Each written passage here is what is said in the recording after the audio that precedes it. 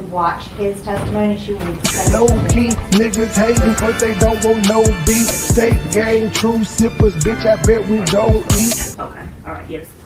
Thank you, Ryan.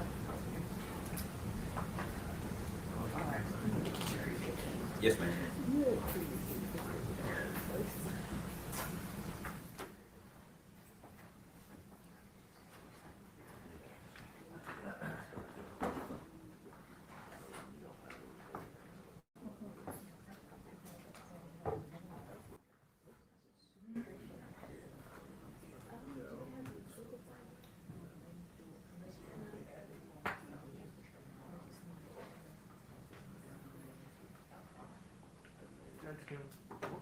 Where are the exhibits?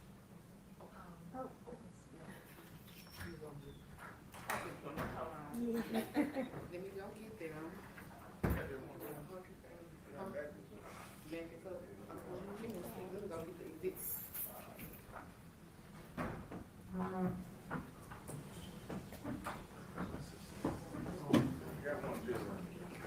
So we have a jail break.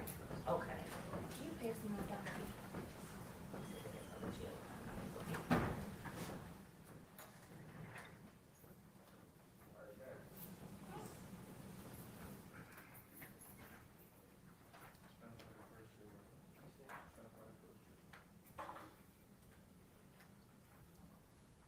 Good morning. Well, What's your name, sir? David Mathis.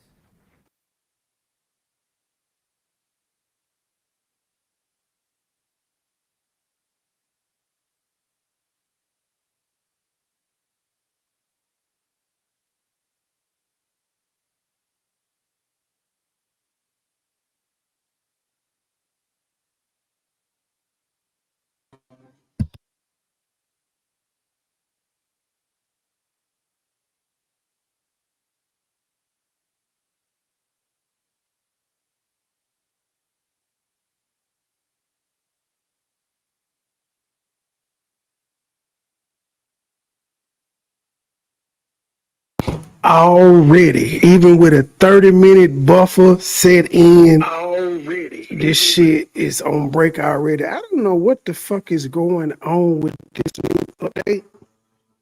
It's not in my background show in the full screen version. And then when I go to, because I don't want the comments up, is it going to stay like this? See, this is theater mode. I don't get it. This is some weird shit. I don't get to see the background and all the other. I don't understand what's going on with it, but we'll work with it. But yeah, I purposely scheduled this for 10:30, and they're still fucking late. They're still late. I mean, 10 o'clock, because they scheduled it at 9:30, and we still are late here. So, yeah. I don't like this background, though. It's not working in the vertical app the way it's supposed to. Good morning, everybody. Good morning. How y'all doing? See if we can at least get the premium part off the screen. And this is weird what they've done with this shit now. No.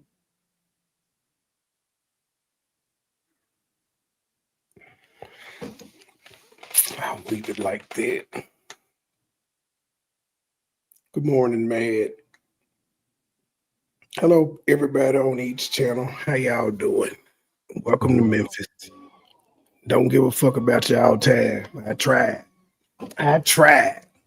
Right. Thank the break already. Court started. Now the cameras, shout out to Court TV. They actually went live on time at 9:30.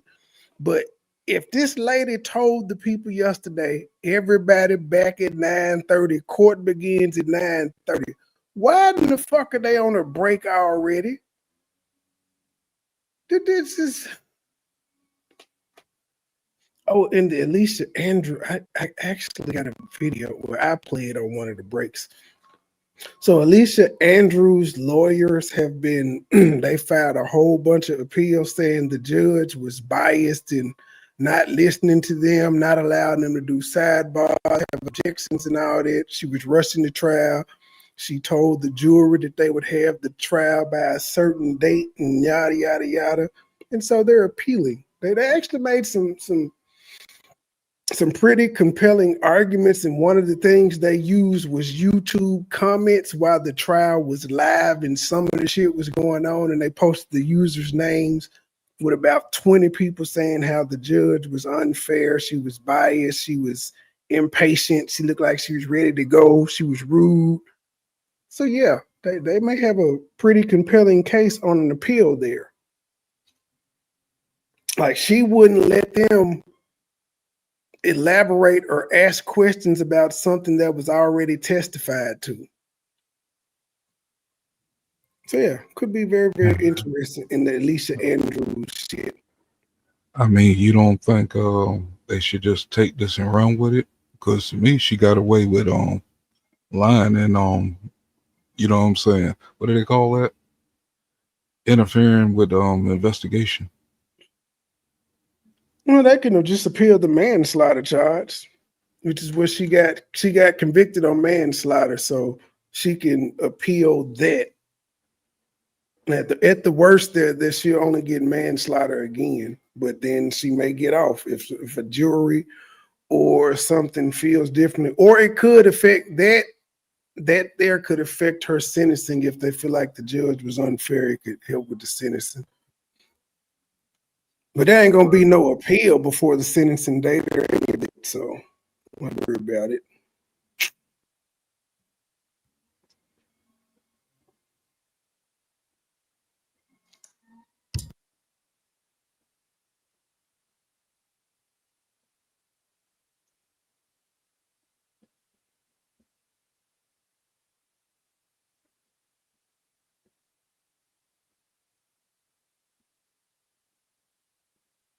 Well, while we wait, I might as well play my new favorite song. AI is, I like AI. AI is very, very creative. Let me play this song into the to trial start, if it starts. Look like it's gonna start at 10:30.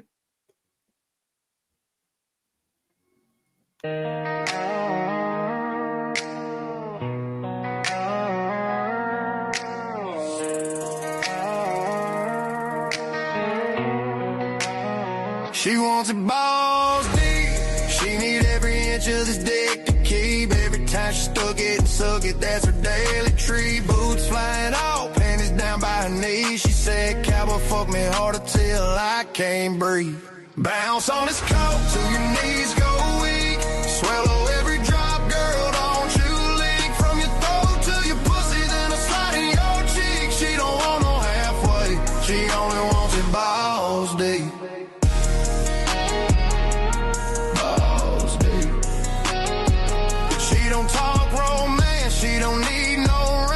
She wants is my dick swinging like a bull on a string. Riding reverse cowgirl, moaning loud a beat. Clapping like a honky-tonk drum, smacking them cheeks.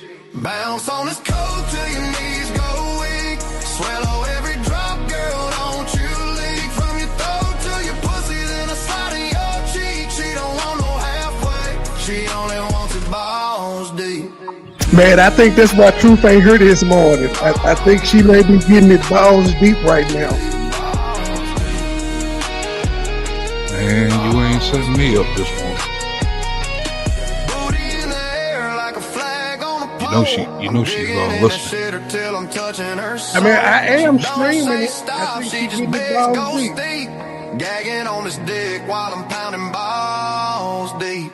Bounce on this coat till your knees go weak. Swallow every drop, girl, don't you leak. From your throat to your pussy, then I slide in your cheek. She don't want no halfway, she only wants it balls, balls deep. It's different. Balls deep, baby.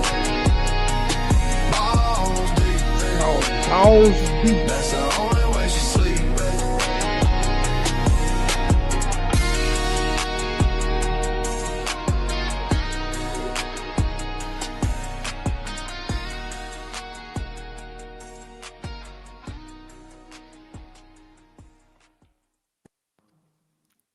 they still ain't started. What do you know?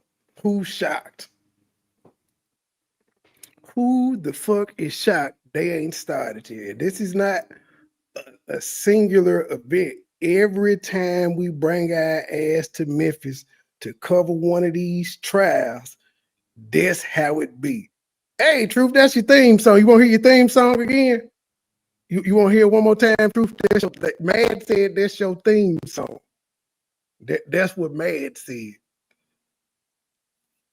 So just let me know if you want me to play it again, and you know, I'll run it back because court probably ain't starting until about 10:45. So just let me know.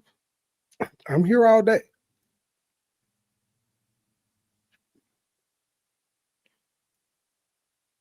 This is ridiculous.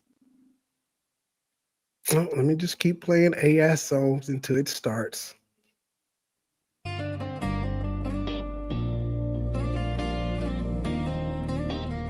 She got a coochie so tight and clean, with a grip so mean it'll snap your pain. That kitty don't purr, it bites and it screams, got me sweating through sheets and seeing my dreams. It's wetter than a creek in a hurricane, hotter than a stovetop cooking propane. Every time she sing that shit, man. Sing that shit. she'll drain my soul through my goddamn vein. Her pussy brings life, it rewires my brain like touching a socket in the pouring rain. It grips, it pulls, it sucks me dry, got me cussing, praying, damn near cry like a lasso rope on a rodeo steer. Once it locks on, I ain't getting clear. It shocks my heart, it fries It's never too early to talk about sex. Never too early. that coochie got power I can't explain, like touching a socket in the pouring rain. She rides me hard like a buck and steer. Neighbors pound the walls, but I can't hear. Boots fly off and my hat hits the floor. When that grip locks tight, I come begging for more. She don't need lube, don't need foreplay. That coochie got torque like a Chevrolet, bites down hard like a pit bull's teeth, got me seeing stars and I can't find relief. It grips, it pulls, it sucks me dry, got me cussing, praying, damn near cry like a lasso rope on a rodeo steer. Once it locks on, I ain't getting clear. It shocks my heart, it fries my brain like moonshine burning through my veins. That coochie got power I can't explain, like touching a socket in the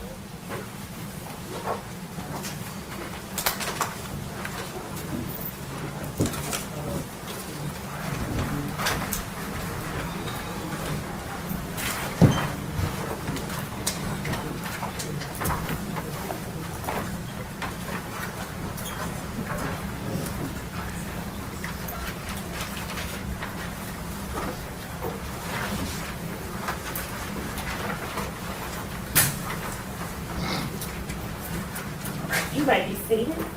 Good morning. Good morning. Oh, y'all sound very refreshed. All right, we're ready to get that started. State, you may call your next witness. The state calls Special Agent Brock Sane.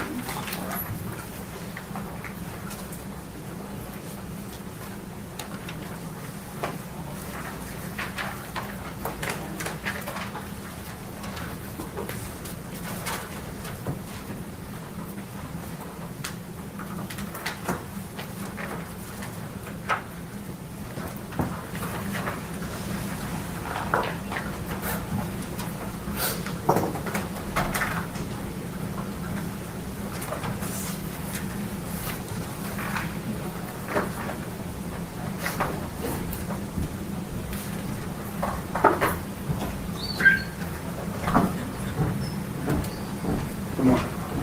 Stand right here. Raise your right hand. You swear affirm to tell the whole truth. Yes, ma'am. Okay. Have a seat, sir. If you could speak loudly so the jury can hear you, like you're trying to push the back of the room for me, please. All right, you may proceed. Good morning. Good morning. Could you state and spell your name for this record, please? Brock Sane, B-R-O-C-K, last name Sane, S-A-I-N. And Special Agent Sane, where are you employed? I work for the Tennessee Bureau of Investigation. And how long have you been with them? I'm on my 16th year. And what position do you currently hold? I'm Special Agent in charge in the Administrative Services Division over the support unit. Okay. Have you always been in that division? No, I have not. Where were you prior to that? Prior to that, I was a Assistant Special Agent in charge in the Medicaid Fraud Control Division. Prior to that, I was Special Agent Investigator in the Medicaid Fraud Control Division. Before that, I worked in the crime lab here in Memphis as a Special Agent Forensic Scientist. I worked in the Drug Identification Unit and the Firearms and Tool Mark Identification Unit in the crime lab in Memphis. Okay. So when you were in the crime lab, what did your job duties entail?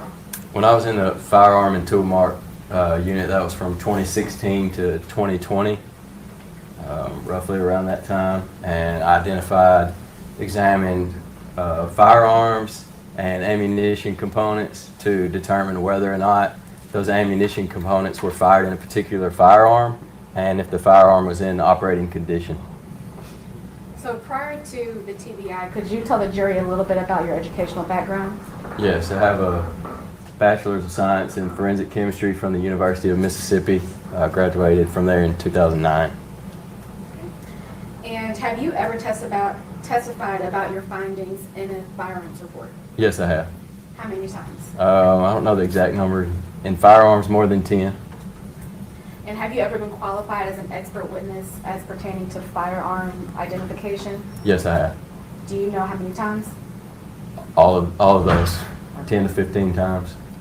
And was that in Shelby County or other counties? Other counties, federal court here in Memphis, and other counties across West Tennessee. Your Honor, I would tender Special Agent Sane as an expert in firearms identification. No objection. All right. We'll tender Special Agent Sane as an expert in firearms identification. Agent Sane, I'm going to pass you a document.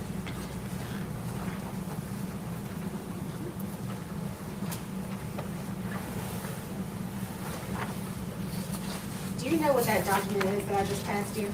Yes, this is a copy of my lab report for firearms identification on a TBI lab case. Okay. And was that case involving a homicide that involved Miss Latasha Daniels? Yes. Okay. And you completed that firearms report? Yes, I did. Your Honor, if we could enter the firearms report into evidence as the next number exhibit. No objection. All right, we'll show Exhibit 20 as the firearms report.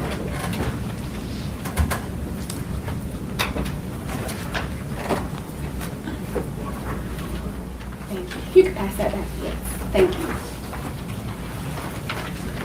So, Agent Sane, what evidence did you receive to make that firearms report? I received a Ruger EC9S 9mm Luger pistol, a magazine and some cartridges. And then I also received 7 9mm cartridge cases from a crime scene. And I received 6 bullets from the Shelby County, from the medical examiner's office. And who did you receive all of that from? It was received from Chris Roberts from Collierville PD, Okay. Do you remember the date that you received all of that? April 10th of 2019. Agent Sane, I'm going to pass you what has previously been marked as Exhibit 3.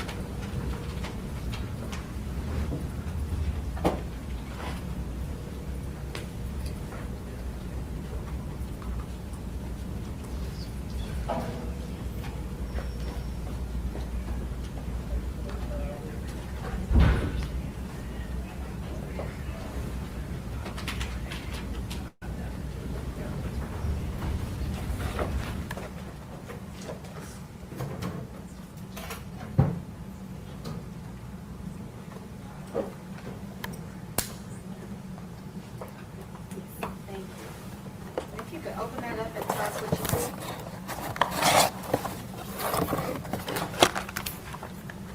It's a Ruger EC9S 9mm semi-automatic pistol. Okay. And is that the same gun that you received from Detective Roberts? Yes, it is. Okay. And Agent Sane, I'm going to pass you what has already been previously identified as Exhibit 6.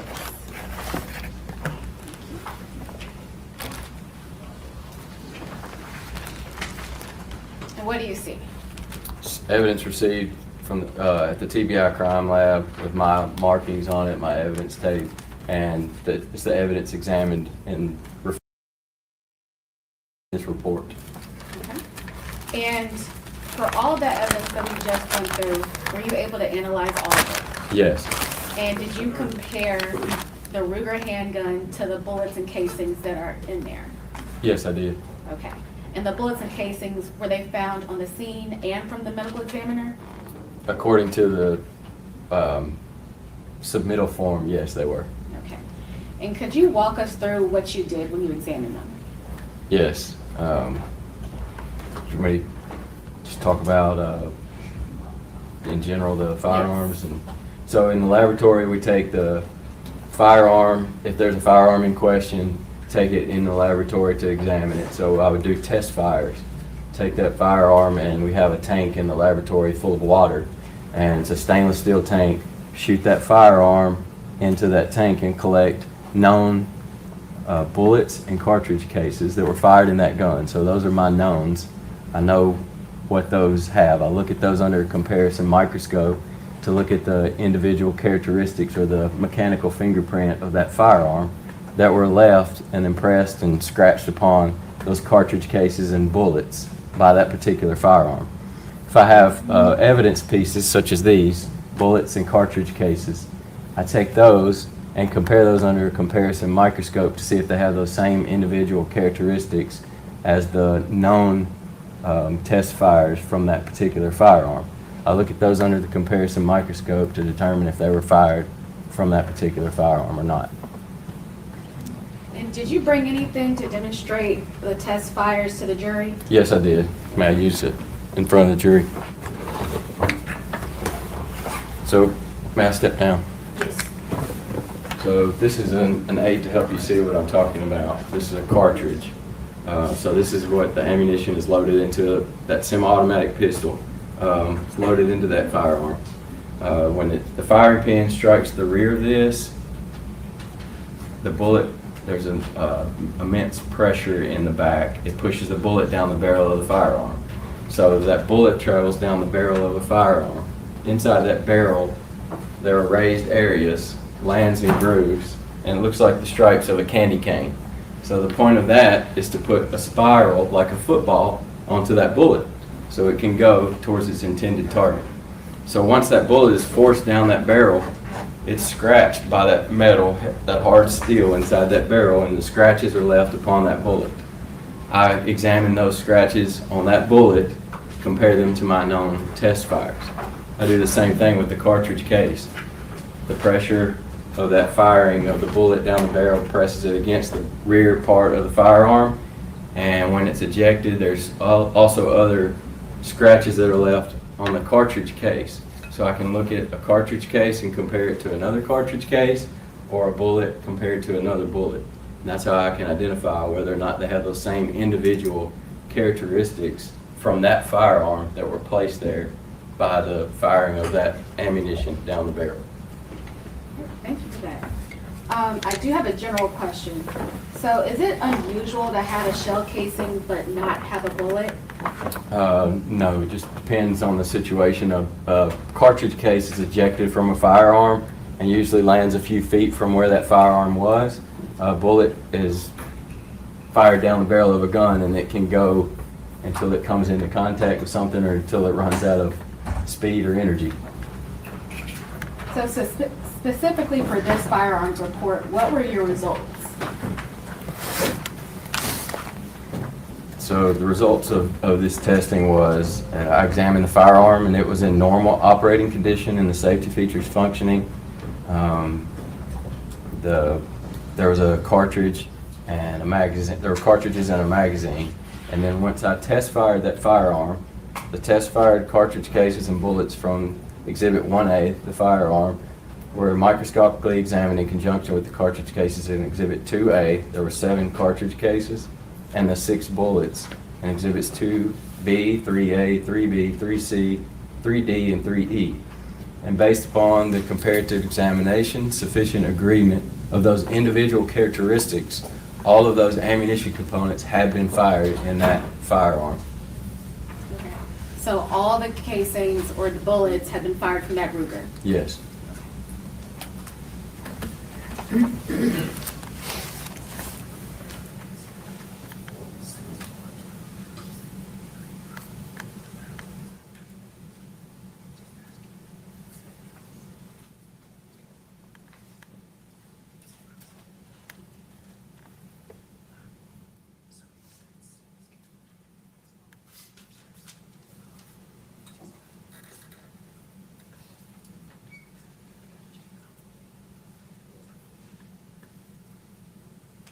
So if you could take a look at your report one more time. How many bullets came from the medical examiner? And were there any other bullets found in the scene? I received 6 bullets. One of those was from the crime scene, and then the rest of those were from the medical examiner. So one of those says it was from the crime scene. No further questions, Your Honor. Cross-examination. Yes, Your Honor.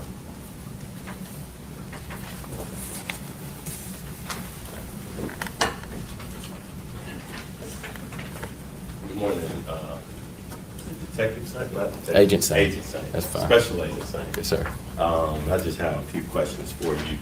So you were asked to, as you described, you were asked to examine these bullets in this, that came from this Luger, correct? I was asked Ruger, I'm sorry. to examine the firearm and compare it to those pieces of evidence, cartridge cases and bullets. Yes, And that Ruger, that's a 9mm, correct? that's correct. And it's relatively small. Yes, it is. You examine a lot of different types of weapons, correct? Yes. And a 9mm, is that a fairly common weapon? Yes, it's, I would say, one of the most common firearms that I examined. A lot of law enforcement carry a 9mm weapon. A lot of law enforcement does, yes. And this particular one is relatively small in size, correct? Yes. And were the bullets that were fired from it small in size? They're the same as all 9mm. Okay. And you're not here today to offer to this jury that you knew what happened between Brodus Perry and my client Latasha Daniels, are you? No, I do not. Your main thing that you're here to testify about today is that you examined those bullets, you examined the gun, correct? Correct. You tested the bullets. Yes. And just to tell us that you can say that those bullets came from that gun.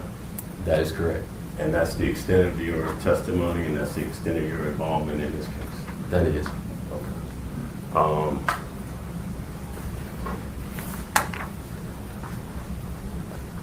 No further questions. Rio Rick. No further questions, Your Honor. All right, you may step down, sir.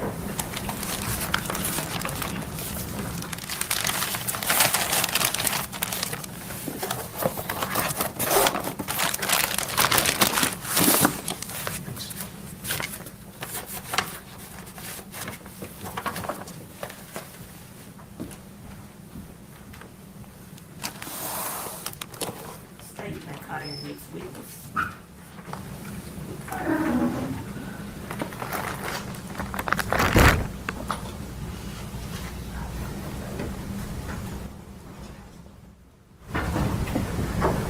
State restaurant. Thank you. All right, I'm gonna excuse you at this time. The lawyer and I need to have some discussions, so I'm gonna show you excuse, for, a recess, okay? And again, we're still not ready to discuss the case. Folks, can you pass your chair, please?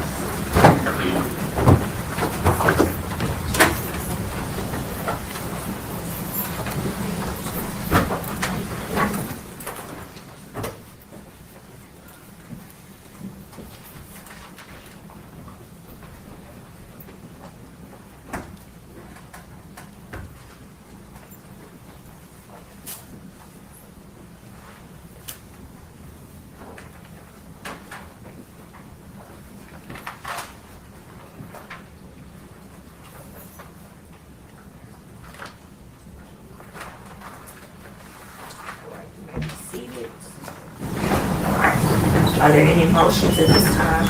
Yes, Your Honor, at this time, we would like to make a motion for judgment of acquittal. As to count 1, first-degree murder, even in a light most favorable to the prosecution at this point, we have testimony that Ms. Daniels, when she arrived in this location, was happy to see Miss Archie. They were in an enclosed apartment together with no threats. Mr. Brodus Perry came home together in an enclosed apartment, no threats. And it wasn't until something happened outside of the hearing of Tabitha that the shots were fired. After the shots were fired, officers have described Ms. Daniels as being non-responsive. When Ms. Perry testified, she testified that Ms. Daniels was yelling, "He broke my heart." And so I would submit that as to the count 1, that only the threshold for voluntary manslaughter has been met. As to count 2, criminal attempt, first-degree murder regarding Tabitha Perry Archie. Your Honor, I would submit that the proof has shown that Ms. Perry testified that when she and Ms. Daniels were interacting with each other, she had to say, "You shot me." Ms. Daniels said, "No, I didn't." She said, "Yes, you shot me." And Ms. Daniels said, "I didn't mean to shoot you." And Ms. Perry even told Detective Roberts that she didn't think Ms. Daniels was trying to shoot her when that happened. She suffered an injury to the far side of her shoulder, which would not be a lethal injury. There was never any threats between Ms. Daniels and Ms. Perry. There was never any animus. For Ms. Perry, Your Honor, I would submit that reckless endangerment at best is what has been established as to Tabitha Perry Archie, which would then eliminate count 3, the employing a firearm. All right, State. State is opposed to the motion for judgment of acquittal. The testimony is that the defendant bought a gun on the same date that she showed up unannounced at Mr. and Ms. Perry's house. She brought that gun inside the house, and for whatever reason, there's no testimony that anything unexpected or that should have caused an unreasonable response happened. They were walking out the door after talking for a while. She turned around and shot him. She discharged the gun at least 7 times, hit him at least 5 times. In the midst of that, she shot Tabitha Perry in the shoulder. I assume the court is going to charge the jury that if your intent is to kill another person and you accidentally hit another person, it doesn't matter that it's what you were trying to do. And if you just unintentionally hit another person, it would still be first-degree murder or criminal attempt first-degree murder. And the employing goes along with that. I think the evidence is overwhelming, and the case should go to the jury. Your Honor, as to counsel's argument regarding almost a transferred intent, that may have been the case, I believe, if Mr. Brodus Perry had not died. But then to say she killed Brodus Perry, and in trying to kill Brodus Perry, she shot Tabitha Perry, that becomes a reckless action. The intent is here. It can't be on both. So, Your Honor, I would submit that as to Tabitha Perry, that transferred intent should not apply. Secondly, nothing in the indictment indicates that the state was pursuing a theory of transferred intent here. It says that in an attempt to premeditatedly kill Tabitha Perry, that this happened. It doesn't say anything about a transferred intent in the attempt to kill Brodus Perry. That would be an attempted felony murder. That's not a crime in Tennessee, according to State v. Kimbrough. So, Your Honor, I would submit reckless endangerment is where we fall as to Ms. Perry. I'm not aware of any law that requires us to indict the transferred intent in any specific way. And I would be interested to see if there's any that have been provided to the court. Again, the jury's going to be charged that if she were attempting to kill one person and hit another, and to say the fact that she was actually successful on her first attempt, on the attempt to kill Mr. Perry, that somehow negates the fact that she shot Miss Perry. I do not believe that's the law. Your Honor, I can provide the court law that says if you're trying to shoot someone in self-defense and you shoot another person, that is a reckless act. You can't transfer the acting in self-defense against this person to the person that you accidentally shot. That becomes a reckless act, not that But we're intentional. not in self-defense though either. And that's just an analogous situation. There is case law regarding, if you are trying to shoot one person and you don't succeed in shooting one person, but you shoot another person, then there's case law to support that. But when this other person also gets shot, then you end up in, I think, some double jeopardy issues with having the same intent covering two different crimes. I think the intent here is the allegation of premeditated. If there was an attempt to commit a premeditated act and someone else was injured, then that then becomes a reckless act. All right, well, I have heard the arguments. And so the court's going to begin the analysis on the first degree murder.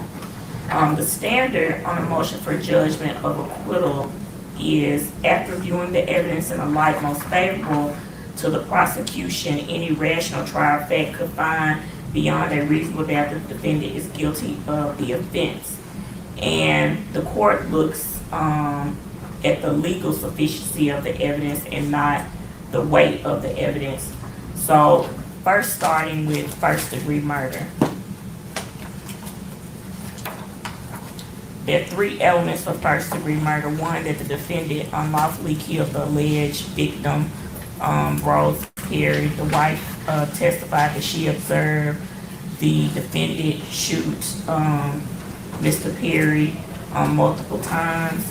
Dr. Erica Curry testified that the defendant was killed by a homicide. So that element, there's enough evidence for that to go to the jury. And second, that the defendant acted intentionally. A person acts intentionally when it's the person's conscious objective or desire to cause the death of the alleged victim. I think from the evidence that's been presented, the defendant's alleged to pull the gun out, shot the victim several times, and last, that the killing was premeditated. The evidence that has come in at this point is that the defendant purchased the gun in Sherwood, Arkansas on April the 4th of 2019, drove 3 hours to Memphis, went to the victim's residence, and shot multiple times. So looking at the evidence in the light most favorable to the state, the court finds that there's enough evidence for first degree murder to go forward to the jury. Looking at the second count, criminal attempt, first degree murder, as to Tabitha Perry Archie. One, that the defendant intended to commit the offense of first degree murder against the alleged victim Tabitha Perry. And 2B, that the defendant did some act intending to cause an essential element of first degree murder to occur, and at the time believed the act would cause the element to occur without further action on the defendant's part. And 3, that the alleged victim Tabitha Perry suffered serious bodily injury. The evidence, Ms. Perry testified that the defendant was shooting at the Mr. Perry, but she told Ms. Perry to get out of the way, and she shot, although she may not have intended to shoot Ms. Perry. There's something that is called transfer intent. And so, although she may not have had the intent to shoot Ms. Perry, she had the intent to shoot Mr. Perry, and in the process of that, Ms. Perry was shot. And so, also in terms of serious bodily injury, Ms. Perry Archer testified that her shoulder was injured. She said that she had pain in her shoulder. There was a bullet that was lodged in her shoulder that had to be removed. So the court finds that there's enough evidence for the criminal attempt first-degree murder to go forward to the jury, looking at the light most favorable to the state. And last, count 3, employing a firearm during the commission of a dangerous offense. There's no doubt, not that based off the testimony at this point, the defendant employed a firearm. Ms. Perry testified that she saw the defendant shoot the victim. There were bullets that were found inside of Mr. Perry, so employment of the firearm, that element has been met. The defendant employed a firearm in the commission of the shooting of Ms. Perry, the criminal attempt murder. The court finds that there was enough evidence for criminal attempt murder, and there was a bullet that was found in Ms. Perry's shoulder as well. And so in the commission of her, in the commission of the gun being employed, Ms. Perry was shot. And last, that the defendant acted intentionally, knowingly, or recklessly. The defendant told Ms. Perry to get out of the way, and she shot the gun. So the court finds that there's enough evidence for each count to proceed to the jury, looking at the evidence in the light most favorable to the state. Thank you, Your Honor. All right, you're welcome. All right, are we ready on Momon? No, I'd like to reserve a moment until after we have our first 2 witnesses and Ms. Daniels has been able to hear all of the proof as it stands at that point for her to then make that decision. Okay. So if we could, after Dr. Bidding, take up the Momon hearing. Okay. And if I may just step out and make one quick phone call to make sure that we are good on logistics, we'll be ready to go. All right. We'll take a recess. Thank you, Your Honor. Not another motherfucking break. Not another motherfucking break. Yeah, they ain't start to 10 o'clock. And they done had 2 breaks already. And that big ass judge got to eat. Bruh, it's been 40 minutes. They had scheduled for 9:30. They started after 10. I'm just giving them 10 o'clock, but they didn't start at 10. I went live at 10. If they still wasn't ready, they came on, said 2 words, break. What the fuck? They have one motion to one witness, 1 motion to dismiss, and we on another motherfucking break. I can't stand our judicial system.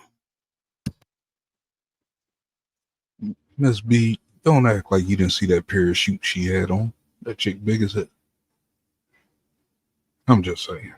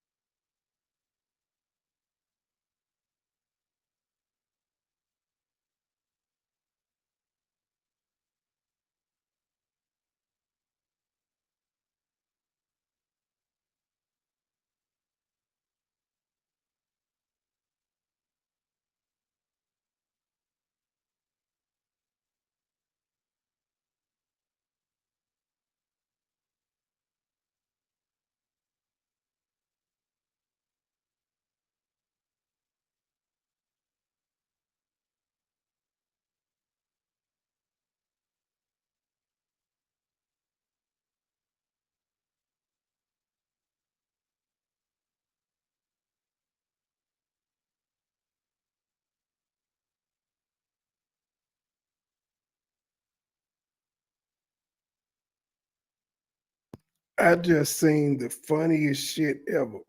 Y'all know how at one point, Flexi and Terry was doing Terry and Melissa, and Flexi was playing Melissa. Well, Melissa done found her a nigga to play Terry, and apparently they've done several shows as this thing, and they got another one coming up, and he had his feelings. But I mean, Is she getting them good, man? I don't know. I've just seen the flyers that have been posted. I don't know, but I mean, it's only fair play because I mean, shit, he did. I'm gonna see if I can upload the video right quick. So we was pretty hard on Marissa, man. Let's give her a little like. Nah, fuck Melissa. Melissa got what the fuck she deserved because she talk shit. A nigga's allowed to defend somebody. I think I miss out on a lot of stuff. She went to trying the doxing and getting up with him and head and them, and yeah, she just did. Oh yeah, I didn't forget that. She didn't just keep it simple talking, and then she called me. She said I was a doc and hurt my damn feelings. I started bleaching my skin after that bitch said that. Yeah, I'm dark. So, yeah, called me a darker than she darker than me. Well, that Except ain't when some she straight. got on makeup. That's some 1800 shit right there, boy. Well, yeah, she been doing she been playing that shit is funny. That's poetic justice to me right there. Hold on, let me show let me see if I can I should be able to send it to this computer.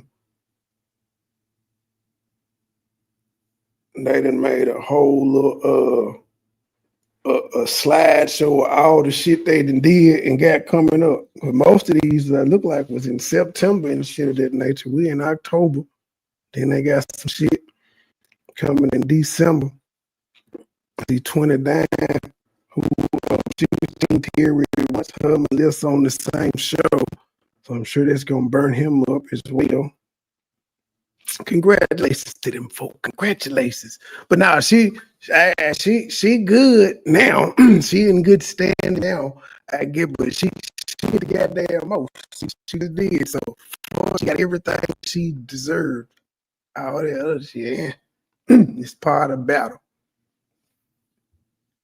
She can get grace now, but it was part of the battle. Memphis got a UFO crash down or something, boy. Because your mic is just staticky as a motherfucker. Because I'm doing a lot of shit, and it's like 3 PS5s hooked up on this damn internet. Okay, you're gonna have to entertain the crowd then, cause I'm finna drop down. Well, you know what? Yeah, I'm finna drop down.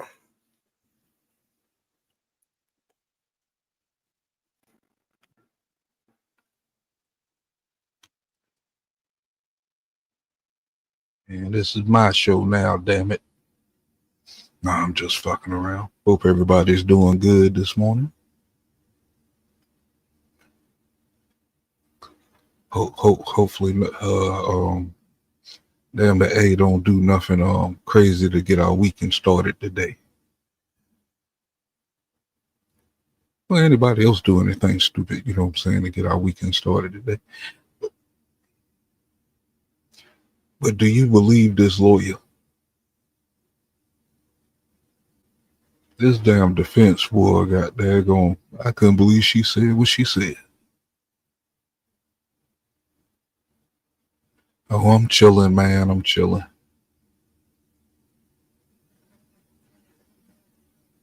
I think I might need to set up my turntables for shit like this. Because my chat is running different than these two chats, because I'm running through OBS at the moment. So, and then I got my mic separated so I can run two different conversations, you know what I'm saying? Got things going on just in case, you know.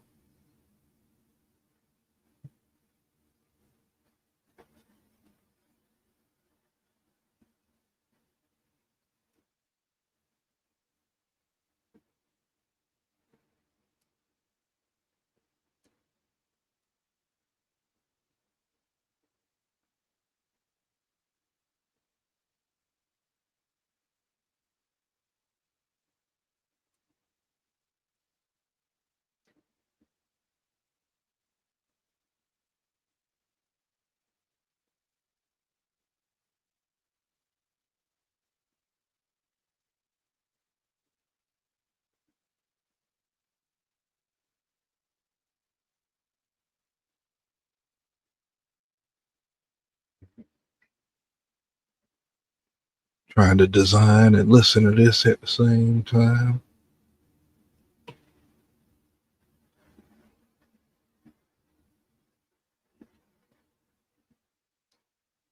The clown with his change up don't pull me back about another week or two.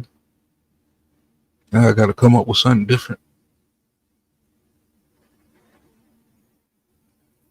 Unless he don't mind his name still being used on the video.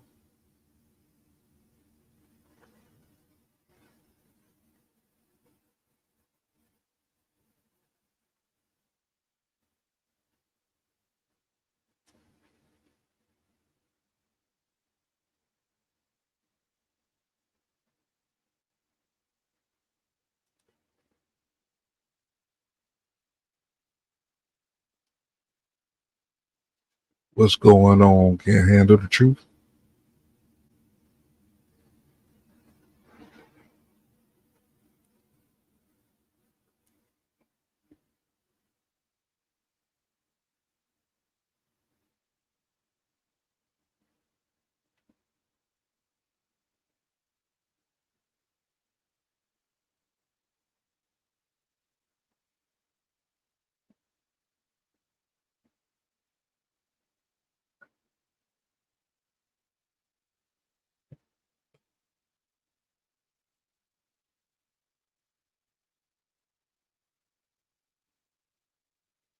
He said he had 3 PS5s going. Boy, he burning that damn modem up.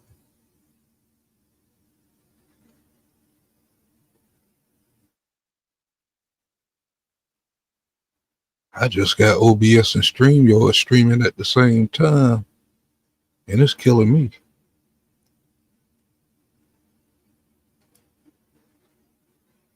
OBS ain't killing me. That's running pretty low.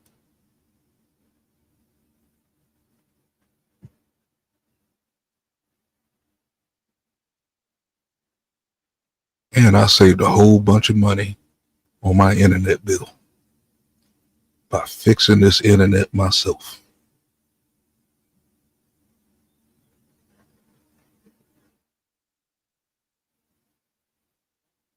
Well, at least $40 a month, I say. Even though I still need a straight hookup.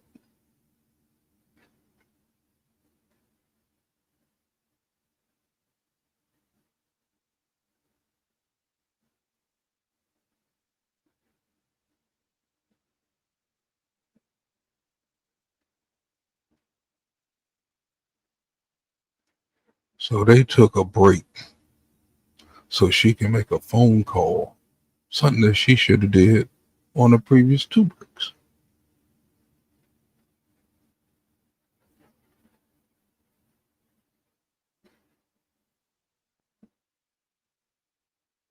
Is the defendant already in custody?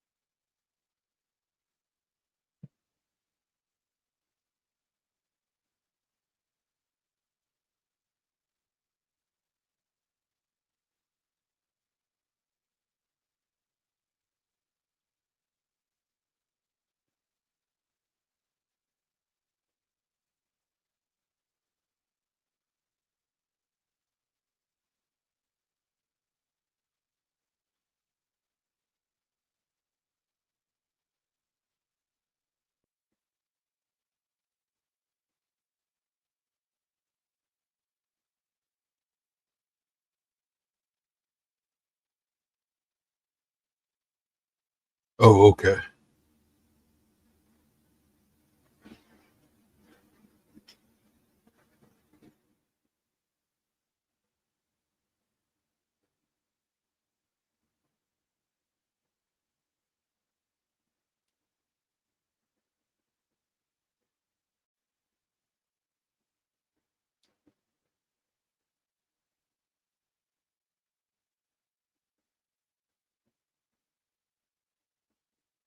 Uh-oh, look like we got breaking news here.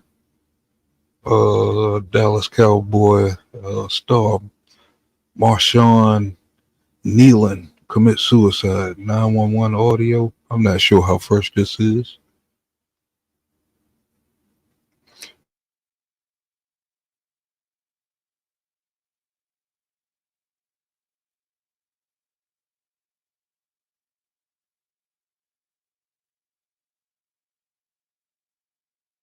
Oh, I wish you were still.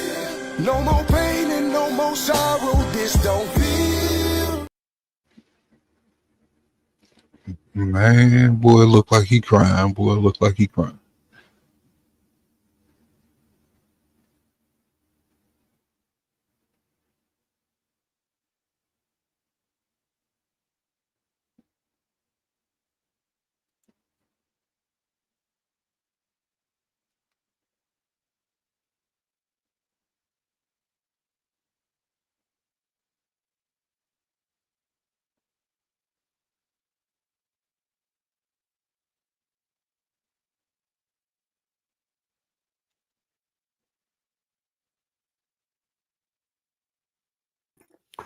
I was just talking. I said, "Nah, that scene was from him at his grandma's funeral." But he in his feelings though. He's definitely in his feelings because turnabout is fair play. He was able to have her portrayed, she portraying him. You catch the breaking news? Yeah, I said I've never heard of that dude. He was Yeah. no damn star. Defensive end.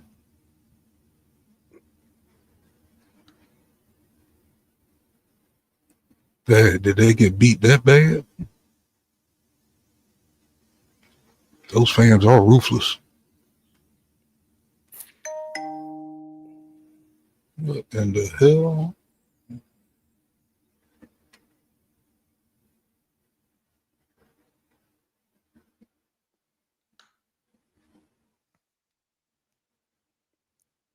Did he?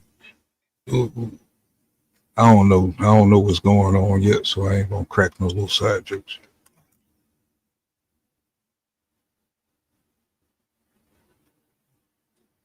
But do you think he did that to motivate the team?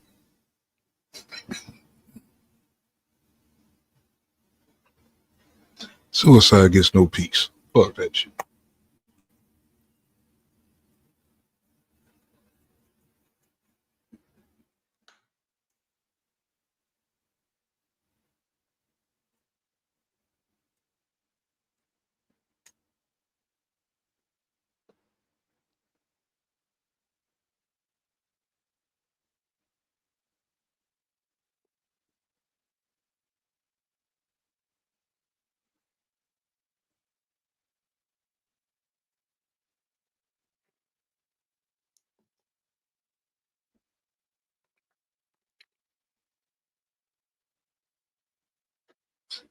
Did Jerry Jones do enough to fix Dallas trade deadline?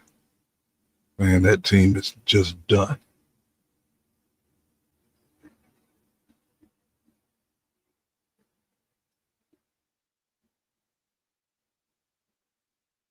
Look like Jerry Jones been in the gym though, boy. His shoulders looking kind of buff.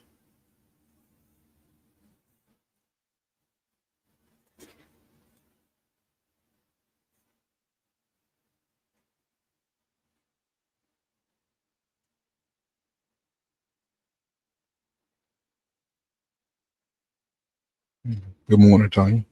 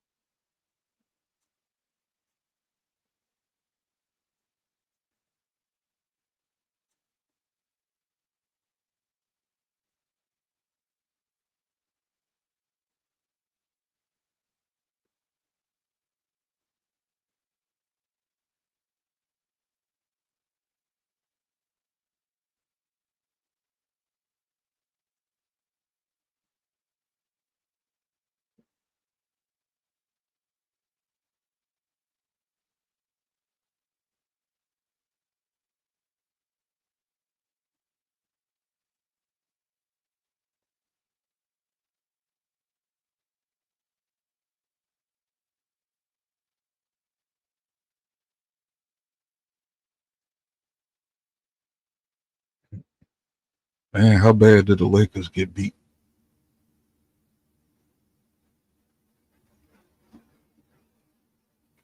And I didn't know the San Antonio Spurs had a damn guy that was 10 feet tall and they ain't even got a jump.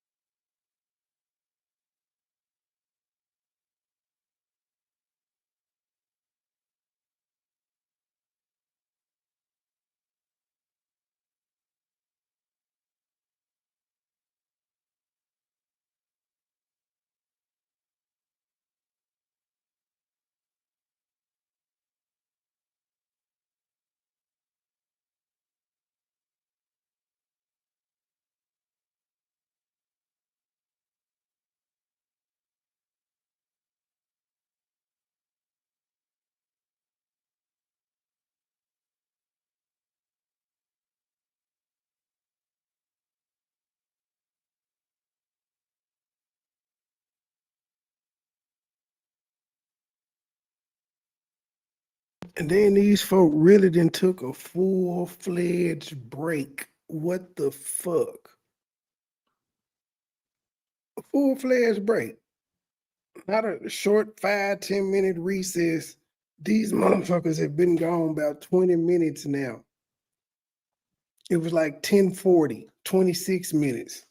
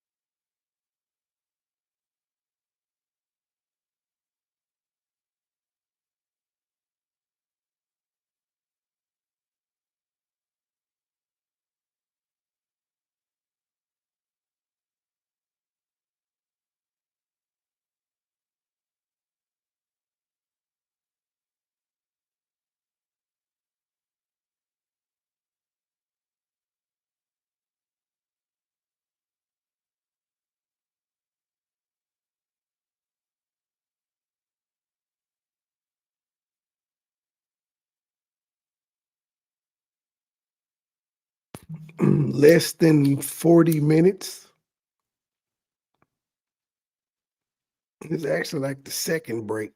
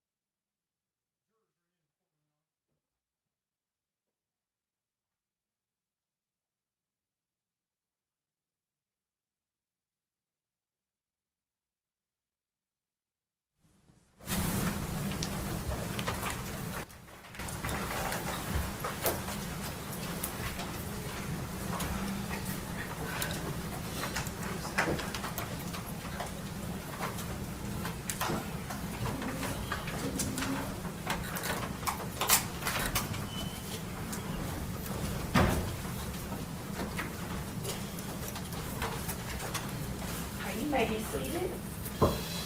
Welcome back. All right, ready to get started again. Does the defense wish to put on any proof? We do, Your Honor. All right, you may call your first witness. Your Honor, the first witness will be Officer Dunlap.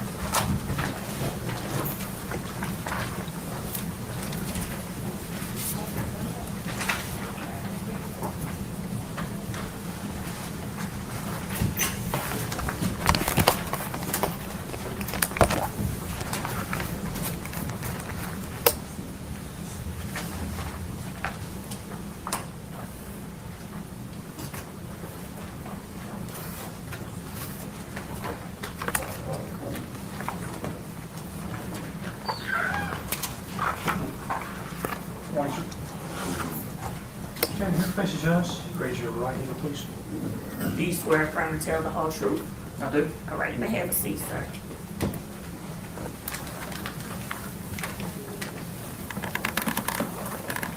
Would you please state and spell your name? Ryan Dunlap, RYANDUNLAP. Officer, Officer, yes. where are you currently employed? Collierville Police Department. Were you also employed there on April the 4th of 2019? I was How long have you been with Collierville? since 2017. Okay. I want to take you back to April the 4th of 2019. Do you remember that day? I do. Okay. Did you go to an apartment complex in Collierville? I did. And why did you go to that apartment complex? We received a shots fired call. When you went to the apartment complex, you went up, did you go up some stairs I did. and then towards an apartment? Yes. If I may, Your Honor, publish part of cumulative exhibit 12. Yes. Officer Dunlap, is this the apartment that you responded to? Yes, it looks like it. Okay. Now, I want to ask you about where you were in relation to where this picture is taken when you responded. Where were you standing? Outside the doorway, probably 5 to 10 feet from the actual doorway. Okay, so you actually could have like taken that picture from where you were standing. Yes. Okay. When you responded on the scene, did you see anyone? I saw Officer Draper and Officer McClain talking to an individual on the bottom floor. And then Okay. they went upstairs and I followed them. And that was another tenant of the building? Yes. And after that conversation, y'all went upstairs? Yes. When you went to the apartment, did you see anyone inside the apartment? Yes, I saw 3 individuals. 2 were laying on the ground and one was standing behind them holding a gun. Okay, and that was a man and a woman on the ground Yes. and a woman standing. Yes. And that was Latasha Daniels that was standing. Yes, ma'am. When you saw Miss Daniels, she had a weapon in her hand. She did. Do you remember seeing that? I do. Did anyone give her any verbal commands about putting the gun down? Yes. Do you remember how long you were at that door? I do not recall. As people were giving her these verbal commands, do you recall what you saw Miss Daniels doing? Just standing there, staring at us. Did she seem responsive to you? No. Did you see her at any point raise the gun to herself? Yes. After standing there for a minute, she knelt down and put the gun next to her head. Did you see her, and I'm not asking you for any content of what anyone else said, but did you see her or hear her speaking softly to herself? I'd have to refer to the reports, but I don't recall anything. Would it help you to refer to your report? It could.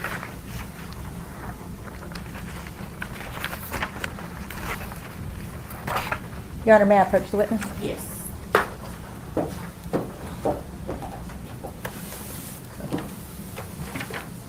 That was just his use of force.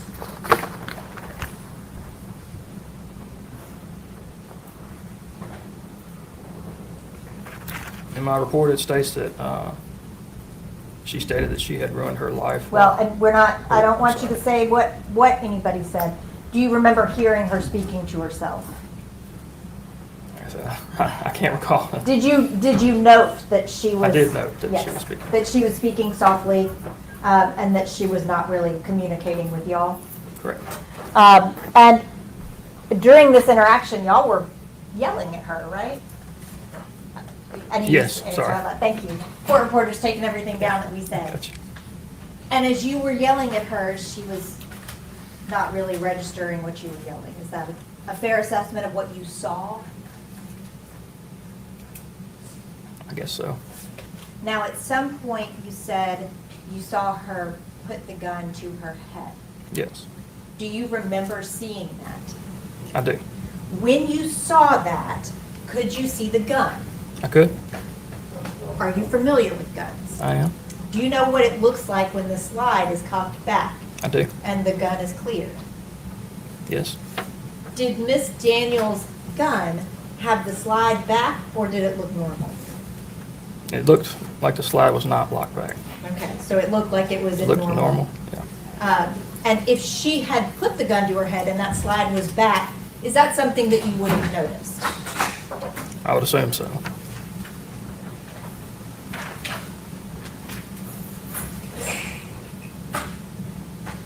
At some point during this interaction,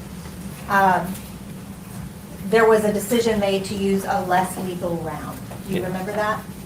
I do. Do you remember the first gun misfiring? I do. Do you remember another officer going down to get another weapon? I do not remember which officer it was, or Do you remember that that happened? I was focused on her. I wasn't really focused on what they were doing. But at some point, Officer Jenkins deployed that less lethal round, Yes. and then Ms. Daniels was taken into custody. Yes. Prior to that point, you indicated that you saw Ms. Daniels put the gun to her own head. Yes. Did you ever see her point the gun again at the two people on the ground? No. At any point did Ms. Daniels point the gun at the officers? No. At any point did she threaten the officers? No. At that point in time, did y'all deem her to be a threat to herself?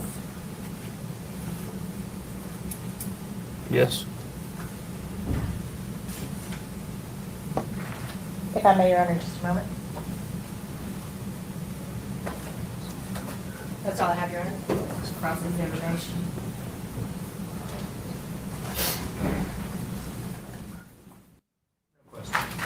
You may step down, sir.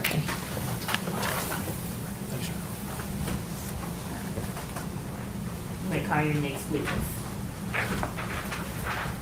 Your Honor, the defense calls Dr. Amanda Bidding.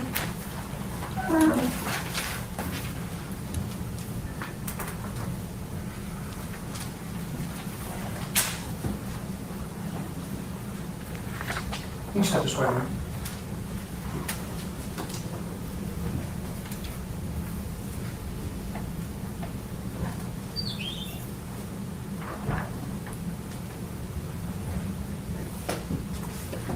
Stand here, face the judge, and raise your right hand. Do you swear to affirm and tell the whole truth? I do. All right, you may have a seat, ma'am. Watch your step.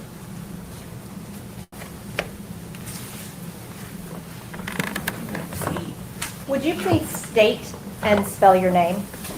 My name is Dr. Amanda Bidding, Amanda, B as in boy, Itting. How are you employed? I work full-time at Vanderbilt University Medical Center as an assistant professor of psychiatry and behavioral sciences. Your Honor, may I pass forward a document?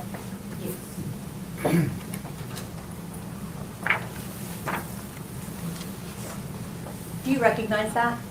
Yes, this is my curriculum vitae. Your Honor, I'd ask that that be made the next under exhibit. I believe that's 21. Any objection? No, ma'am. All right, we'll show curriculum vitae 1 to exhibit 21. Thank you, Your Honor.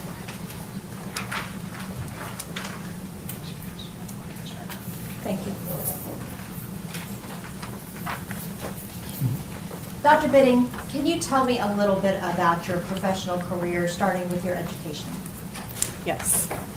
I obtained an undergraduate degree from Eastern Kentucky University in psychology. Then I went on to get my PhD in clinical psychology from Sam Houston State University, which is in Texas. As part of getting your PhD in clinical psychology, you have to do a year of clinical work under supervision. I did that year at Utah State Hospital in Provo, Utah, where I did forensic evaluations and also And Dr. Beard, treatment. excuse me, you can Yes. speak up for me? Yes, of course. Okay. Like you're trying to reach the back of the room. Okay. All right. After my time at Utah State Hospital, I had my PhD, and then I did another year of specialized training in forensic psychology for the state of Minnesota. After all of that, I was a licensed psychologist, and I worked for several years at Utah State Hospital doing forensic evaluations and participating in training. I also did some treatment, and then I came to Nashville and started working for Vanderbilt University Medical Center. Most of my work at Vanderbilt is doing forensic evaluations, but I also do treatment and then training with psychology trainees and psychiatry trainees. Do you have any special licenses or certifications? I am a licensed psychologist. I am certified by the state of Tennessee to do like court-ordered evaluations for people that are charged with a crime. And then I am also board certified in forensic psychology, which means that I went through a rigorous process where people who are experts in the field of forensic psychology reviewed my work, and I had to defend that work to them, and then they said, yes, we think that you are, you do high quality work, and so then I was board certified by the American Board of Professional Psychology. Now, you indicated that in your practice now, you have both forensic and clinical practices, right? That's correct. And in the past, you have also engaged in clinical evaluations. That's right. What is the difference between a clinical evaluation and a forensic evaluation? A clinical evaluation is typically where a psychologist sees someone to figure out if they have some sort of mental health diagnosis. We'll give treatment recommendations, whether that is for a school or for them to go seek treatment somewhere else. A forensic evaluation is when a psychologist evaluates somebody specific to a legal question. So whether the person is having mental health symptoms, that would be relevant to something in a legal case. That would be able to speak to their ability to get through their case, maybe their mental state at the time of whatever they're accused of doing. There are other things, but it would be related to something in the legal arena. Does that forensic examination require distinct training above the, or aside from the clinical? It doesn't require distinct training, however, it is highly recommended because it is different than the typical clinical work that most psychologists do. And you have that forensic training? I do.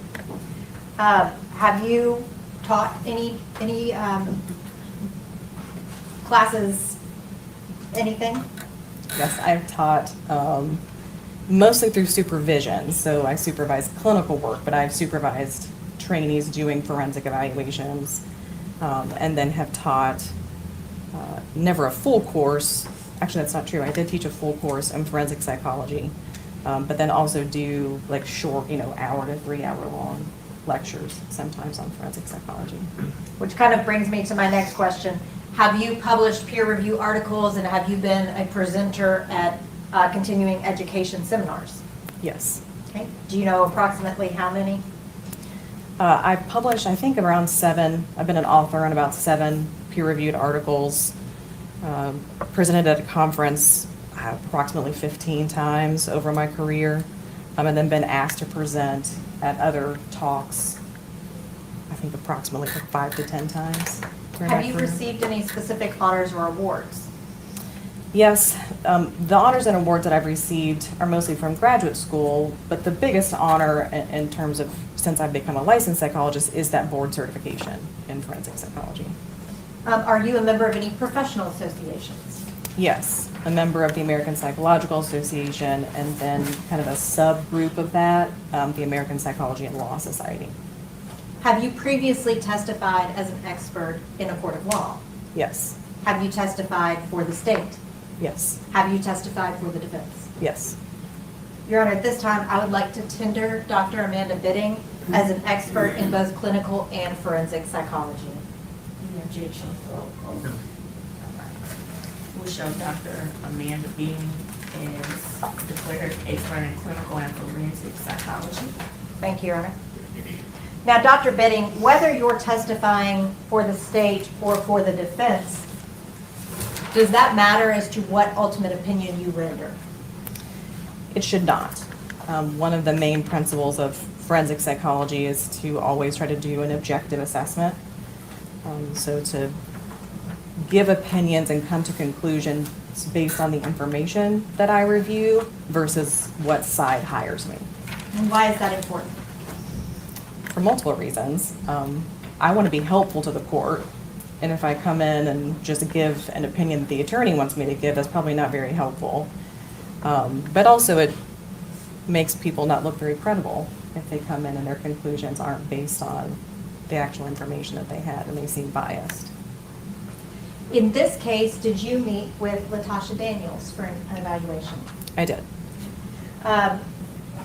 Now, I want to be clear, you are not coming before this jury to say that this is not guilty by reason of insanity, right? That's right. Can you tell the jury what not guilty by reason of insanity means? Not guilty by reason of insanity is a plea someone can enter when they are asserting some sort of mental health defense. Typically, a defendant, if they plead not guilty by reason of insanity, they're trying to say, I was so mentally ill at the time that this happened that I didn't really understand what I was doing, or I didn't really appreciate that what I was doing was wrong. Is the threshold, how high is the threshold for that degree of mental illness? It is very rare for someone to be that severely mentally ill at the time of a crime to not really understand what they're doing or not be able to appreciate the wrongfulness of their actions. So it's a rare defense. Would that actually require almost a psychotic event? Most of the time, it is because the person is having psychotic symptoms, yes. And psychosis is different than regular mental health issues. Psychosis is under the umbrella of mental health issues, but typically psychosis means that the person is out of touch with reality. They're not assessing the environment accurately anymore. Another aspect of kind of the legal area of your field would be diminished capacity, right? Right. Now, because of limited information, were you able to make a determination on diminished capacity here? I was not. And that's because Ms. Daniels couldn't remember a part of what happened? That's correct. Now, I want to talk to you about the sources of information that you used in coming to the determinations that you did about Ms. Daniels, okay? Okay. Do you recall kind of generally what types of sources you used? Yes, I was provided some information by Ms. Fuchs that included like discovery information in the case, so police reports, recordings of the 911 calls. I was also provided some journal entries from Ms. Daniels herself.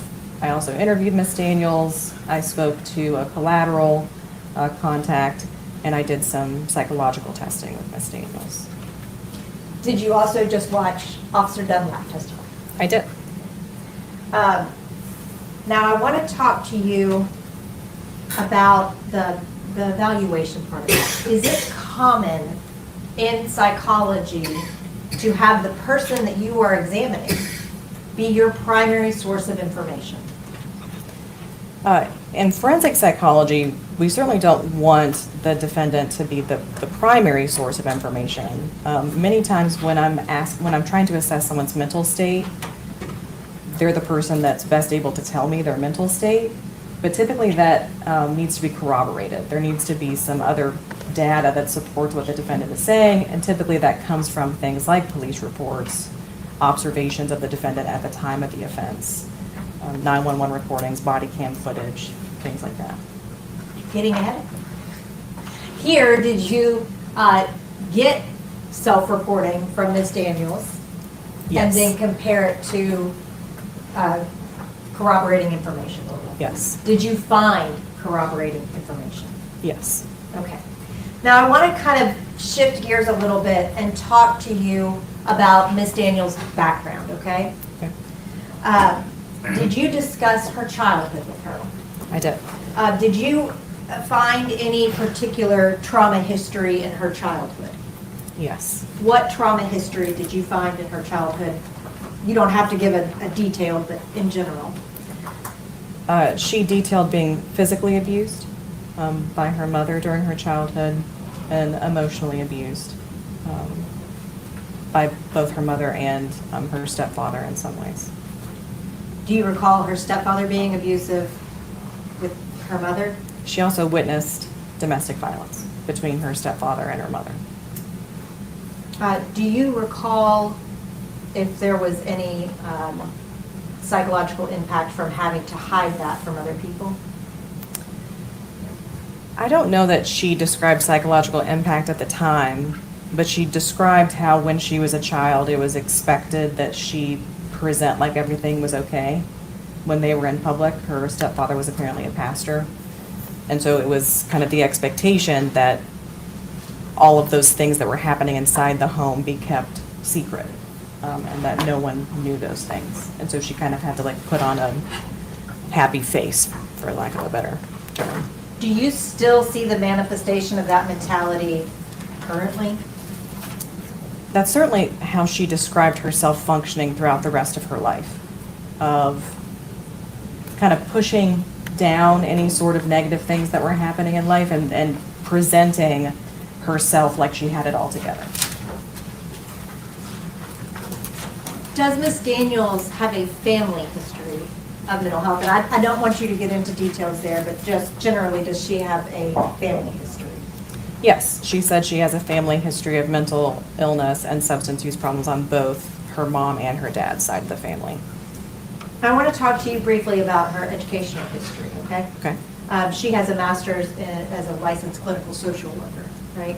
That's my understanding, yes. Can someone who is that educated struggle with mental health? Absolutely. Can someone who is in the mental health field struggle with mental health? Absolutely. Would that be uncommon? I don't know. I don't think I can answer that question with any real data. I certainly am aware of several people in the mental health field that have mental health problems themselves. Now, I want to talk to you about Ms. Daniels' relationship and mental health history, okay? Okay. Based on your evaluation of her, did you find those two things kind of going hand in hand? Yes. Now, Ms. Daniels had been married at a young age. That's correct. Do you remember whether that resulted in a divorce? It did. Do you remember the psychological impact of that divorce on Ms. Daniels? Yes. Okay. And what was that? She described that divorce kind of breaking her in a sense. Divorce was seen as sinful in her family. I think she kind of viewed it as a failure on her part. And she became so emotionally distraught at the ending of her marriage that is when she described attempting suicide. Now, she did then get remarried, based on your information, right? That's correct. And did she describe any emotional trauma from that marriage? Yes, she described that marriage as just generally unfulfilling. She felt neglected, ignored, unappreciated. She kind of described feeling like she had kind of pulled him into the marriage and that he was never really wanting to be with her, is kind of how she felt during that marriage. He was very emotionally distant with her? That's what she described, yes. And that was, she suffered some pretty severe depression symptoms during that marriage, right? Toward the end of the marriage, they were married for about 8 years. Toward the end of the marriage, she described starting to have depressive symptoms, not wanting to go home, frequent crying, kind of losing some motivation, feeling hopeless. Do you remember her describing sitting in the driveway and crying at the thought of having to go inside? Yes. So I want to talk to you then about her next step in counseling, okay? Okay. she told you that she and her husband, that she'd wanted her husband to go to counseling, he wouldn't.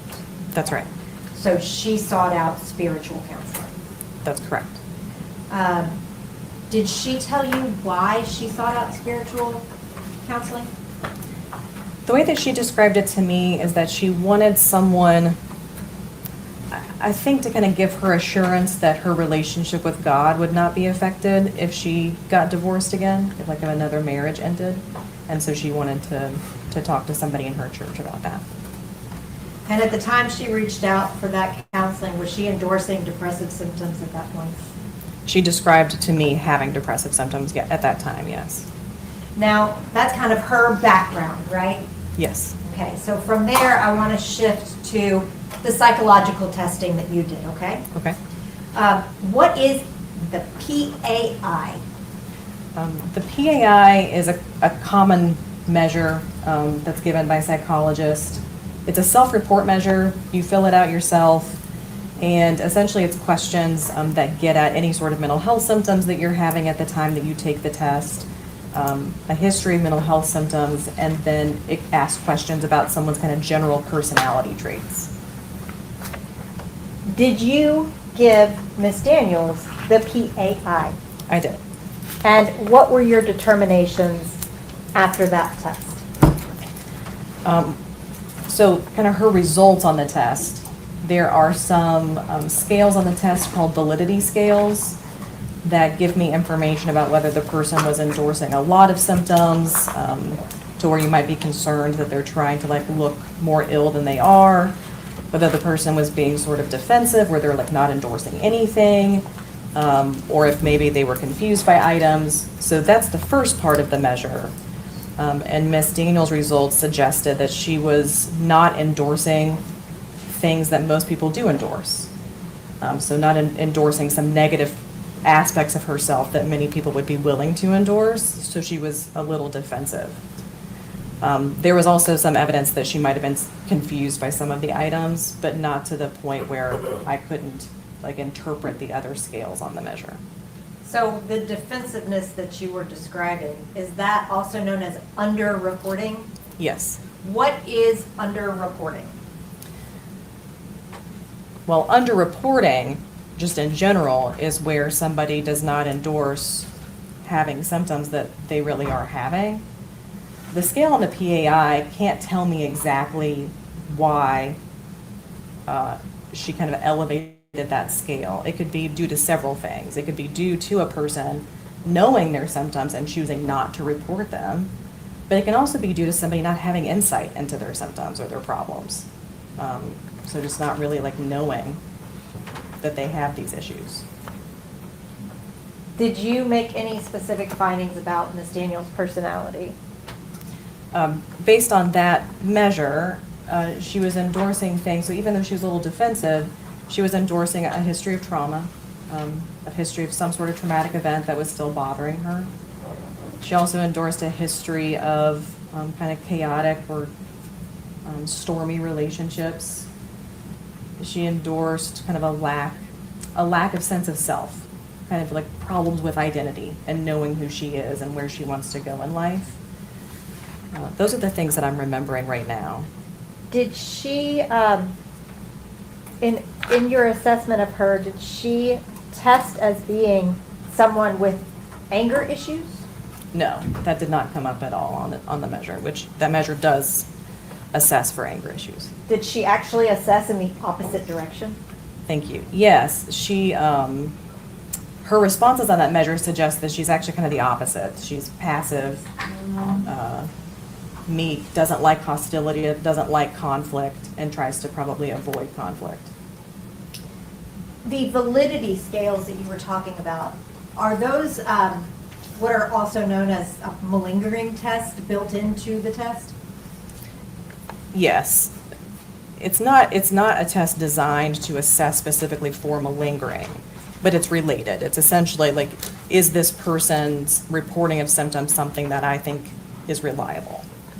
And what is malingering? Malingering is when someone over-endorses symptoms, where they, it's typically what happens. They endorse a lot of mental health symptoms, for the purpose of some sort of secondary gain, like getting disability benefits or trying to get out of like a prosecution in a case. Malingering can also be like acting like you have a lack of knowledge about something. That you have like a lack of memory when your memory's really fine. So it's not just kind of an over-endorsement. It can also be like a lack of knowledge or a lack of symptoms. Did you have concerns about her regarding malingering? No. Did you have any concerns with her regarding over-reporting? No. Despite her under-reporting, were you able to rely on the results that you found? Yes. Now, I want to talk to you about the next test. What is the trauma symptom inventory? It's a similar measure. You fill it out yourself. It's just specific to a history of trauma and assessment for trauma-related disorders like PTSD. So similarly, it has some validity scales and then some scales to tell me what sort of trauma symptoms she's endorsing, if she's endorsing any. Okay, and what were your results? There were no issues with the validity scales, no evidence that she was endorsing a lot of stuff or under-endorsing things. The only thing that she endorsed in terms of trauma-related symptoms was an avoidance of memories related to her trauma and avoidance of things that would remind her of her trauma. What does that mean? That means that she doesn't like to think about the things that have happened to her in the past, and she avoids thinking about them. Is that a common personality type that does that? Kind of pushes things down? It certainly can be. It's certainly common among trauma-related disorders, and there are some personality traits that are often common with a history of trauma where you would see the same thing. So what was is the result that defensive avoidance, or is there a more specific result on that test? No, the defensive that's the name of the scale that she elevated is defensive avoidance. And what that means is that she's just avoiding those reminders and avoiding those memories. So what was her specific results on that trauma inventory? That was it. That was the only scale that she elevated. Okay. Did it indicate evidence of trauma? Yes. Does it indicate particular trauma? No, it doesn't give any information about the type of trauma the person has experienced. And again, did you have any concerns about malingering during that assessment? No. Did you have any concerns about over-reporting during that assessment? No. Did you have any concerns about under-reporting during that assessment? No. Okay, so now I want to kind of shift gears to your evaluation regarding her mental state. Okay? Okay. You did review the discovery. I did. What stood out to you, generally speaking, in the discovery? Particularly regarding immediately after the offense. So a lot of the discovery were police accounts. When police arrived to the scene, Miss Daniels is described as standing in the kitchen area, holding a gun, kind of talking to herself, not following commands from police to drop the gun, and kind of intermittently pointing the gun at herself. Did you hear that consistent with Officer Dunlap's testimony? Yes, I believe I read his report. Did you also review Tabitha Perry's statement? Yes. Did anything in her statement stand out to you regarding Miss Daniels' mental state? So Miss Perry's statement essentially talked about how, this happened, and she remembers seeing Miss Daniels kind of go into the kitchen. Another thing that stood out is that at some point, Miss Perry apparently kind of tells her to leave, that the police are coming. And Miss Daniels says, no, it doesn't matter, and doesn't leave, even though Miss Perry is telling her to get out of there and that she won't say anything to police, essentially. Did anything strike you about the fact that she wasn't responsive with the officers? It could mean that she was so distressed she wasn't able to pay attention to what was happening at the time. There are, I think, different things that it can mean. What it means at the most basic level is that she was not responding to the officers like most people would if officers have guns drawn at you and are telling you to put down a gun. During your evaluation, were you also provided a suicide note? Yes. Is something like that important to your evaluation? Yes. In this particular evaluation, it was her account to me that she was feeling suicidal around the time. And you had some medical reports indicating depressed mood and suicidal ideations around this time? Yes.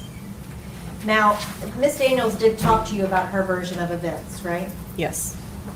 With your evaluation, did you find objective evidence that corroborated what Ms. Daniels was telling you? Yes. So the things that I found that were corroborated were that she was feeling suicidal around the time, that she was depressed around the time, and some corroboration for the things that she talked about that were happening in the relationship with the victim. Okay. And so did you find corroboration were you provided corroboration of the fact that she did purchase a gun that Yes. day? Yes. But that was after she had written the suicide note? I don't recall the exact time. I would have to look back in the documents.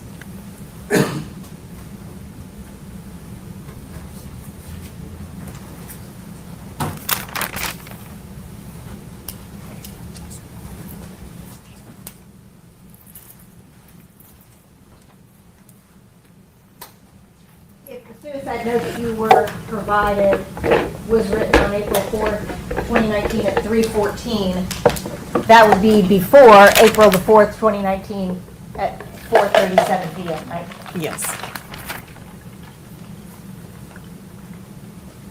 Did you find that sequence of events to corroborate her timeline that she provided you?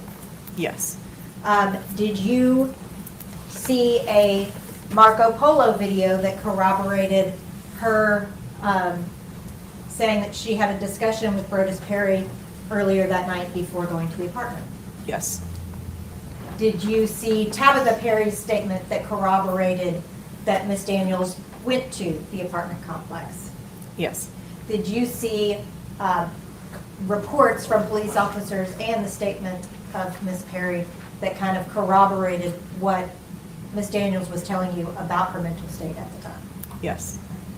Now, I want to talk to you about the conclusions that you made in a clinical aspect regarding Ms. Daniels, okay? Okay. Did you make any diagnoses of her? I did. What were those? I diagnosed Ms. Daniels with major depressive disorder, which means I believe she was having depressive symptoms around the time that were severe enough to impair her functioning. Did you make any other diagnoses of her? I also diagnosed her with an unspecified trauma-related disorder.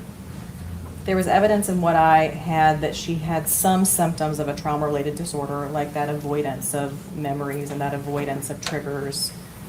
There was some evidence in the PAI of kind of distrust of people, but she was not meeting criteria for PTSD, which is a specific type of trauma-related disorder. She was displaying some symptoms of a just general trauma-related disorder around the time. And again, you can't tie that to a particular trauma, right? That's correct. And did you have any other assessments that you made regarding her? I also diagnosed her with an unspecified personality disorder with borderline and dependent traits. So personality disorders are where someone has personality traits that cause them problems. In the case of Ms. Daniels, those traits are things like difficulty regulating negative emotions, so like difficulty kind of knowing what to do with negative emotions. Some of that history of suicide attempts, that's common with somebody with borderline personality traits. This lack of sense of self, or this difficulty with identity, is common in both borderline personality disorder and dependent personality disorder, where oftentimes the person kind of relies on other people to give them a sense of self and a sense of fulfillment.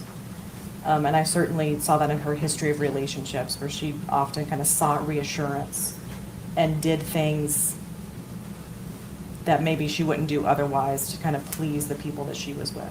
And that's common among somebody with dependent personality disorder. And did she actually endorse that history with Brodus Perry, with her doing things that she was not comfortable doing? Yes. Can trauma affect your memory? Yes, absolutely. And because of Ms. Daniels' inability to remember during this traumatic event, you were unable to determine whether she would have met the criteria for diminished capacity. Can you repeat that for me? Absolutely. I'll try to do it more clearly. In order to make a determination about diminished capacity, she would have to be able to remember to give you specific details, right? She would, or there would need to be other information that would tell me more about her thinking at the time, and I didn't have either. She didn't remember, and I didn't have anything that would give me that information otherwise. And when we talk about specifically diminished capacity, that's at the moment of the act, right? Not later and not before, That's right correct. then? Yes. So because she could not remember, well, that immediate event, you were not able to make that assessment. That's correct. But a traumatic event can affect your ability to recall. That's right. That's all I have, Your Honor. Cross-examination.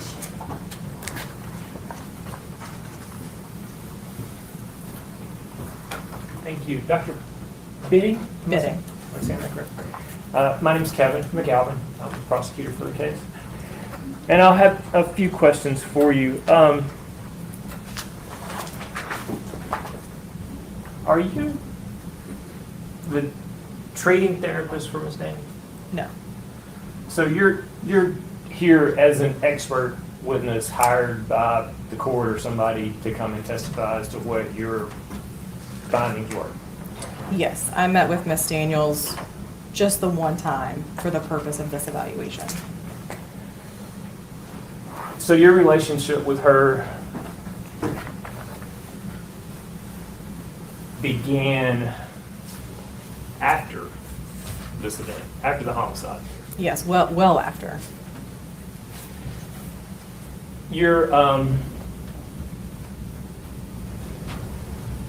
Is it fair to say then that your opinion is based at least on large part from either what she self-reported to you or retrospective accounts of what happened? Yes, that's fair.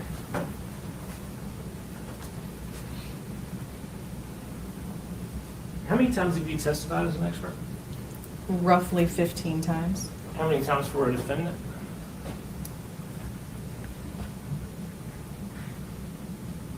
I don't have the exact number. More often for defense than prosecution. You, I think testified you diagnosed the defendant with major depressive disorder. That's correct. Where does the criteria for that come from? The criteria for that and any other mental disorder comes from something called the DSM. It's kind of the manual for mental health professionals that. And that would be the Diagnostic and Statistical Manual of Mental Disorders. Is that correct? That's right. You found that she does not meet the criteria for post-traumatic stress disorder. That's right. Does the DSM or even your diagnosis state that a person suffering from depression is incapable of forming an intent to kill? No. In fact, there are millions of people who suffer from depression. I don't know the exact number, but there are many people. It's a very common mental health disorder. the vast majority of them never commit a violent act. Would you agree with that? Yes. Would you agree that depression itself is not the equivalent of a psychotic break? That's right. It is not a condition that renders a person legally incapable of thought or planning. It's not one that commonly does. It can, but it would be unusual. Unusual for depression to render a person incapable of thought or planning. That's right. A person that's depressed can work, pay bills, go on with life as a general rule. Would you agree with that? I can't answer that with a yes or no, because to be diagnosed with a mental disorder, it has to impair your functioning. And so many times people with depression, that's the functioning that it impairs. It impairs their ability to go to work or to pay their bills or to eat, sleep.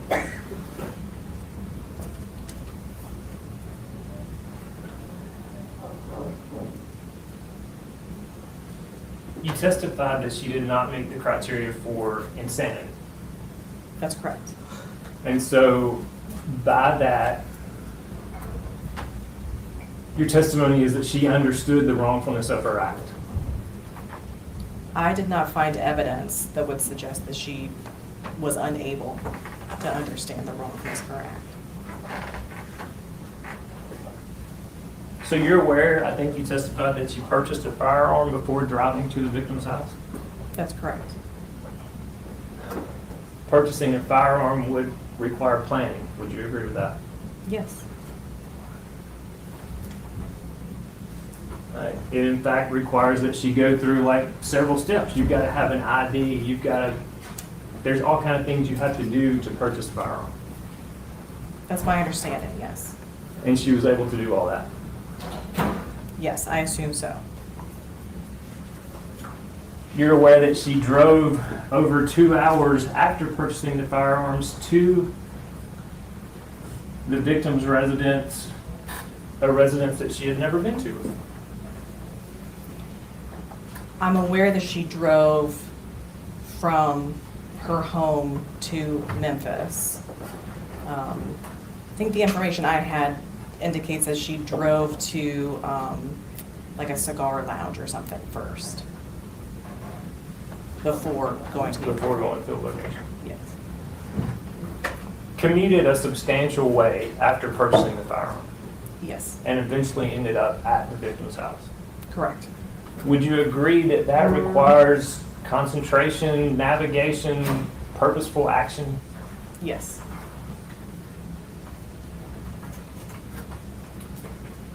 Did the information you had indicate that when she got to the residence that Mr. Perry was not there? That's correct.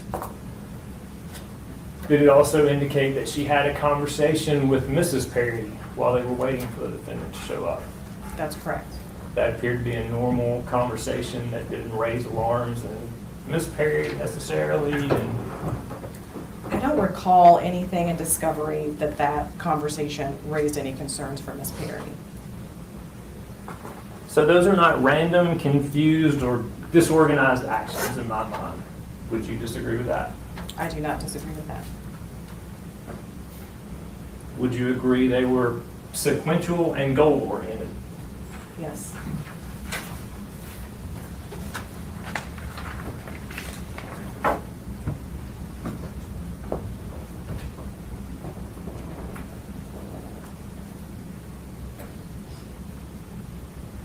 In Tennessee, are you aware that premeditation doesn't really even have a time period? That it can happen like in a matter of seconds, and all that's required is reflection and judgment before the act is done.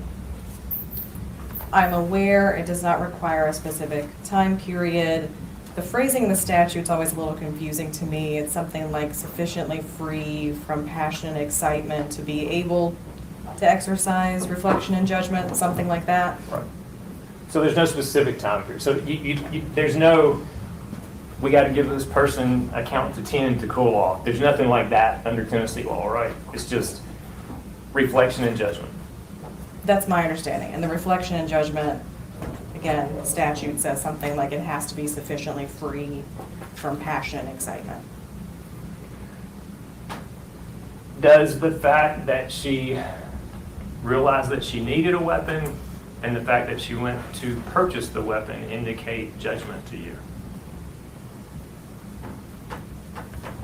I think yes, she made some judgments to purchase a weapon and have it with her. Does the ability to drive from Little Rock, Sherwood, Arkansas to Memphis and then to Collierville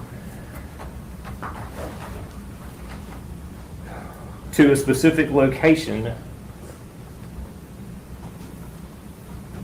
show judgment and the ability to carry out a plan to you?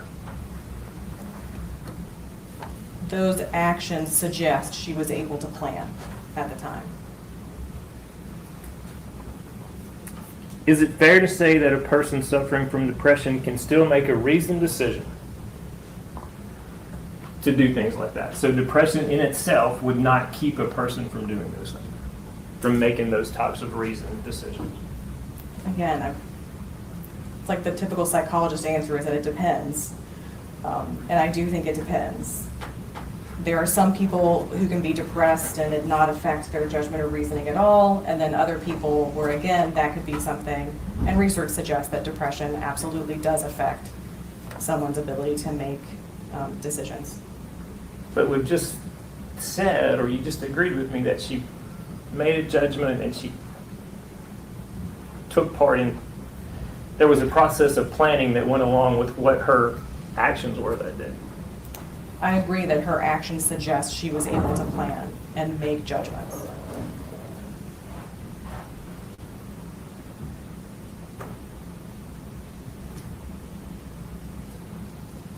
She admitted to you that she was heartbroken, upset, angry that the defendant, that Mr. Perry wanted to end the relationship with her.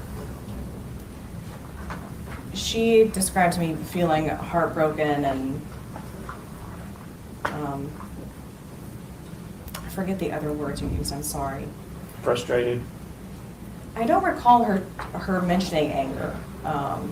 It was a lot of kind of like internalizing, like I am heartbroken, I'm not enough, I'm a failure. I don't remember her talking about being angry.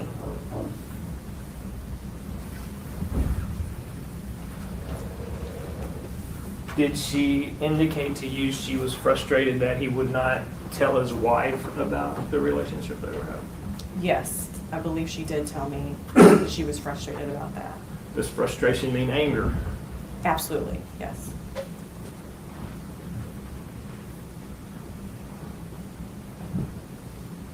Did she talk to you about being under financial stress,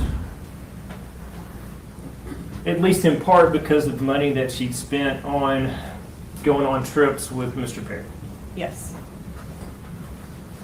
Did those feelings cause her to feel anger, frustration, regret? Certainly regret. Again, I don't remember her talking much about feeling angry at the time. So those are powerful emotions, right? Even if it was just frustration over the fact he wouldn't tell his wife, anger over the fact he wouldn't tell his wife, heartbreak over the fact that he wanted to end the relationship, and regret over the fact that she had spent money and was now in financial distress. Those are emotions, right? Yes. Strong, powerful emotions. Would you agree with that? They certainly can be. Yeah, they can be intense emotions. And those emotions are independent of your diagnosis of major depressive disorder. Would you agree with that? The only emotion part of a diagnosis of major depression disorder is kind of the low mood or, sadness is kind of the emotional part of depression and So- hopelessness. Is that a yes? They're independent of that? Well, I'm not sure. Emotions are not independent of it. So I think heartbroken you could put under sadness, and sadness is part of depression. Am I answering your question? I think so. Okay.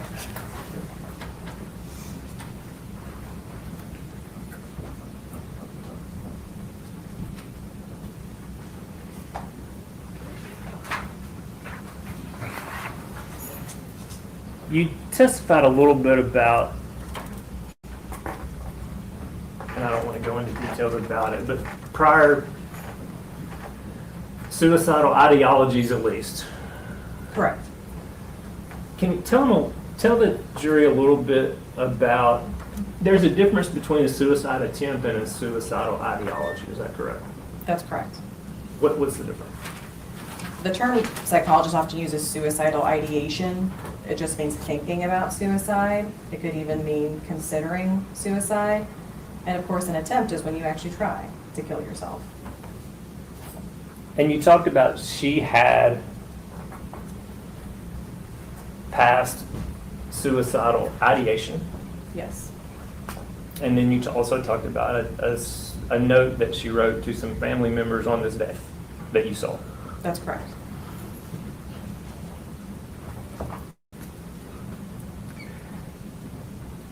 Individuals suffering from suicidal ideation, do they often focus on their own suffering? Yes. I mean, that's kind of the reason, right? Yes.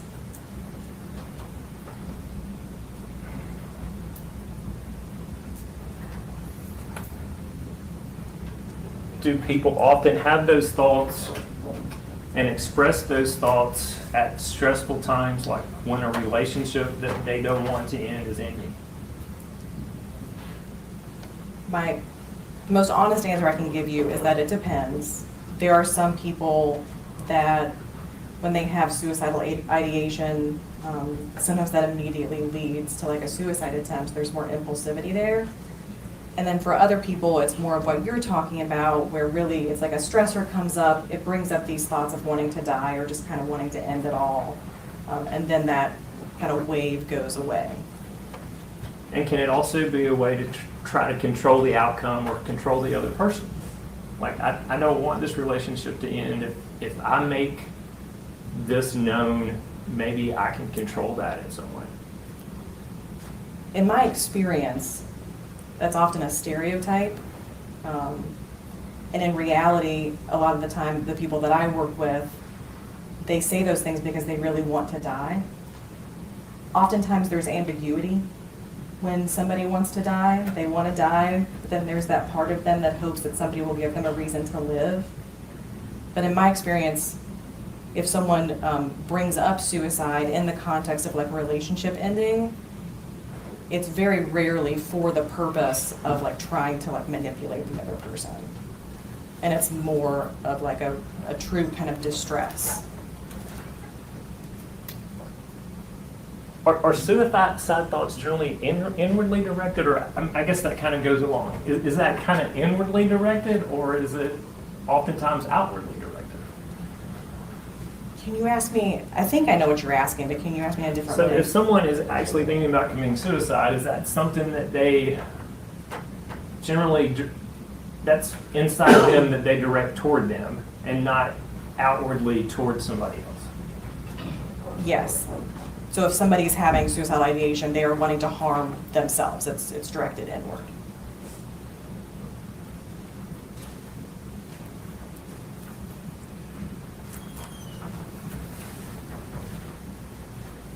So if Miss Daniels was wanting to harm herself, why would she drive to Mr. Perry's house and shoot him and his wife? Objection, lack of personal knowledge. That's going beyond the scope of the testimony. She's the expert. Why would she?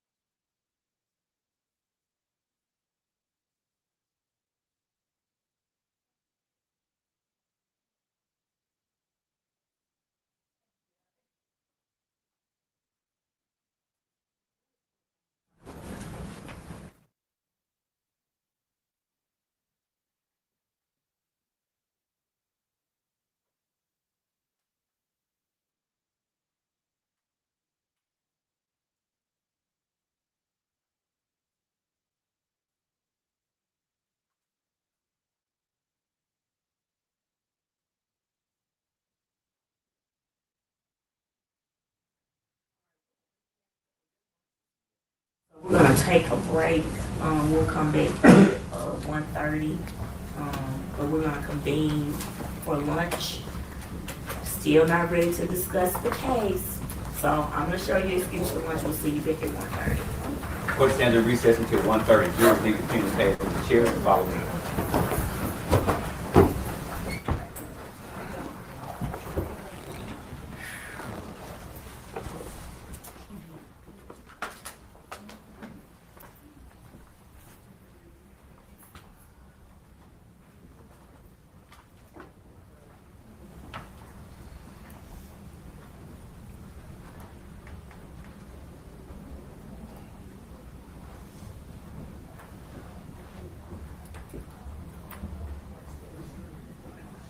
All right, we'll come back at 1:30. Your Honor, before you take a recess, just for the record, I brought Dr. Bidding here today, so she does not have a car. So I know that I'm not allowed to speak to her now that her Right. testimony is going on. So if the court wants to tell her how to get lunch, or if you need to see me, like, with no words, handing her a bag of snacks, whatever we need to do, I just want to make sure that she has the opportunity to eat as well. All right, yes, you can discuss your testimony with anyone, but there are some places to eat around here. There's a place, there's a Subway downstairs, so you can walk on the mall, there's some places, but discuss your testimony with anyone.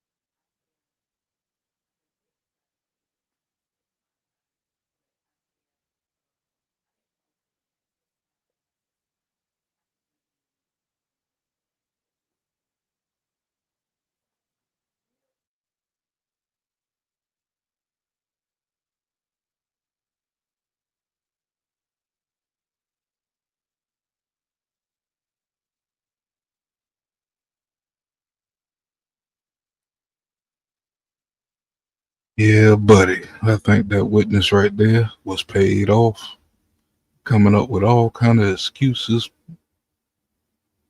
for murder. Now, if we happen to smack a female, we can't rely on none of these excuses of being tired, work-related, financial issues, and all kind of other stresses. And that's just a smack. How the hell they gonna use this shit for murder? Yeah, get the hell up out of here.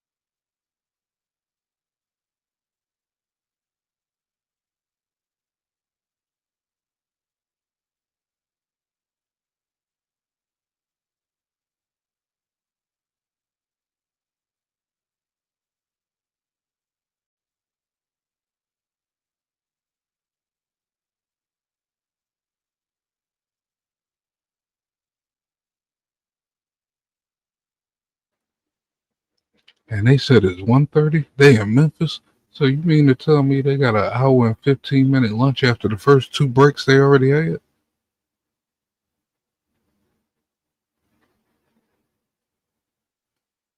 Well, we see where the Memphis tax money is going.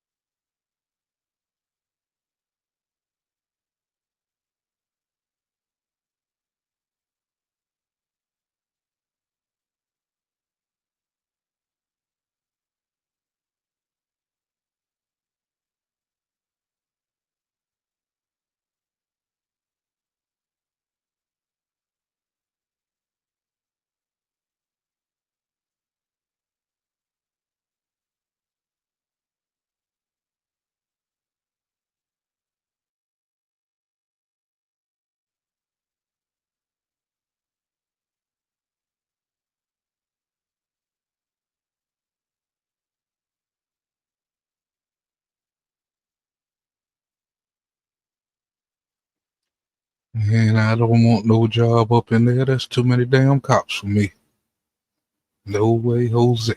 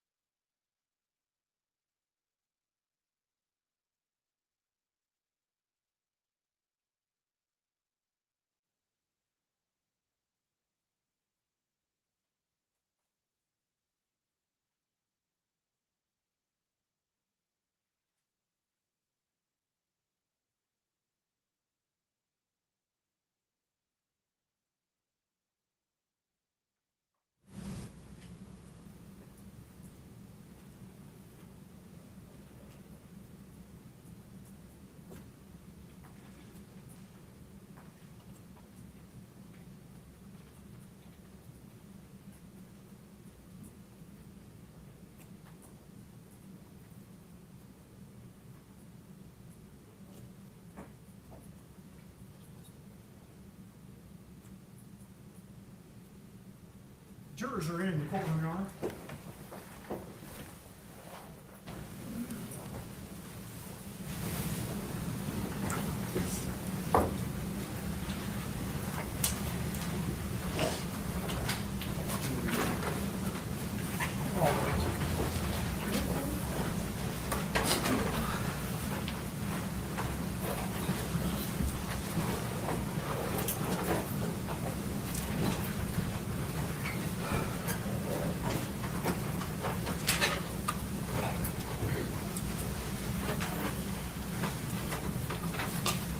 You may be seated.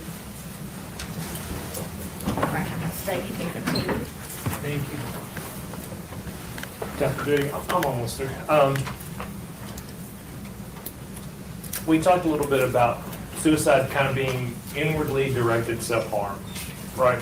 That's right.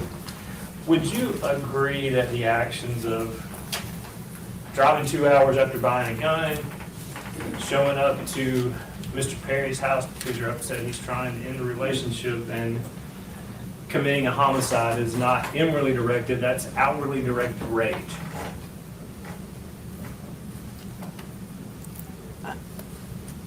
I don't think I can give you an expert opinion about that because I don't know enough information about what was going on in terms of the person's mental state that you're talking about. But you testify in legal proceedings often, right? That's Or correct. deal with the legal system often. Is there anything about a murder-suicide plot where I'm going to kill somebody and then kill myself that would diminish the mental state, the intent, the premeditation that would be required to commit premeditated murder? Can you ask me that in a different way? I don't know how to ask that in a different way. Can you ask me again? Yes. Okay. So if an individual were planning to kill someone and then kill themselves, is there anything about that, their actions toward the person that they were going to kill, that would make them legally not responsible, legally not, the legal mental state required to form the intent to kill somebody, and the planning and premeditation that was required to do that? It is possible that someone could engage in a homicide-suicide and not have the mental state required for the crime. It's possible, but it's also possible that they could. Am I correct? That's right. Just the fact that you're suicidal does not mean that you don't have the mental state or the ability, the judgment and the ability to premeditate and plan a crime. Simply being suicidal does not mean that you would not be able to form the intent. You talked about childhood abuse. Does that, the fact that someone went through some trauma or a bad childhood, does that, anything about that prevent someone from forming intent to kill somebody and planning to do the killing? Just in and of itself. Again, these are questions, this is a question that I probably can't answer truthfully in a yes or no, because it's more complicated than that. It depends. There are lots of things that trauma can cause in terms of mental health problems that could absolutely impact someone's ability to form intent. But it doesn't necessarily. That's So every correct. person that was abused as a child can't just go out and kill somebody and claim I don't have the requisite mental intent to be convicted of that crime. I suppose they could claim it. I don't know that it would be supported. And the fact that someone was in failed relationships or married more than once, does that, or went through a divorce, does that,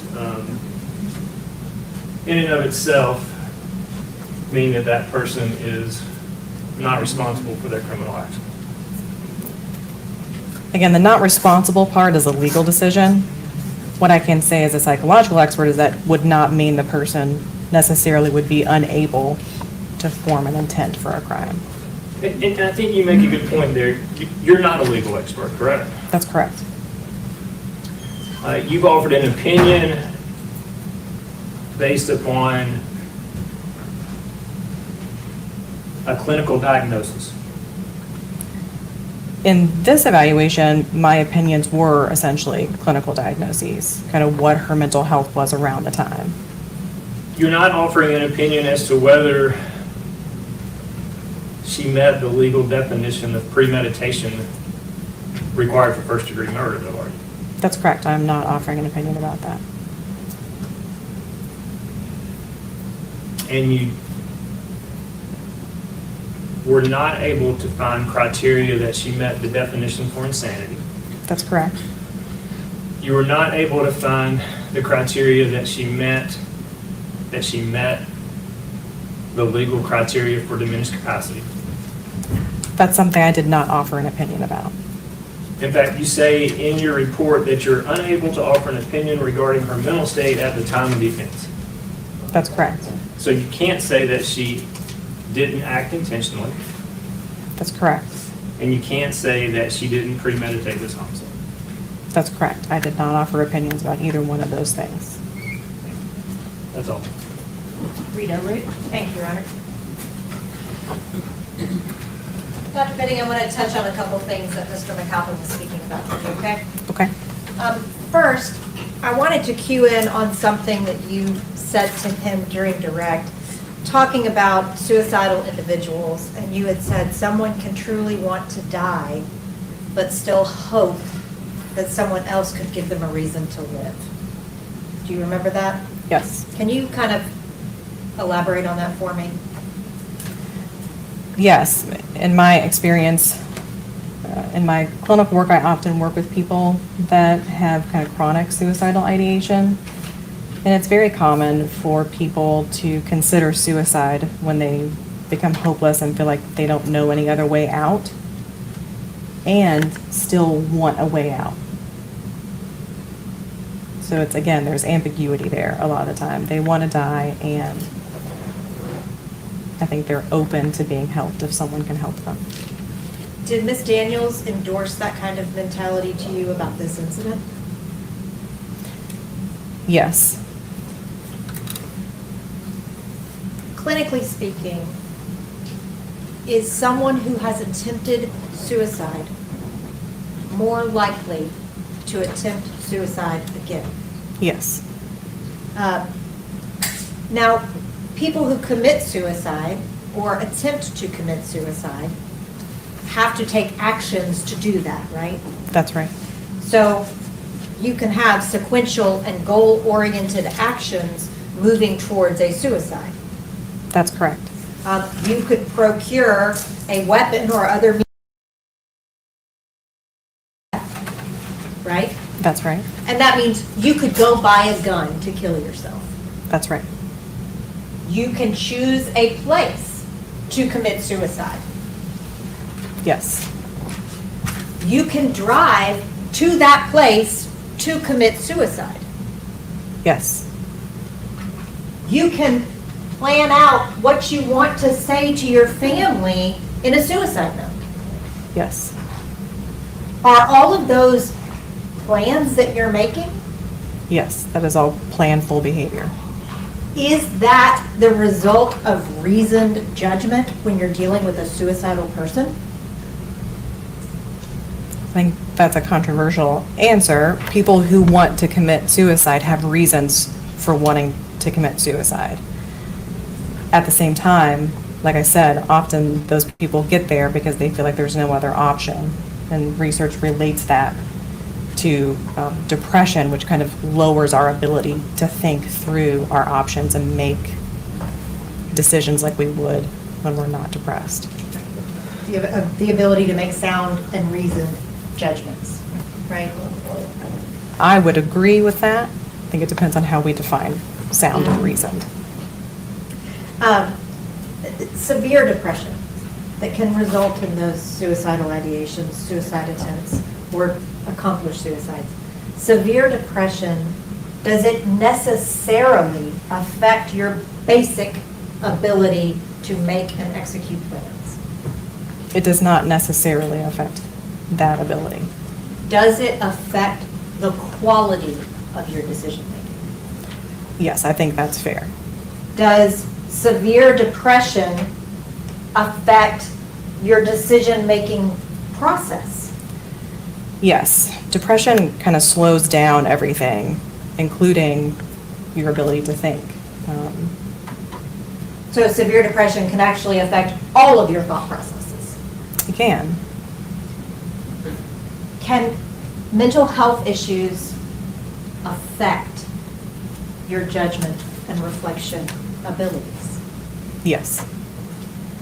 What is the difference between suicidality or suicidal ideations and homicidal ideations? Suicidal ideations are thoughts about wanting to kill yourself. Homicidal ideations are thoughts about wanting to kill someone else. Does someone who has suicidal ideations necessarily have homicidal ideations? No. Does someone who has homicidal ideations necessarily have suicidal ideations? No. Those two things can exist separately, That's correct. and oftentimes do. That's correct.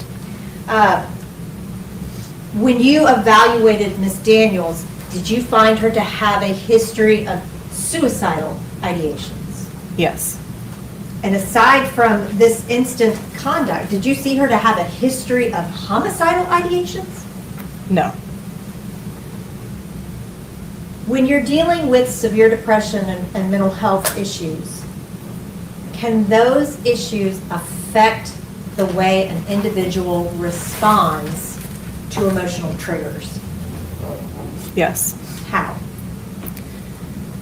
If you're depressed, for example, or if you have other mental health problems going on, the way I think about it is that it makes you vulnerable. It kind of raises your, what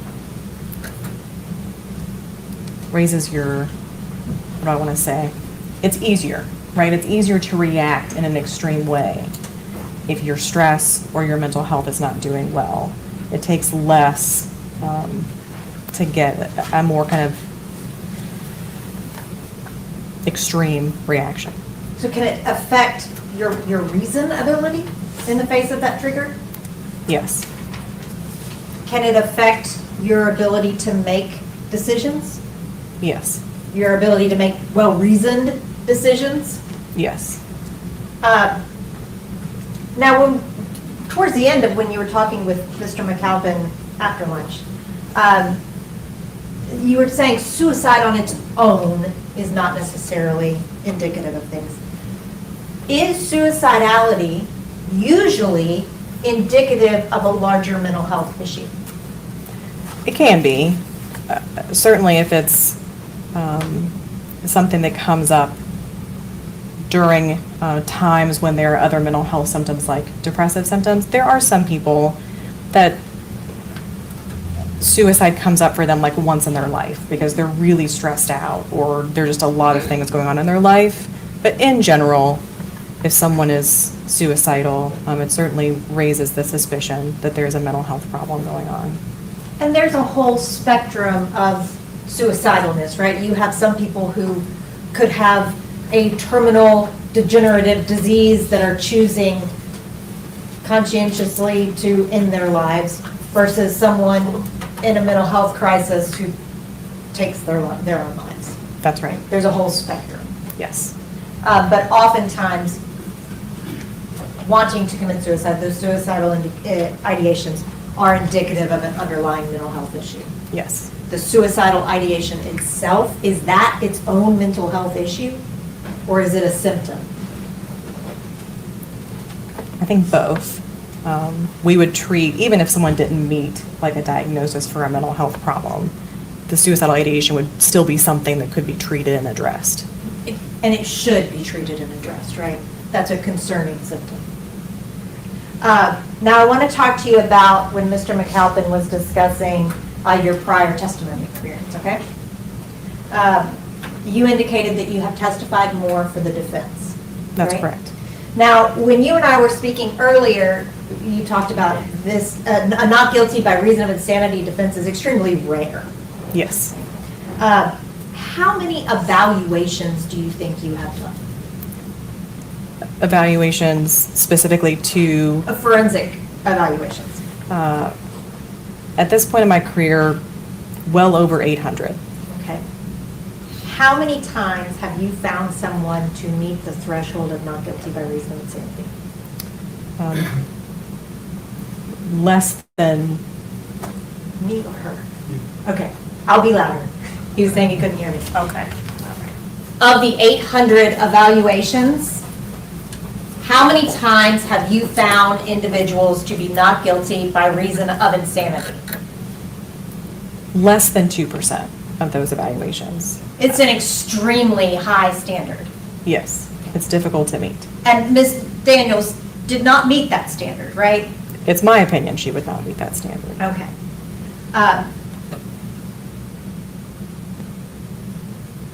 In your practice as a forensic psychologist, this is what you do. You said you've done over 800 evaluations, right? That's right.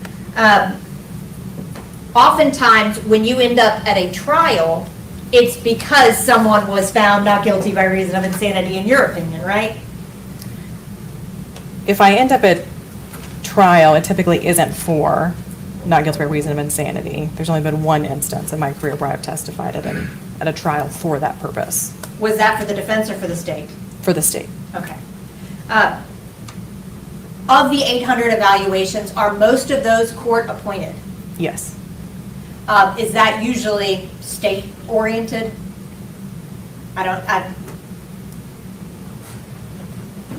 Are you usually hired separately by the defense? Most of my work, I'm appointed by the court, so I'm not hired by defense or prosecution. When I am hired privately, when I'm hired by one party or the other, it is typically that I'm hired by the defense. The state kind of already has you at access through Vanderbilt, right? Through the court-ordered process, yes. Now, I want to talk to you about when Mr. McAlpin was discussing your basis of information, okay? Okay, You only met with Ms. Daniels one time. that's right. Is that normal for your evaluations to only meet with the person one time? It's not uncommon, certainly. I think for these evaluations, it's typically 1 to 2 meetings. And is that the same whether you're testifying for the defense or for the state? Yes. In either instance, do you blindly rely on self-reporting? No. Again, the idea is that there needs to be other data that would support what the defendant is telling me. And did you look for that other data here? Yes. And you found Tabitha Perry's statement? Correct? Did you believe it corroborated what Ms. Daniels told you? Yes. You read police reports. Yes. Did you believe that corroborated what Ms. Daniels told you? In a sense, she wasn't able to remember a lot of what was actually in police reports, meaning like what was mostly in police reports is what they observed when they got to the scene. And she's saying that she doesn't remember a lot of what happened during the incident and immediately after. So in that sense, no. But the things that she did remember, those were consistent with Did the what was in police reports. reports corroborate mental health concerns for you? The police reports confirmed that she was pointing a gun at her head and was then shortly after arrest indicating that she wanted to kill herself. The receipts that you saw corroborated the timeline that she gave you. That's right. The suicide note corroborated those suicidal ideations she talked to you about. That's right. The video of Brodus Perry talking about seeing her at the cigar lounge corroborated her timeline of events for you. That's right. Did you find Ms. Daniels to be a woman who suffers from mental illness? Yes. Did you find that she is a woman who has suffered from mental illness for a long time?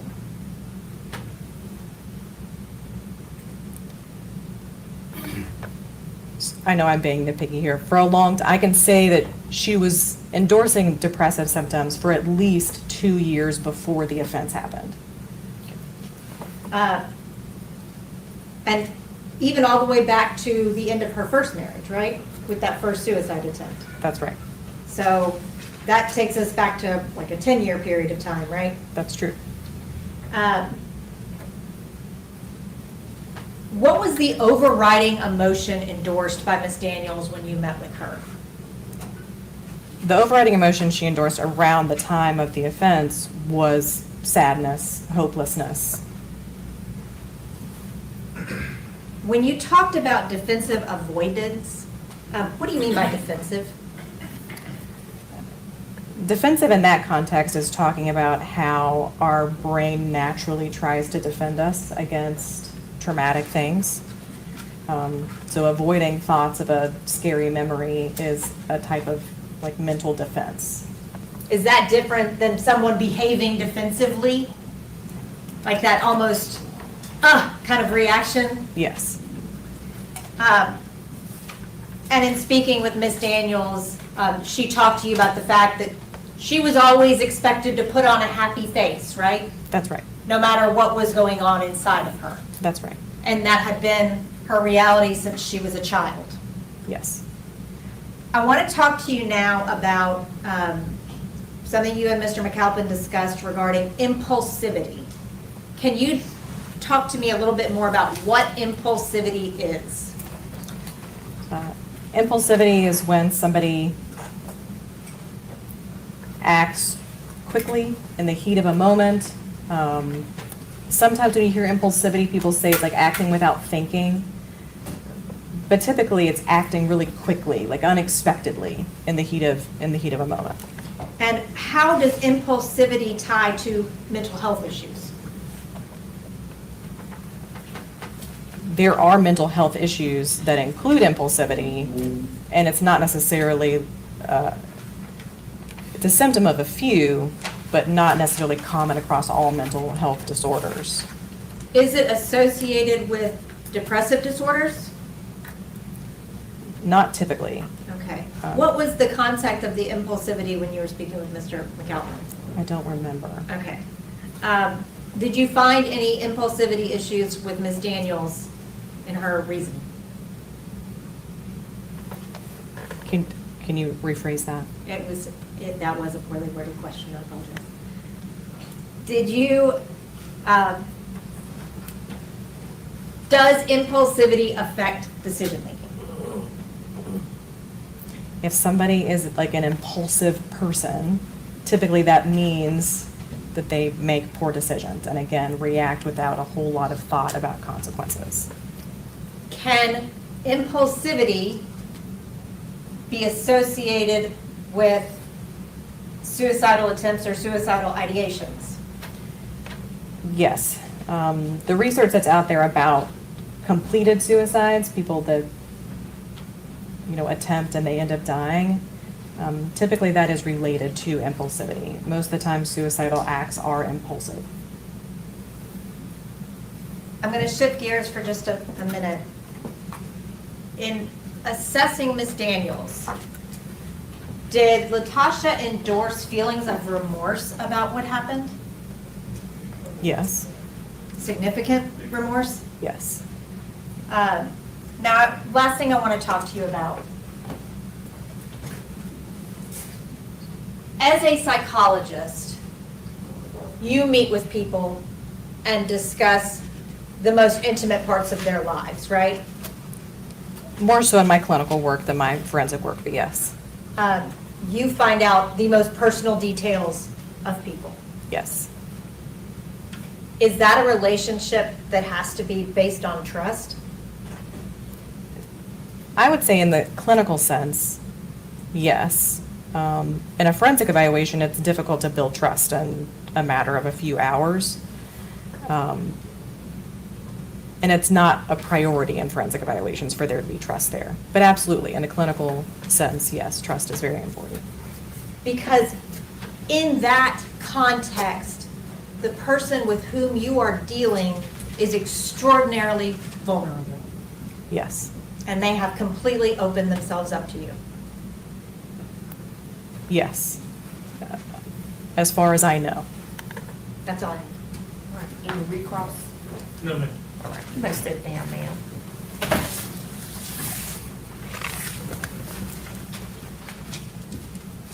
All right, jurors need to take a short break.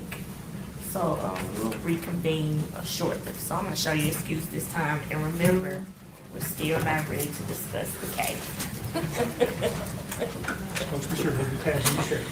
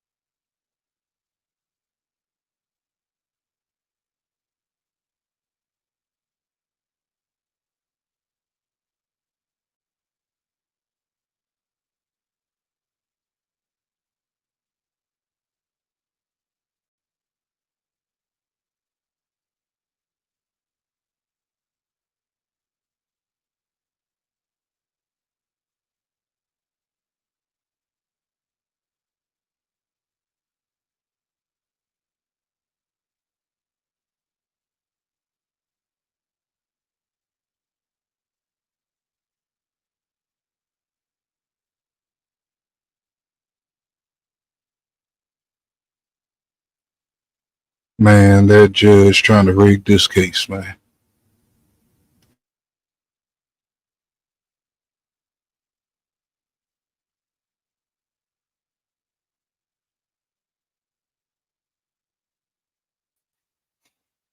My damn laptop died while I was out the room. That's why the shit went black.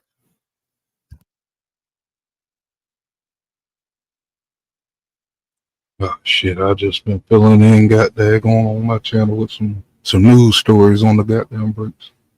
It's so damn many, boy, I would have fell asleep. But this judge is definitely trying to rig this case.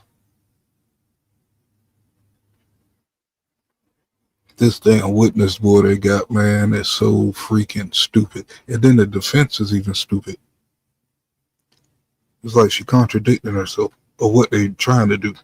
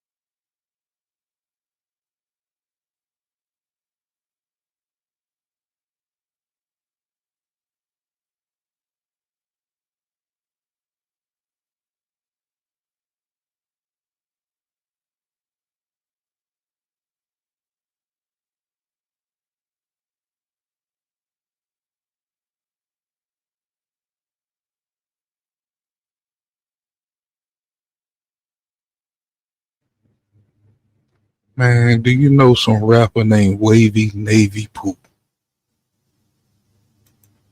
I hope I didn't echo just then. It might go in two different directions. Wavy Navy Poop, dude from South Florida. Where the hell he get that name from? But besides the name and shit, they look like they finally caught the three shooters who killed him back in 2022.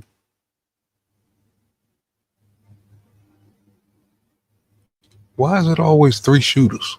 They make sure they don't miss.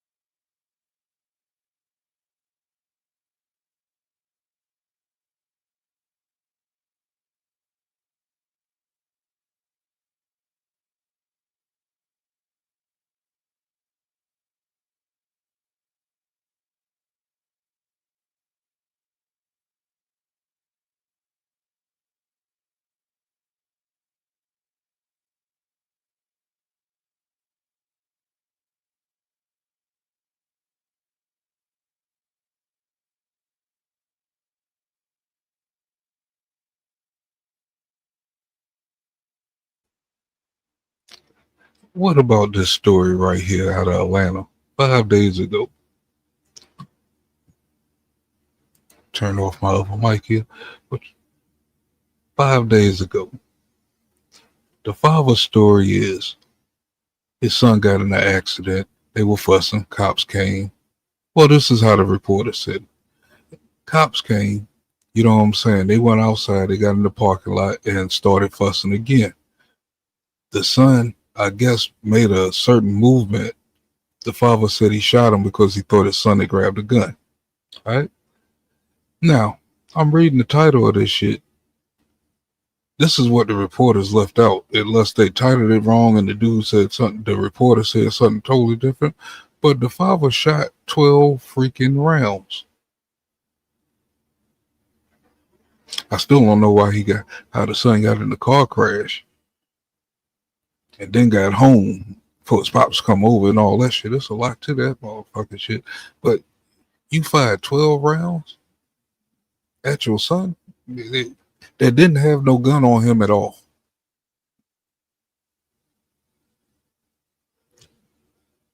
Boy, this world is going insane.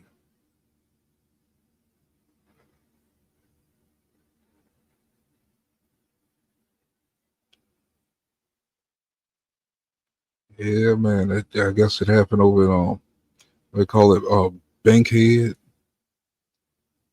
No, not the shooting was an accident. The son had got into a car accident, and then I guess he called his pops. His pops came over and they started fussing. And then, you know what I'm saying, then the police was called. Police broke up the argument, you know what I'm saying? But then when they got in the parking lot, they started fussing again. They said the son made a certain gesture or something like a certain body movement, and the father thought that he was reaching for a gun. They shot him. But the title of the video says the father fired 12 rounds. It's like, now that's overkill. Or that something just might be be known to be insane. You weren't gonna give him no chance. But yeah, that's a crazy story. 5 days ago out of Bankhead, out in Atlanta somewhere.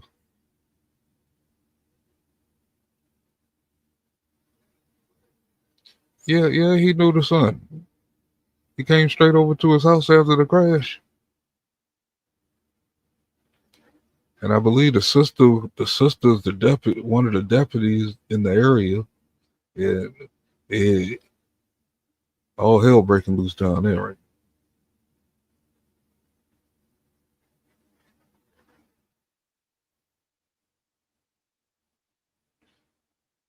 Yeah. So we still they didn't get no information about the accident. Oh, we just know it was a car crash. And I guess his dad was upset about the car crash. It might have been his car. But still all y'all was doing was fussing.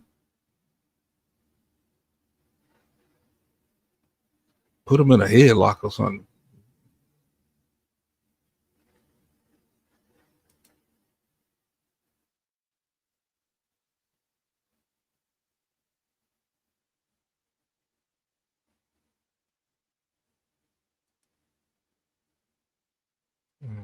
It's too loud in my ear.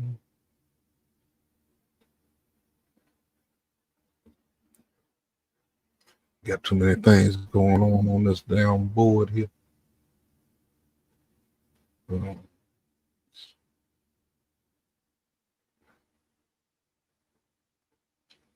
There's some crazy stories up out here.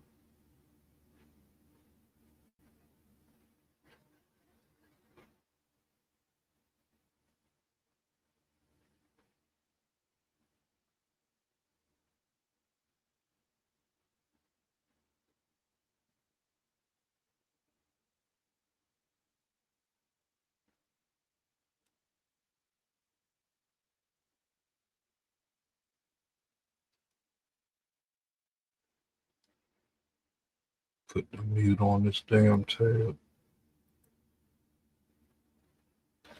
Alrighty. But yeah, man, this judge is just trying to rig this case. This is absolutely crazy. She want this woman to get less time or something. There's no way in the world you should be taking this many timeouts. Every time they get a dumb witness up there saying some stupid shit that don't make sense.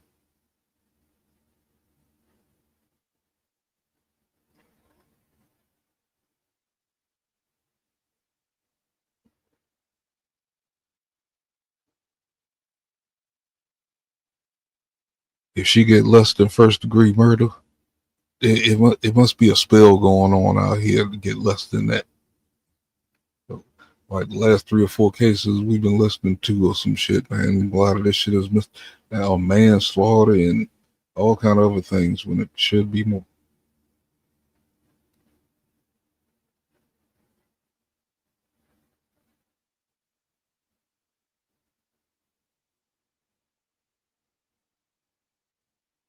Definitely, if it's less than first degree manslaughter, I'm going to protest. That means it's okay for somebody to just kill a black man, no matter if they, a black woman, white man, whatever. It's okay just to shoot us, and you can get away with it. Oh hell no!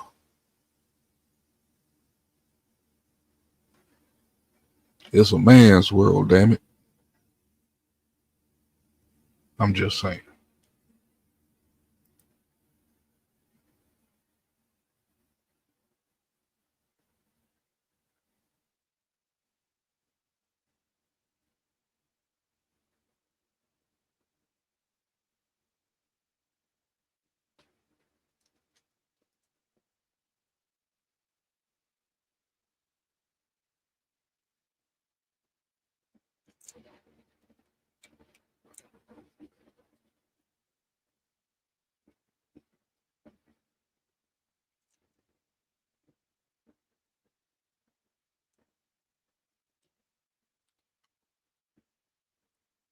Ain't no breaking news going on.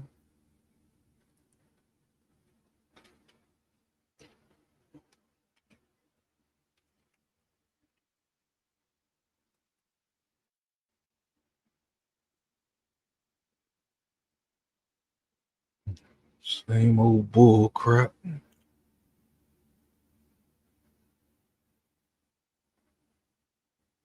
Three more people arrested in Michigan's terror plot.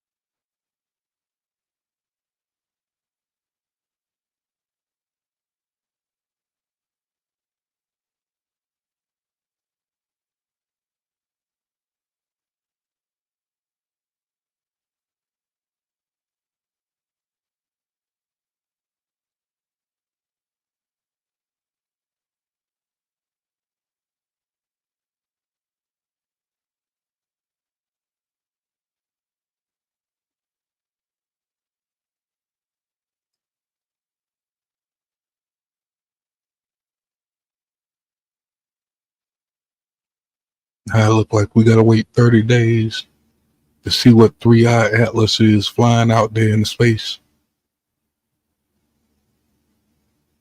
Which this has been very interesting since July. Something is definitely weird about this object that flew into the solar system. All I know is it took Voyager 1 and 2 damn near 50, 60 years to get past Pluto. This thing came in around Pluto and got to the sun within 3 months.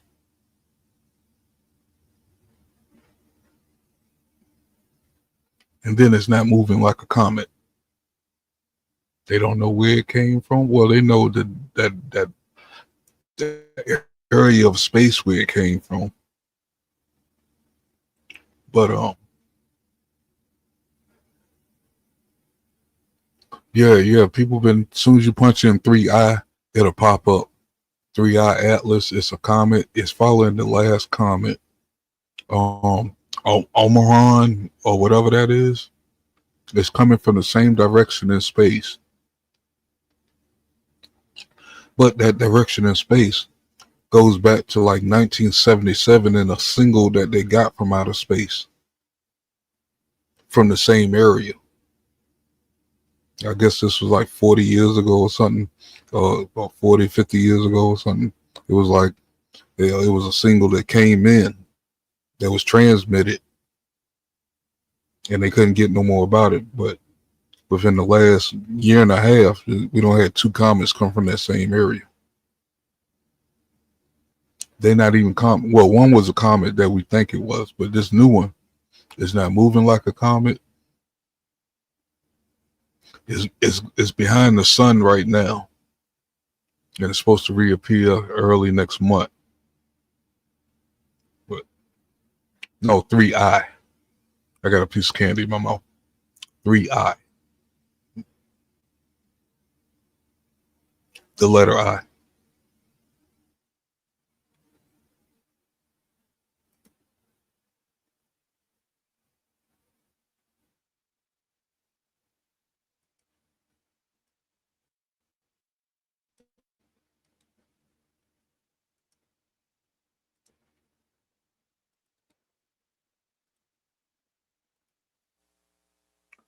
Yeah, a lot of folks been on that for a minute. Okay. All right, Miss Davis, you can come around. No, you didn't just cut me off.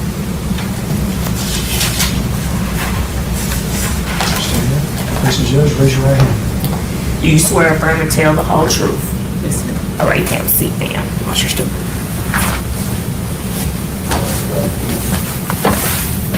Would you please state and spell your name? Latasha Daniels, LATOSHIA DANIELS. Now, Ms. Daniels, what you are doing right now is called a moment. Hey, this dummy okay? testify. Okay. And what that means is that we are talking about your rights and your decisions, okay? Okay. You have an absolute right not to testify. Do you understand that? Yes. That's called the right against self-incrimination. Do you understand that? Yes. You have the right not to give proof in the case against you. Have we discussed that right? Yes, we have.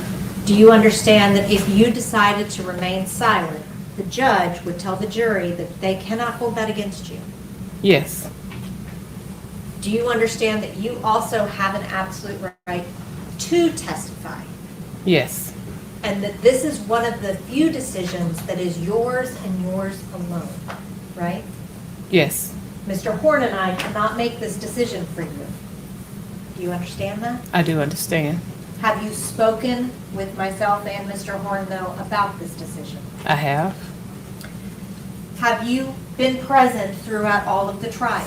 I have. Have you been able to hear and observe all of the witnesses? I have. Have you been able to see all of the exhibits? I have. Are you aware not only of the proofs that's come forward at trial, but also of all of the discovery in your case? I am aware of all of it. Have you discussed that discovery in the evidence with both me and Mr. Horn? I have. Have you discussed the charges against you? I have. You understand you're charged with first-degree murder. Yes. Have you and I discussed the elements of first-degree murder? Yes. Do you understand that the state has to prove each of those elements beyond a reasonable doubt? Yes. Do you understand all of the elements of criminal attempt first-degree murder? Yes. Do you understand that the state has to prove all of those elements beyond a reasonable doubt? Yes. Do you understand the elements required for employing a firearm during a felony? Yes. Do you understand the state has to prove all of those boundaries? Yes. Do you understand the elements and understand the burden of proof? Yes. And even this was a superseding indictment, right? Yes. And you and I had discussed previously the issues in the old indictment. Correct. And we discussed how the new indictment kind of changed some things, right? Yes. You've had several discussions throughout this entire process with your whole defense team, right? Yes. We have prepared for trial together. We have. We prepared specifically regarding your testimony. Yes. After everything that you've heard, everything that we've discussed, and everything that you've considered, have you made a decision on whether or not you want to testify? I have. What is that decision? I choose to testify. Thank you. You may step down. I thought the defendant has knowingly and voluntarily made her decision to testify.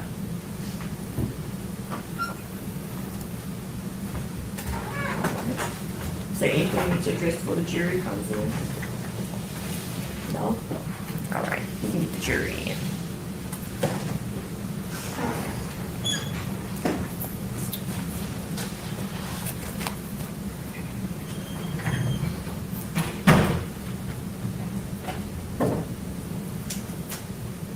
Will we take a break to discuss instructions? Yes.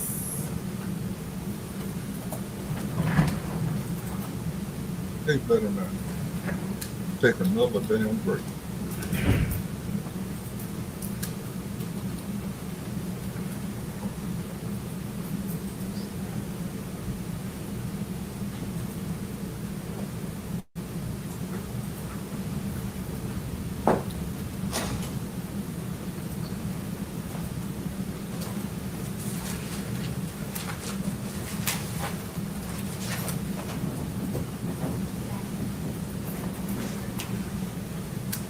If this is another break, I guarantee that this judge is trying to rig this shit up.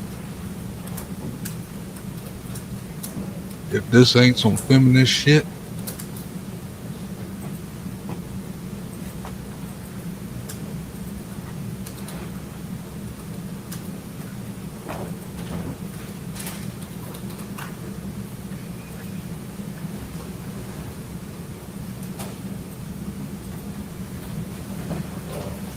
Jurors are entering the courtroom, Your Honor.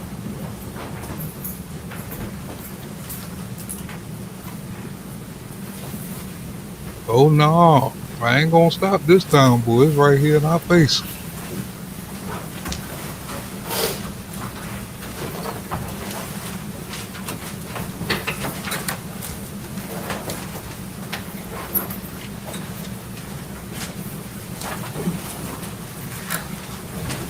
Basically look like she's trying to give her another day, because they ain't gonna get to the end of it today moving like this. You may be seated. I think she might call your next witness. Thank you, Your Honor. The defense calls Latasha Daniels. See, if I wasn't in the political thing, I wouldn't be able to identify a crooked judge. This judge right here, it seems to be a little bit crooked as far as bias towards this. Yes, ma'am. All right, may I have a seat? If one more break happens, I'm gonna keep my mouth shut. Can you please state and spell your name? Latasha, Latosha. Daniels, Daniels. Before we get into all of the allegations here, have you ever testified in a situation like this before? No, Is this a comfortable situation? not at all. Please let me know if you need anything, okay? I want to talk to you about, first, your childhood. Your childhood, okay? Okay. Can you tell me about your parents? My parents, my father was retired military and a minister, and my mom, she was my mother. Was your biological father the man that you called dad? No, I was raised by my stepfather, and so I called him father, and my biological father I called Papa. Now, the dad that you lived with, right? What did he do for a living? Once he retired from the military, he was, from my knowledge, he worked at Combs, and he retired from there. And then he began to work for the Salvation Army, where he ran the community community center where the youth would go. And so once he retired from there, he was just home sitting on the porch and buying land and doing gardens. At any point did he become an ordained minister? He did. I was in elementary, but I do recall him becoming an ordained minister.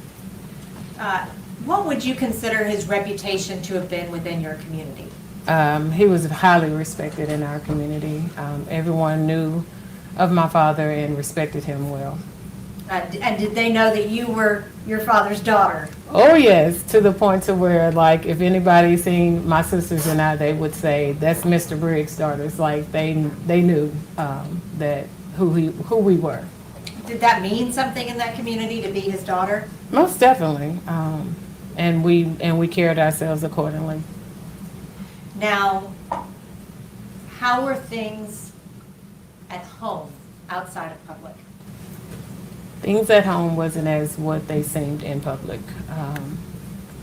My father did physically abuse my mother, and I was the one who would at nights wake up and beg him to stop.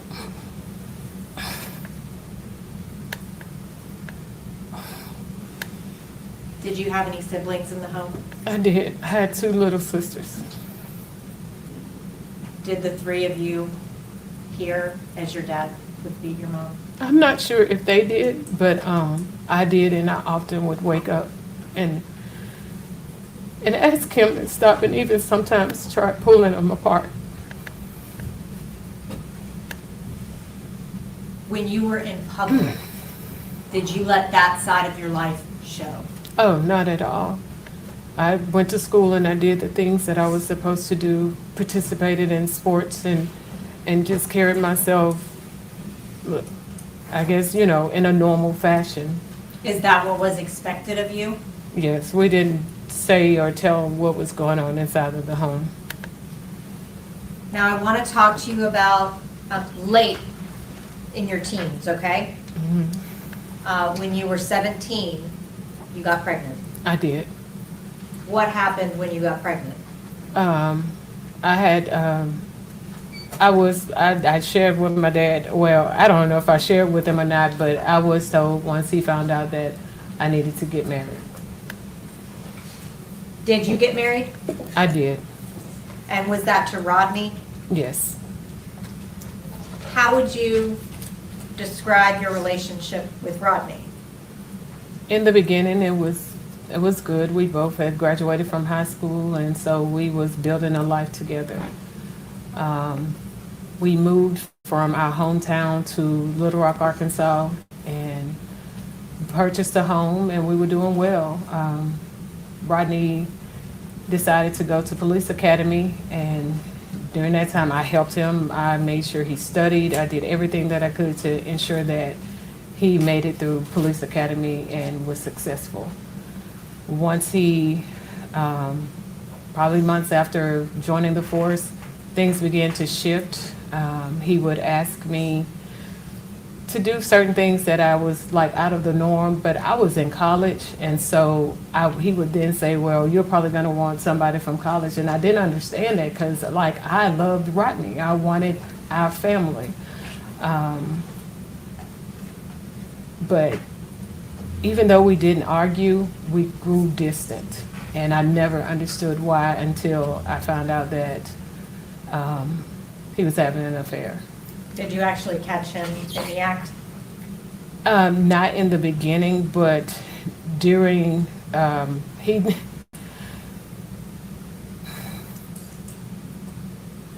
he decided that we was going to separate. And one day while I was at school, he had packed up all my stuff, put it in a U-Haul, and drove it to my mom's house. How long were you married to Robbie? For 4 years. Did you eventually get divorced? We did. Now, after that divorce, did you attempt suicide? I actually did it right before we actually finalized the divorce. Did you commit suicide because of the divorce? I'm sorry, attempt to commit suicide because of the divorce.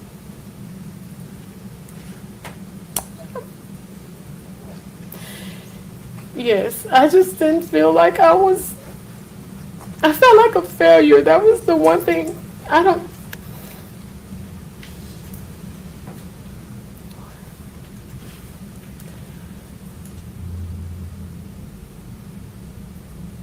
I felt like a failure. I didn't think that I was enough. And so I didn't feel I had anything to offer.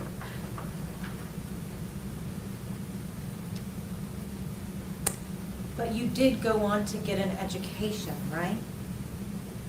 I did.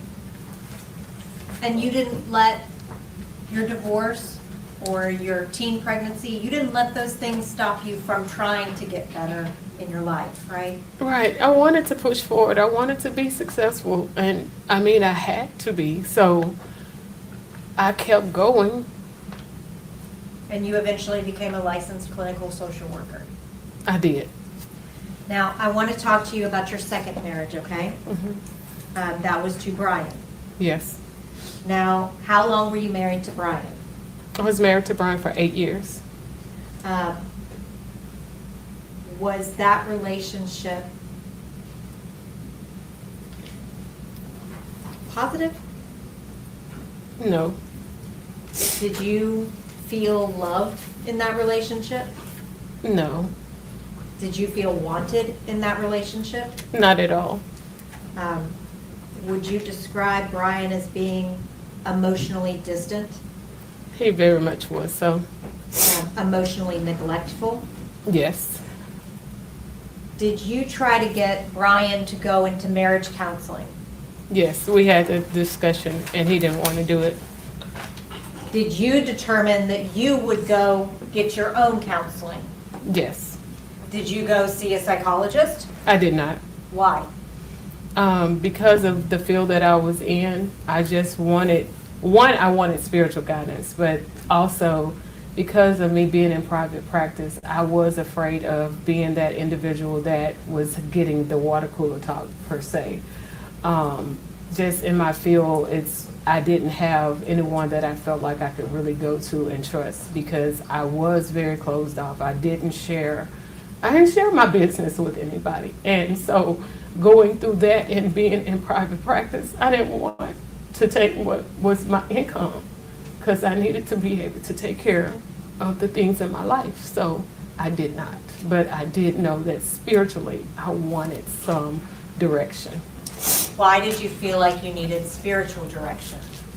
Just from my first marriage, when I went to my dad and told him that I was getting a divorce, the one thing he said to me that just resonated with me was that he said he would have gotten an attorney.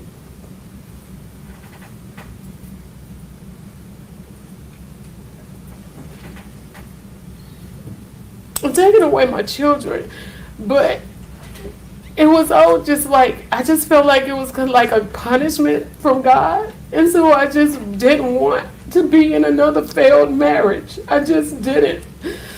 Did your dad consider it your failure that you got divorced? Yes. Did you seek out spiritual counseling? I did. Now I want to talk to you about St. Mark's, okay? Okay. You need some water?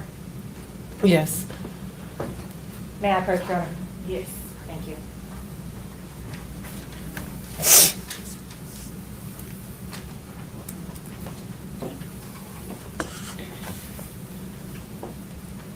What is St. Mark's? It's the church that I attended in Little Rock, Arkansas. Is it a big church or a small church? It's a big church. Did you have any particular role within the church? Yes, I participated in evangelism, but eventually became a life group leader. How were you selected to become a life group leader?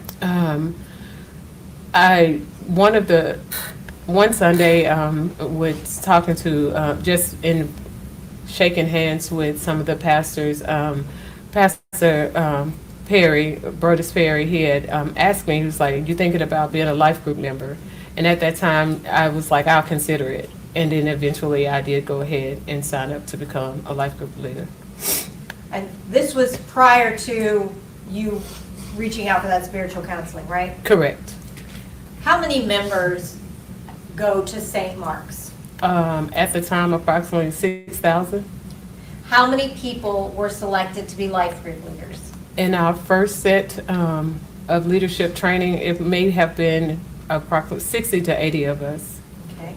And were you then subdivided into groups? Yes, we were divided into cohorts. How many people were in each cohort? About 8 to 10. How many people were in your cohort? It was about 8 of us. Who was the supervisor, the supervising pastor for your cohort?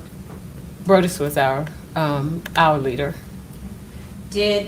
Would you consider y'all's group to have been a close group? We were very close. Did you become close with Pastor Perry through that group? I did. Is that why you reached out to him for spiritual counseling? Yes, I trusted him. Now I want to talk to you about that counseling, okay? When you approached Brodus Perry about counseling, did you explain why you wanted counseling? I did. What did you tell him? I told him that my husband and I were having some marital issues and I just needed to figure out spiritually which direction I just needed some spiritual guidance on direction. Did Pastor Perry agree to meet with you? He did. Where did y'all meet? We met at my office. Why? I didn't feel comfortable with being in the church and I wanted to be in a safe space because this was, again, something that I was not fully embracing, that I had to deal with, and I wanted to be in a space where I knew that I could be able to be vulnerable. During the first counseling session, what did you discuss? Everything that was going on within my marriage. How long was the first counseling session? It was about 2 hours. Were you emotional during that process? Yes. Were you open? I was. Did you tell him very personal, private things? I did. How long, well, at the end of that session, did you determine at that time that you were going to ask for a second session? Yes. How long until you had a second session? It was approximately 2 to 3 weeks before the next one. Did it feel good to get all of that off of your chest? Yes. Did you reach out to Brodus Perry for a second counseling session? I did. Did he say that he would come do a second counseling session? He did. When you had your second counseling session, did you ask him about any odd behavior from the first session? I did. What was that? In the first session, from the moment he walked through the door, he had his hands in his coat pocket, his jacket pocket, and he sat there the entire time during the session with his hands in his pocket. So I found that to be a little strange, but I didn't say anything in the first session. So I asked him during the section session, because he came in and he didn't have his hands in his pocket, and I was like, what was that with you having your hands in your pockets? And at that time he told me it was because he was trying to maintain his professionalism. Was that the first time that you had any indication that he might be interested in you? That was the first time. Did you proceed to start with the second counseling session? We did. What happened after you started the counseling session? As I was talking and sharing Brodus reached over and grabbed, I had a 2-arm chair, and he pulled me toward him and began to passionately kiss me. And from there, in that session, we did have sex for the first time. Were you proud of that encounter? In hindsight, no, but at that time, he was giving me everything that I had been missing for a long time. Did you know that he was married? I did. Did you know his wife? I had, at that time, I had seen her at church, but didn't know of her. You got to know her better later? Yes. How did you feel about the fact that Brodus was married? At that time, honestly, I did not think about it. I knew that we both were married, and I was engaged in what he was giving me. Had you had any attention like that in a long time? No, I hadn't. Had In you years. had any emotional attention? Not in years. Physical attention? Not like that, no. After your counseling sessions, did you end up getting divorced? That was in February, and I did end up getting divorced in December of that year. That's when it was finalized? Yes. And did Pastor Perry encourage you to get divorced? We talked about it, and there were times whenever we would be on trips, he would make mention of, oh, we can't do that until you get a divorce, or we can't do this until you get a divorce. Now, I want to talk to you about your relationship with Brodus Perry, okay? Okay. After y'all had sex, did Brodus give you any particular instructions? Yes. He immediately told me to download a app for us to be able to communicate. That app was called Confide. Tell the jury what the Confide app did. The Confide app, it's whenever you would send a message, and when you read that message, it would disappear. You couldn't screenshot it or anything like that. It would immediately disappear once you took your finger off the screen. Did Brodus teach you how to use that app? As we continued the app, it was probably maybe a week or two later, he found out that if you had, like, other people had your phone number in your phone and they had that app, then they could see you on it. So he had me to change my name on it and also change the way that I attached it to my account. So I went from having my phone number to coming up with a email address. So I made a new email address to be able to attach it that nobody else had. And he taught you what all you needed to do for that app to do that? Correct. So that it could not be traceable back to you? Correct. And he did that all very quickly? Yes. Did he have, or was it almost a rule? Was it a rule that you had to use that app to talk to him? Most definitely. That was our main form of communication. As the relationship went on, if he wanted to That's use an extravagant a different form wig of she got communication, on. Was like she an testifying email or already? maybe got back from even People direct Never Tell. messaging, he would then tell me, go to this platform or go to that one. But it was not, if I was to reach out to him without him reaching out to me first, I had to use the Confide app. Did he set any other rules for your relationship? Yes. As far as it came to trips that he wanted me to go on with him, I was the one who had to pay my way as far as airfare or travel. And then he would, his words would, he would then take care of the rest, meaning that I would have somewhere to stay. When I was in the hotel rooms, I was to stay naked. I couldn't have on any clothes. I had to, I ain't mad and at the only way I Pastor would have clothes on is if, like, we were getting ready to go out. But other than that, when in the hotel room, I had to be naked. I couldn't, if something was to have happened to him as far as medically, What I missed? he did not want me to call 911. I would have to call, who we referenced him as the professor, but it was Pastor Pointer. I would have to call him in order to get him emergency attention. he said verbatim lots of times, do not call 911. Did he add any rules towards the end of your relationship? At the end of the relationship, he wanted me to say yes, sir, and no, sir to him. Now, I want to kind of break those down individually, okay? Okay. You were required to use the Confide app. Yes. I want to talk to you about the travel, okay? What kind of trips did Brodus want you to come on? The very first one was to Vegas.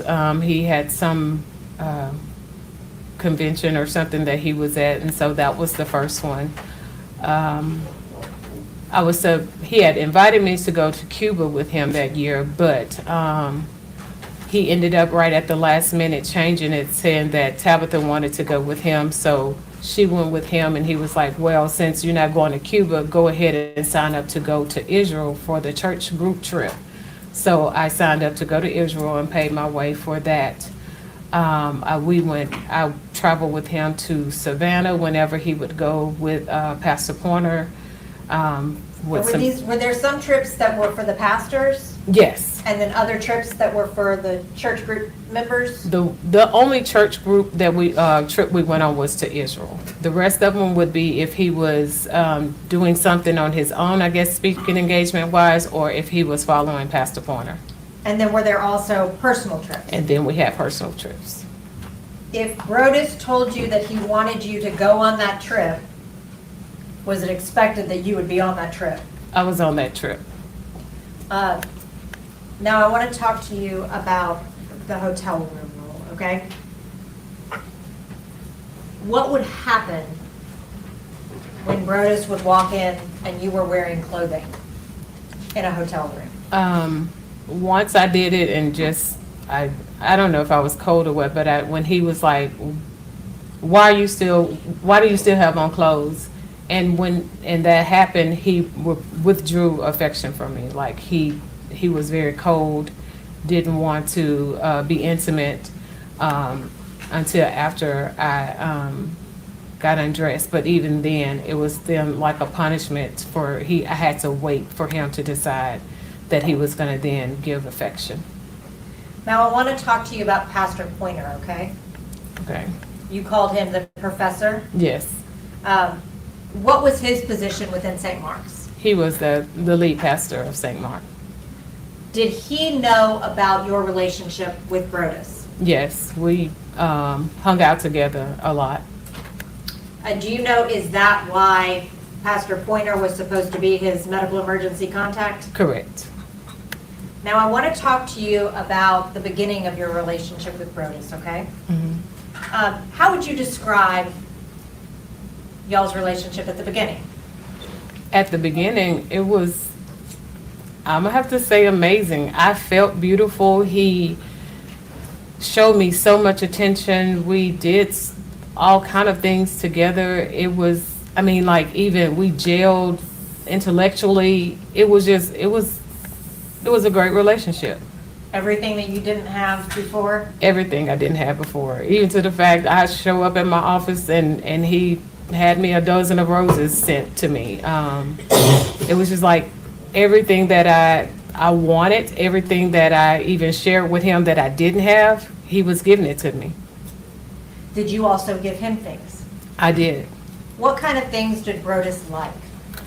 As the relationship progressed, he got into cigars, and that was a big thing for him, to the point to where he had someone to draw him up a logo, and then I selected the name, so he became the Smoking Savant. And so the more expensive the cigar, the better for him. Then it went from cigars to bourbon, and he had to have the best of the bourbons. Did you buy him the best of the bourbons? Yes, I did. Did you buy him the best of best of cigars? I did. Did you buy him other things? He wanted this Toomey briefcase for work. I think it was like $400. I got him that. He was working out, and so he needed more workout clothes, and so I purchased him like $400 worth of gear and Nike gear. There was a time when he wanted to redo his closet and get some things organized, and I bought all the organization things to make sure that whatever he needed, I did it so that he could be good. Did he also expect you to do that? It got to a point to where it did become an expectation. At the beginning of your relationship, at some point, did Tabitha go to Florida?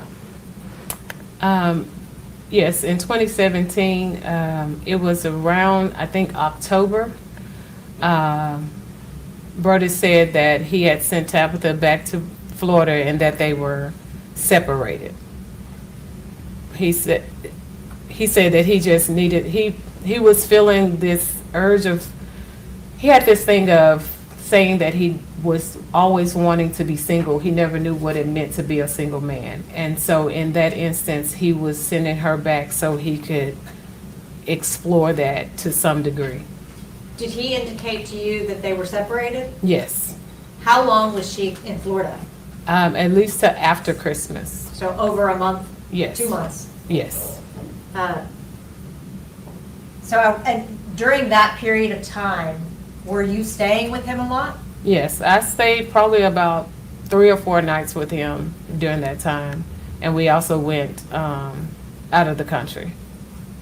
Now, I want to talk to you about when y'all would travel together, kind of what you would, or I'm sorry, not when you traveled together, the things that y'all would do together. Okay. Travel was one of them, right? Yes. And did you both get interested in bourbon? I did start eventually tasting them. He would always ask me to taste and try to figure out the notes or the different contents of them, but it wasn't something that I just enjoyed. What about cigars? Again, I did begin to smoke certain cigars. He picked out one that was better for me than the others that wasn't too strong. Did you go with him to cigar lounges? Yes. Everywhere we traveled, we would find cigar lounges. Did you actually pay his dues to cigar clubs? The first, I paid 2 sets of dues. The first set of dues was at Dave's and Sons, and those weren't that much. And then the second one was at a club called 1836. Were those expensive? They were $125. A month? Yes. Did he ask you to pay that? No. You just did I to did make him because, happy? yes. Did you engage in any physical activities together? We ran together. We eventually began cycling. He got upset with me because I did not purchase his bike. I was like, I can't afford your $2,500 bike and mine. And that did cause him to be upset. But he eventually got his bike and I got mine, and we joined a cycling club together. We also exercised together. We would go swimming. So we did those things. Around those kind of activities, did you have any particular rules that you had to follow? Now, if we were at the cigar lounge and we was not hanging out with a certain group, he would have me to call a certain individual to invite her to come so that it looked like it was more of a church thing than it was just he and I hanging out. And that was just kind of the case even with the running. It was going to always be somebody from the church, even though they didn't know they were a third party. It was the way of being able for us to still be together, but it not look like it was just us together. It would always be someone from the church. And who made that rule to have somebody else always there? That was him. I want to talk to you now about ethical non-monogamy, okay? Yes. Did Brodus talk to you about ethical non-monogamy? Yes. Was this a lifestyle that he was interested in? Yes. Can you tell the jury what Brodus told you about ethical non-monogamy? What is it? It is where individuals are able to have multiple relationships, but everyone in the relationship must consent. Did Brodus tell you that he had talked to Tabitha about ethical non-monogamy? He did.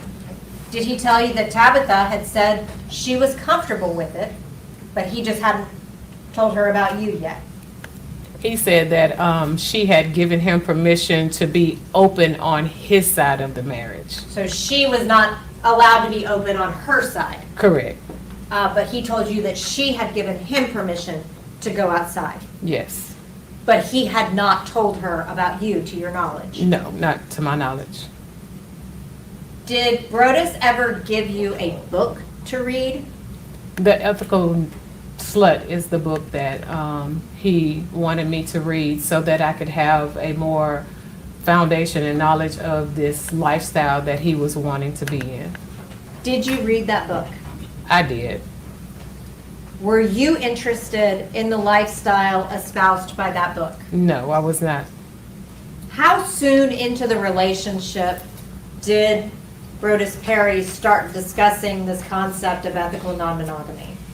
Actually, it started, so we were just having conversations about things in life that we wanted to do, bucket list type of things that we were curious in. And at that time, he was like, one of the things I want to do is have a threesome. And I was like, yeah, no, that's nothing I've ever thought about. But he was like, well, I've had one before, but I paid for it. And this time I want to have one where I don't have to pay for it. And so he began to speak about, the term he would use is Tabitha and I being sister wives. Didn't quite know what that meant, but as things went on, he would start to talk about me watching them have sex. And he was like, but I think she'll be on board with it, just give it time. But so this would be the dialogue. And that dialogue just continued on to where it went from watchers to now wanting to have the threesomes, and then that's when the ethical slut was introduced. And so it was just like a progression of this lifestyle that he wanted. So kind of breaking that down, how far into the relationship did he start discuss wanting a watcher with you? It was pretty early on. I would have to say it was before they took their trip to Cuba, which was around his birthday in May, that he began to talk. He was talking about the watcher. So that was 3 months. Was that a different trip than the birthday trip that he took where he had the threesome? Yes, that was a different trip. Okay. Did the threesome birthday trip happen while y'all were together or before? It happened while we were together. Did you know that he was going to do that?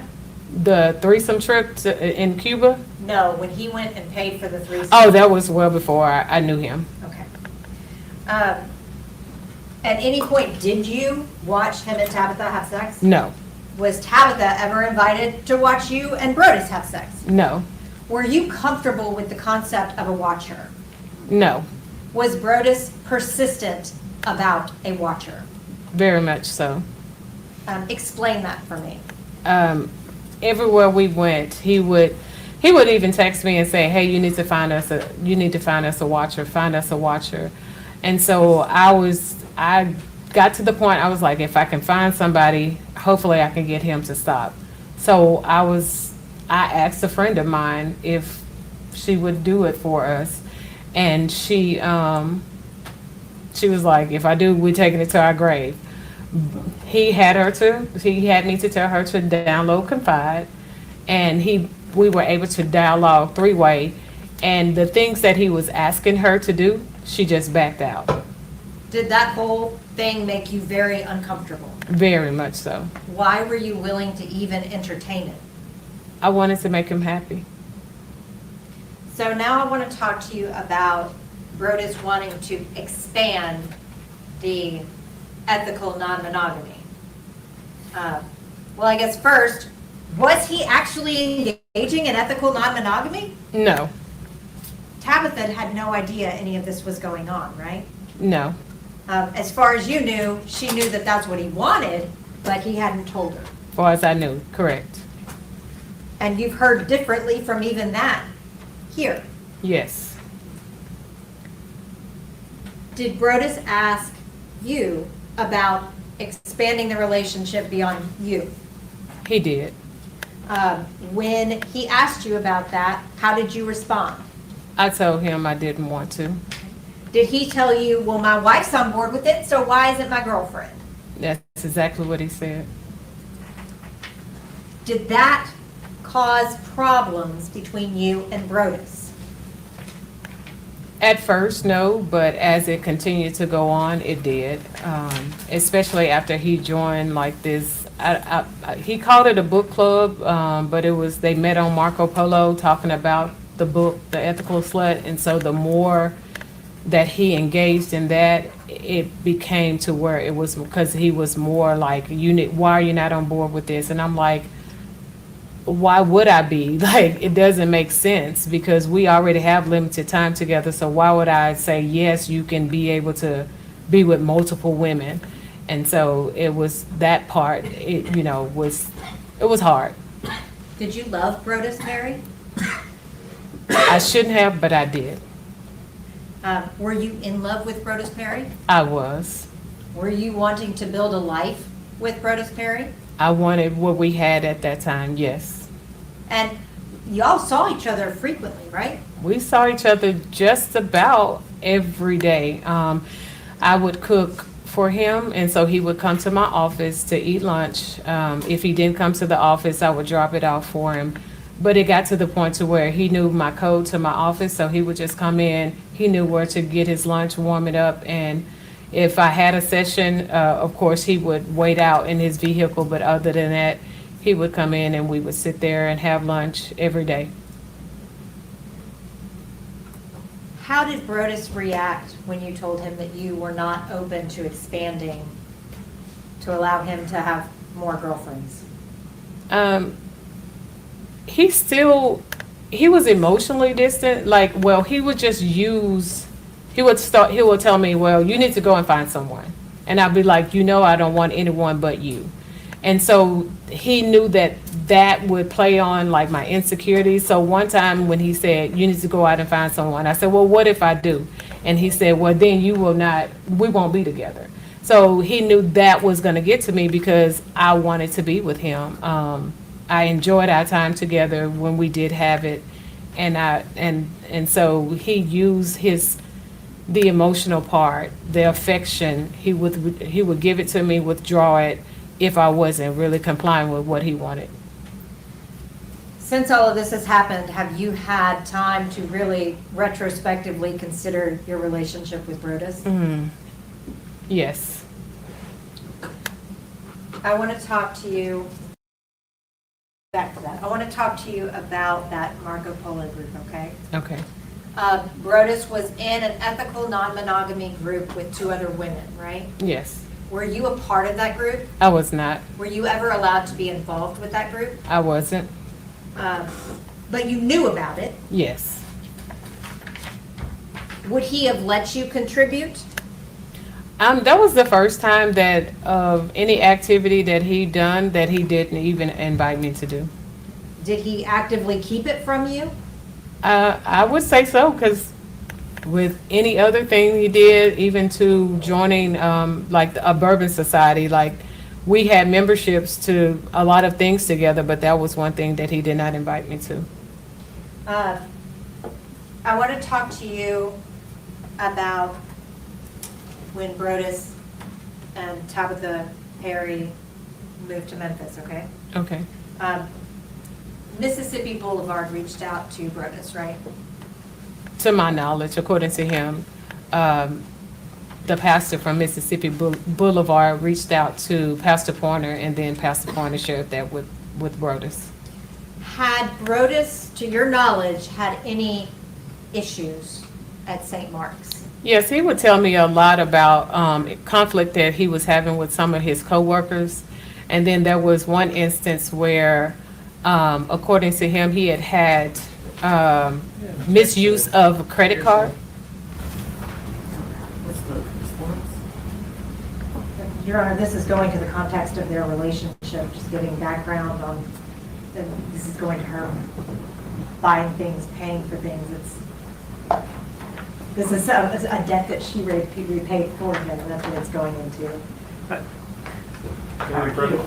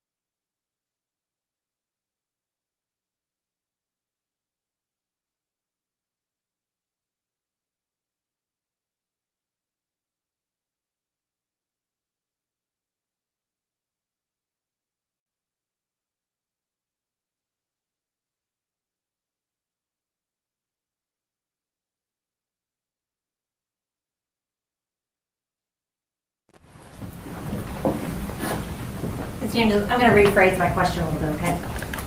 At some point, did a situation arise where you had to pay back money to the church for Brodus? Yes. How much was that? The debt was $2,500, but I ended up getting him $2,300, and he got very upset with me about it Why did he get upset with you about it? because he wanted me to do the full price. And that was not your debt, right? No. So, did Brodus talk to you when this other church reached out to him? He did. Did he discuss with you whether or not he should accept it? Yes. What did you tell him? I told him I thought it was a great opportunity for him. Why? Because of the things that was being shared to me, that some things he was dealing with within the employment at St. Mark. I thought that would be a great thing for him. So he sent me his resume, told me to change it to performance-based, and I did that, and he went to the interview. Is Mississippi Boulevard a prestigious church? To my knowledge, And you're not from here, right? no, You've never lived in Memphis? I have not.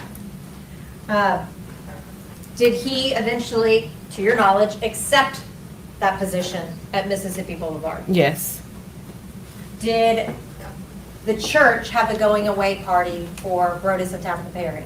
I planned a going away party. Actually, he had two. He had one at the Cigar Lounge and then one for the church. Who planned the party at the Cigar Lounge? I did. Who planned the party at the church? I did. Who paid for the majority of the gifts? I did. And then he gave me a backstory on how to be able to elicit money from the other members of the church so that he could have a certain amount of money for when he left. What do you mean? Like it was, hey, reach out to the life groups and tell them, I'm going away and we're going to do monetary gifts. So that's what I did. Did he get monetary gifts from that? He did. Before Brodus left, did he give you his new address in Memphis? Yes. Now, I want to talk to you about after they moved, okay? Okay. Did your relationship with Brodus Perry continue after he moved to Memphis? Yes. Would Brodus come back to Little Rock? He would. Do you know why he would come? Why he would come back? Yes. The main reason why he would come back is because of his orthodontics appointments. And then also he was building up a business and a consulting business, and he was beginning to he had one client that he was coming back to begin to do some consulting with. What would happen when he came in town between the two of y'all? We would meet up at the hotel and hang out. I want to, and was that, he would come in town and he would contact you? Yes. And y'all would get together? Yes. Now, I want to talk to you about April the 15th. I'm sorry, not April the 15th, March the 15th of 2019, okay? Okay. Did Brodus come in town that day? He did. Did he text you? He did. Did you meet him at the hotel? I did. Do you recall what hotel? I think it may have been Spring Hill. What happened after you went to the hotel? The first time I went to the hotel, it was, just a drop off. He had asked me to bring him, to go buy him something to eat and to stop by and get him some bourbon. After I brought that to him, we made an agreement to meet up later on. I had called him and as it was getting later and say, hey, what time are we going to meet up? And he was just like, I don't know, I'll let you know. But he never called. So I was at home and I was like, I'm just gonna break up with him. Like I'm not gonna do this treatment. Like no. I went to the lounge. I still had some gifts to give him, and he was coming out. And I said, open unlock your car, and I started putting the gifts in. Well, once he got closer to me, he just hugged me and gave me the key to the room and was like, go to the room. So I was like, okay, and I did. And once he hugged you, was it all better? It was, Is that kind of how it went with Brodus? yes. So tell me about what happened after that. That was one of the times that I still had my clothes on. So of course, when he got in there, he's like, why you still got clothes on? And I was like, oh, I'm sorry. I'm sorry. I got undressed. I did tell him, I said, I was coming to break up with you because of the way you're treating me. And he laughed it off and was like, well, why didn't you? And I was like, because you know I really do love you. He came over to the bed, started tickling me. We laughed it off. And then as we began to engage in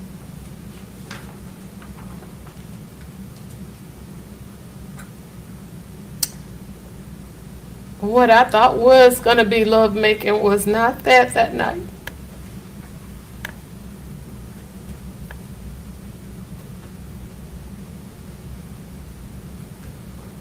Can you tell me what happened?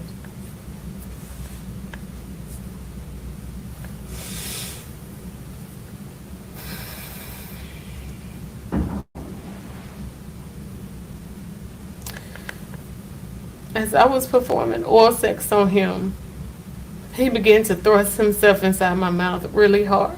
And I told him that was hurting. Then he grabbed my hair. I had long hair, and he wrapped my hair around his hand and he started yanking it. And when he wasn't thrusting himself in my mouth, he was pulling my hair really hard. And with his other hand, he would just hit me and hit me and hit me. And I was like, it's hurting. And he was like, you better not bite me. You better not bite me. And then after that, we had sex, and it was just rough, and it was hard, and it was just not what I was used to. And then once we finished, something he never ever does was he rolled over and just gave me the cold shoulder. And I was like, you're not going to hold me? And he was like, no, and just went to sleep. How did that make you feel? I felt so used.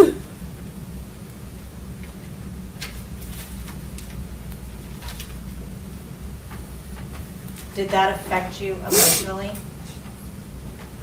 Yes. I was just like, what has always happened to me?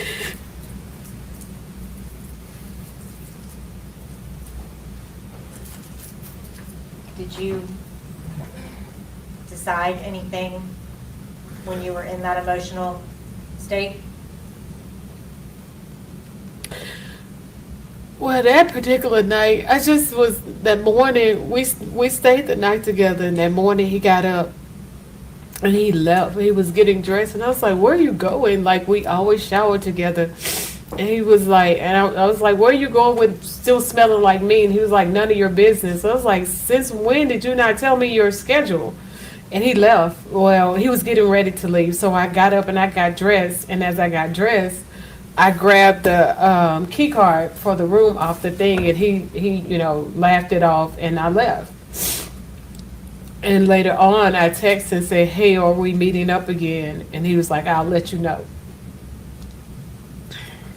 Of course, the day went on. I had rearranged everything, thinking that he was going to end up we would see each other earlier that day, but I didn't. And so that night, when I still didn't hear from him, I decided to head to the room. And as I was going, he was there. But in my wanting to head to the room, I had made the decision that I was going to kill myself in front of him, because I just wanted him to feel the pain that he was causing me. So when we got in the room, he was already in there by the time I parked and got in. And I pulled out my gun and I told him, you're about to feel the same pain that you've been giving me. Did you ever threaten him? No. Did you threaten yourself? I told him I was gonna kill myself. What did he do? He began to tell me no, and he kept saying that he loved me and that we can fix it. And I was just like, no, you're treating me so bad. And he was just like, that's not, I love you, I love you. And eventually he talked me into putting the gun on the counter and coming over and sitting and talking to him.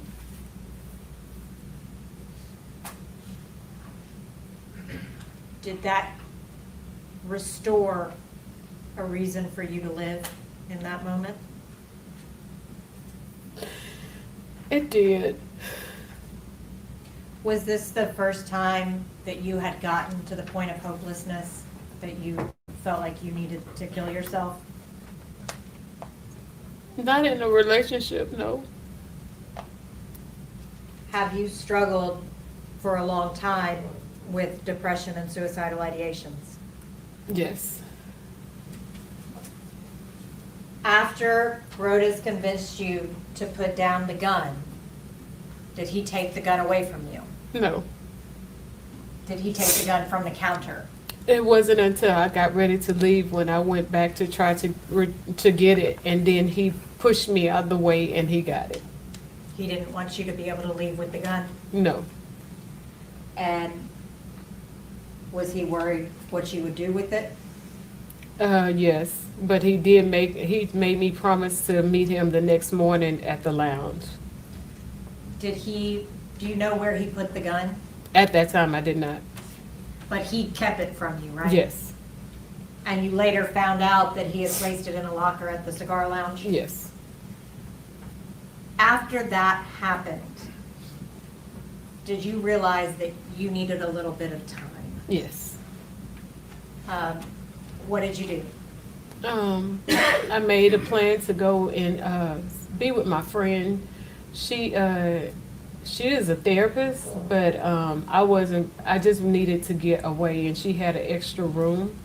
And so I just told her that I needed her to watch me and to just be there if I needed her. And was she in Little Rock? She lived in Pine Bluff, Arkansas. So how far away from Little Rock? About a 45-minute drive. Is she someone that you also worked with? Yes. At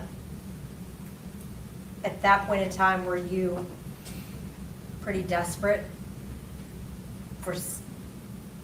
Yes, I even was gonna go and be with another friend of mine who was a clinician, but she lived in St. Louis. But she then, by the time it was for me to leave one friend to go to her, was then going through some marital issues herself, so I decided not to go to her house. During the time that you stayed with your friend, were you speaking with Rhodas? Very limited. When you got back to Little Rock, did you resume speaking with Rhodas? I did. Were y'all still together at that point? Yes. I want to talk to you about April the 4th, 2019, okay? Yes. Can you tell me about the text that you got on April the 4th? I had sent our regular good morning text. I didn't hear anything from him that morning. And then later in the afternoon, I seen what he had responded. And so I opened it up. And it said, I think our time is up. So he had broke up with me via disappearing text. How did that make you feel?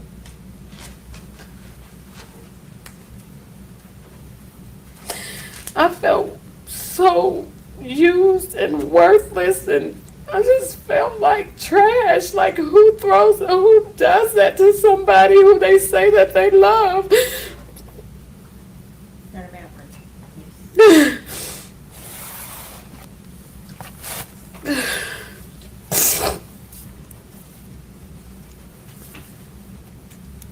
How did you react after you read that?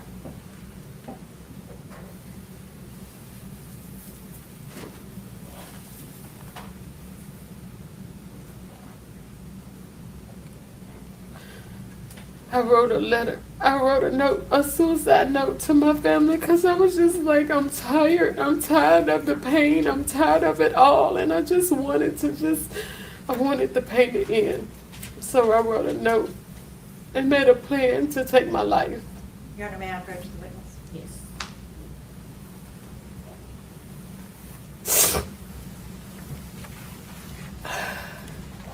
Latasha, do you recognize that? Yes. What is that? This is the note that I wrote to my family. Your Honor, I'd ask that that be made the next numbered exhibit. Any objection? Objection, Your Honor. Should be 22. We'll show the suicide letter as exhibit 22.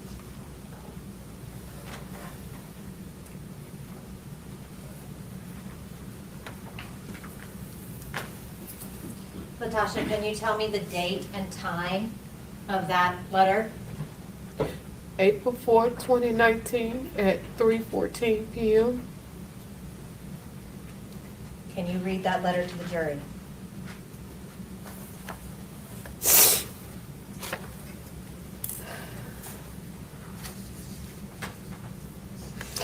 To my family, I'm sorry that I have let you down. I tried my best to be the person you all thought I was. I tried to be the person you could count on and be proud of. However, I have been depressed for a long time. I did well with coping until the past 2 years. My world changed February 24th, 2017. And the shit just keeps getting worse.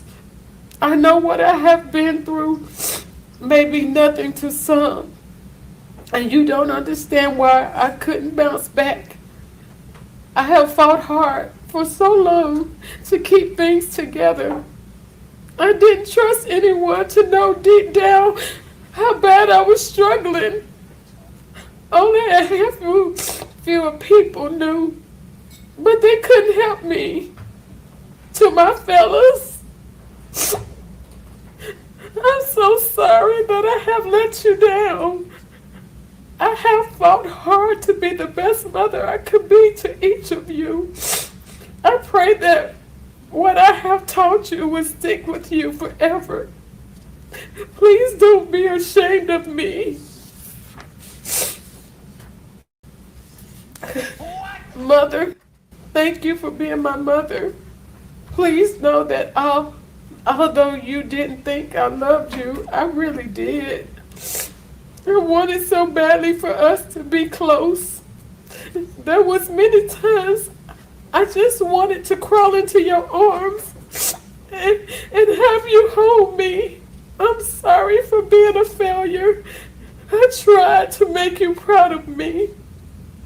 Words can't explain or express the pain I feel at this moment. I have pretended for so long to be happy.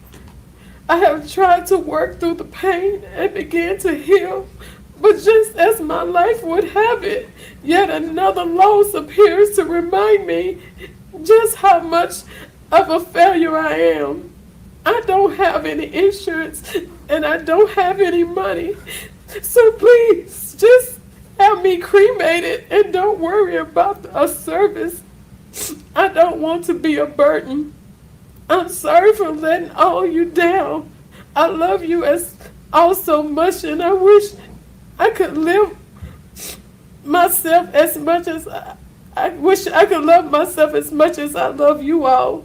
Please take care of my fellas and always remind them of my love for them. I'm not being selfish. I just don't know how. I don't know. Okay, I don't know. This got out of hand, but it says, "I'm sorry for letting all of you down, and I love you all so much. I wish I could love myself as much as I love you all. Please take care of my fellas and always remind them of my love for them. I'm not being selfish. I just don't know how to continue bearing the pain I have felt for over 25 years of my life. With each loss, hurt, disappointment, etc. I've experienced through the years, it only added to my current state of mind. I thought I could continue to push through and be strong, the strong Tasha everyone know, but I can't. I'm weak, and I have been for over the past year and a half. I thought I would bounce back.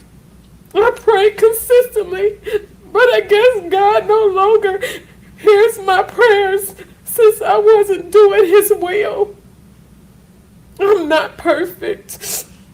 I've messed up so many times in my life. The thing I wanted to be the most successful in, I messed up not once but twice. Well, really 3 times. I will leave that for you all to find in my journal.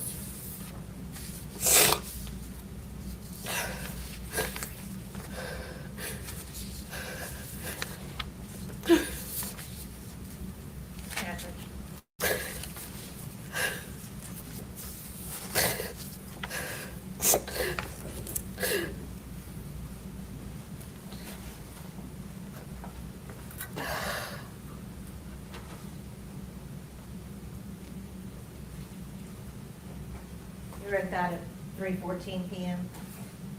Yes. Where did you leave that? I left it in my phone because I knew my little sister would find it because she helped me with my appointments. And that's the phone she used for making my appointments. Did you leave it for her to find? Yes. What did you do after you wrote that note? I drove to Sherwood to go purchase a gun Why did you go purchase a gun? because I didn't have my other one. What was the purpose of the gun? I wanted to end my life, and I felt like that was going to be the best way to do it. When you went to that store, were you buying a gun to kill yourself, or were you buying a gun to kill someone else? I was buying a gun to kill myself. I had a whole plan. What was your plan? I didn't want to do it at my house because my son lived with me. So I decided, as I was just thinking about all the pain, to go to this park in Jacksonville, Arkansas. How far away from Little Rock was that park? Jacksonville might be about a 20-minute drive from my home. And the reason why I chose that was because that's where Brodus was. He wasn't from Jacksonville, Arkansas, but the Jacksonville part of it was attached to him. And the name of the park was Johnson Park, which was attached to my second ex-husband. And then Ray Road, my daddy's middle name was Ray, so I just associated with all the pain from the men in my life, and so that's where I was gonna go.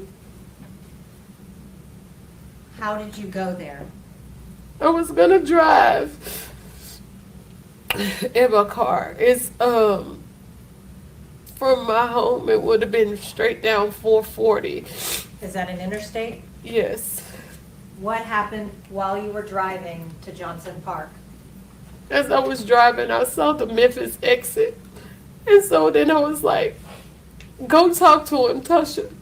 Just go let him see you. Go see why. And that's what I did. I just drove so I can see him face to face and hope that I can get something from him besides the fact that he broke up with me with a disappearing text.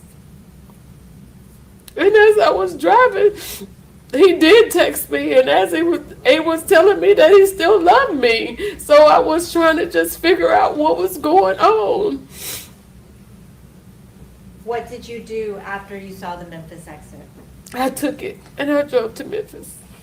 Where did you go? I went down to where I knew he would possibly be, which was a lounge. I guess it's in the downtown Memphis area called The Pocket. At the time, I think it was a fairly new lounge that he, when he got employment at Mississippi Boulevard, one of the members there had told him about. Did you go to the Pocket because Brodus told you he goes to the Pocket on Thursdays? Yes. Do you remember what time you arrived? I don't. I just know it was dark, and I know that I circled around for approximately 30 minutes trying to find a parking spot because I didn't know that you couldn't like park on the street. That everything down there was paid. Like, and yeah. Just to back up for a second, when you went to the gun store to buy the gun to kill yourself, what did you take with you? Just my license and my debit card. Where was your purse? I guess I had left it at home. Did you bring just necessities with you to the gun store? Yes. And you left the gun store right after you finished purchasing the gun, right? Yes. How did you select the gun? I went with what was the cheapest that was on. They have a wall that has all the guns, the names, and the prices, and I just chose the cheapest one. How did you select ammunition? Whatever the guy told me to get, I got it. Cause I was about to walk out the store till he was like, do you need ammunition? I was like, oh yeah. And so he told me whatever he recommended, I was like, yes. And did you see on the video where he was showing you different types of ammunition? Yes. Is that what he was saying? Right. And I told, you couldn't hear, but I was like, I don't know. Just whatever you tell me. When you left the gun store, what did you do with the gun? I think it was still in the bag. I went home because I did wanted to leave my son something. So I had stopped at the ATM and got out whatever money I could get. And so when I got home, I put that in his room. And then I changed clothes. And I dumped some bullets out on the bed and just grabbed a handful of them and took the gun and left the house. What did you do with the handful of bullets in the gun? Once I got in my car, because I was trying to hurry up and leave because I didn't want him to come home while I was there, I loaded the gun in my car. And once whatever was left over, I put everything into my coat pocket that was sitting in the passenger seat. Now, when you parked downtown, where did you go? I started walking in the direction in which I knew the lounge was. And once I got on the street, I started walking up the street and I actually saw Brodus coming out of the lounge and I walked past him. Were there any rules in your relationship regarding how to behave when you saw him in public? Yes, I was not to approach him because I never knew who he may have in his company. So I was not to approach him, but if he acknowledged me, then I could have, talk to him. Did you come within his sight? Yes. Did he acknowledge you? Yes. You actually walked right. I walked past him, and so he said, "So you're just gonna walk past me and not say anything?" At that point in time, did y'all engage in a conversation? Yes. After you talked with Brodus, what did y'all figure out?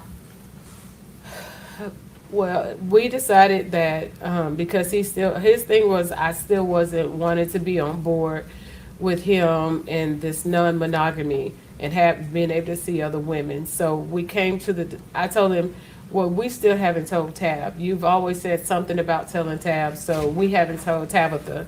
And he said, okay, we'll tell Tabitha.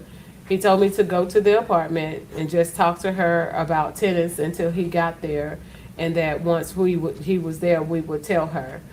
He had to go to his boss house to drop off something. And so he gave me a backstory as to what to tell her if she asked me while I was in town. And and we left. But before leaving, we came to the resolve that once we told Tabitha about the relationship, we had a trip that was planned to go, we was going to Kentucky. If she said yes, then that would be a new start, a fresh start. But if she said no, then that would be the trip that we would end.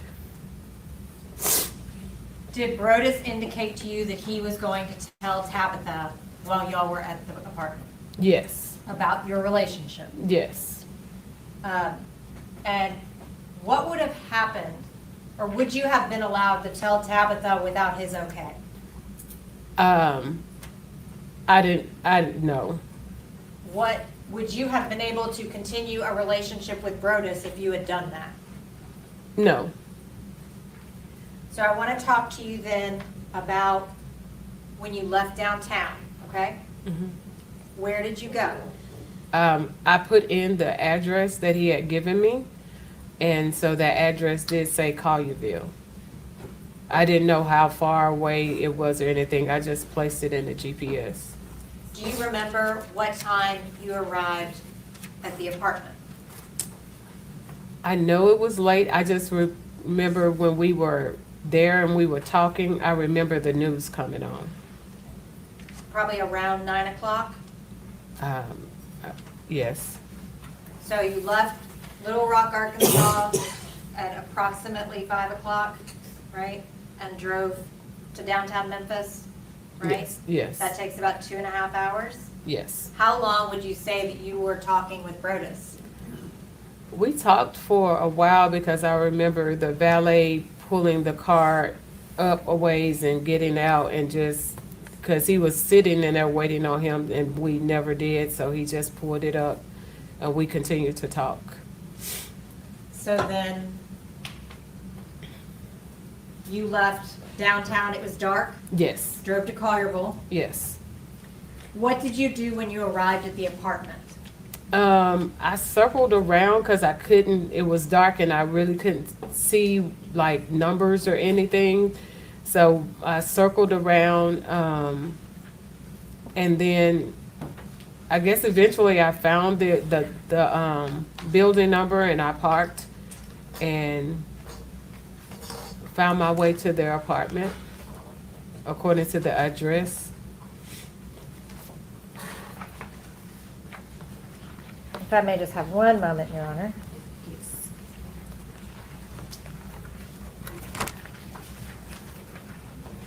This is part of Exhibit 12.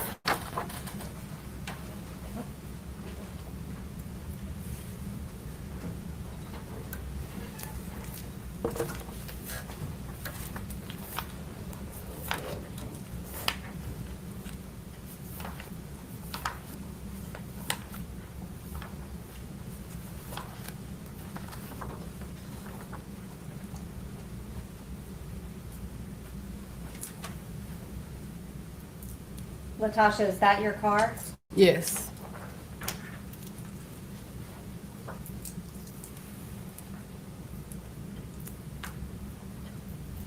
Is this also a photograph of your vehicle? Yes. Which vehicle is yours in that picture? The silver one?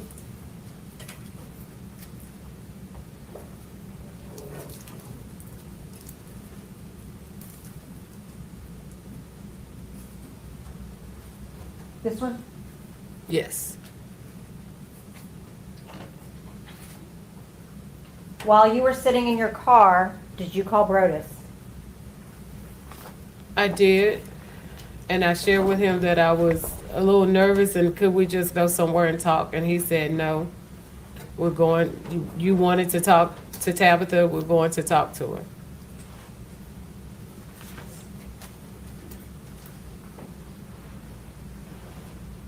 Did he answer every time that you called him? I didn't call him a lot, but I did that night. Before you walked inside, was there a time that you called him and he didn't answer? No, Okay, not that you recall? not the right call.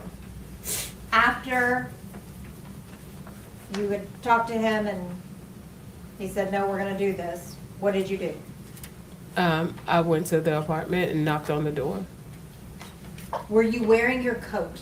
Yes. When did you put on your coat? When I got out of the car to go to find him at the lounge. Is that when you were walking around downtown at night by yourself? Yes. Did you ever take your coat off after leaving downtown? No. When you left downtown, how would you describe your feelings? I was a little hopeful. I was like, okay, maybe, we can get some resolve. We can get back to normal. And so that's what I was focused on. And when he insisted on telling Tabitha, did you get even more hope? Yes. So what did you do? Did you get out of your car? Yes, I got out of my car. Were you still wearing your jacket? Yes. Did it register to you that you had a gun in your pocket? It did not. Did you go to the apartment? I did. What did you do when you got to the door? I knocked on the door. And I can't remember, but I ended up bending down. And that's when she said, I'm not going to open the door for someone I don't see. And so I knocked again. And that's when she was like, Tasha, is that you? What do you mean you bent down? I don't know if, I couldn't remember if it was time or sure or something. I just remember bending down, which is why she didn't see me when I knocked the first time. You just don't remember? No, I don't, yeah. Who answered the door? Tabitha. What did she do when she answered the door? She, once she opened it, she embraced me and said hello and welcomed me in. Did you go inside? I did. Where did you go when you went inside? She positioned for me toward the couch, and she sat on one end and I sat on the other. And that would be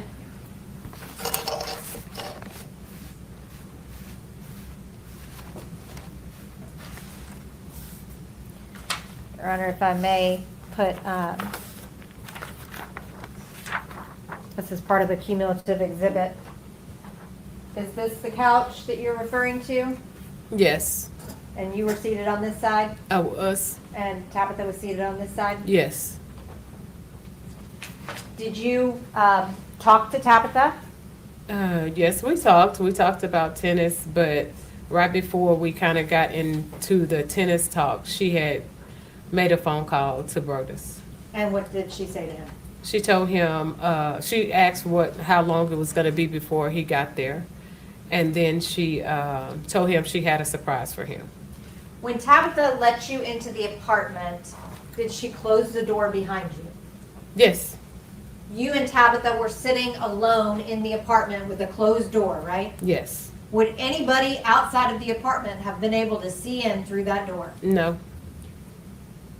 How long did you sit talking with Tabitha? Again, I know the news ended up coming on, so maybe 15 minutes or so. At any point, did you pull your gun out and threaten Tabitha? No. At any point, did you verbally threaten Tabitha? No. At any point, were you trying to hurt Tabitha? Not at all. Were you happy to be there about to have this conversation with Tabitha? Yes. Was Brodus there yet? No. Now, I want to talk to you about when Brodus Perry arrived, okay? Okay. When he walked in the door, could you see him? Yes. Can you describe his demeanor when he saw you? When he came in, he didn't look surprised or anything, which is what I thought he would do since he knew I was going to be there. But he was just like, I think Tal was like, surprise. And he was like, this not a surprise. I thought you had some keto cookies for me. And from there, he was like, what are you doing here? And then I went with the story again that I was in town for a conference.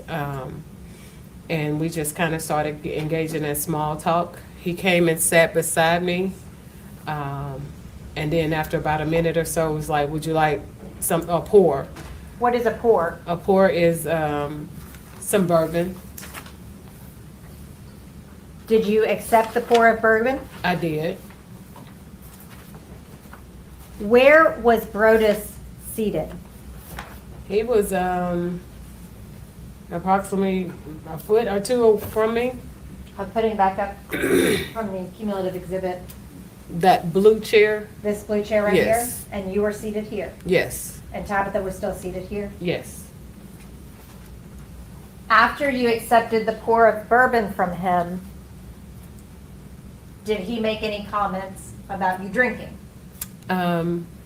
He came back and sat down, and as we were talking, he would make references to me drinking and would say, well, I think you're gonna have to stay the night. So I'm thinking, okay, well, this is about to get into this conversation. But he never would give me eye contact. But he would continue to make, it's like, we have to clean out the bed in there because it has a lot of clothes on it. And, but I'm still looking at him to get, like, to see where you going with this. But he never did lead into the conversation. He actually started asking me questions like, so where are you staying in Memphis? And I'm like, that wasn't part of what you told me you was gonna say. So I don't know Memphis. He knows I didn't know Memphis.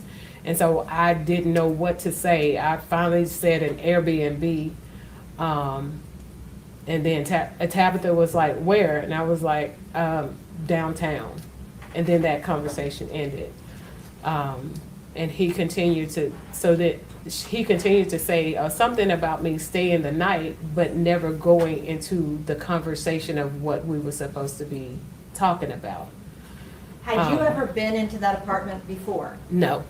On April the 4th, when you were there, what part of the apartment did you go into? I walked through the front door, which led into a small little hallway and right into their kitchen area. And then into the living room? And then yes. Did you go into any bedroom? No.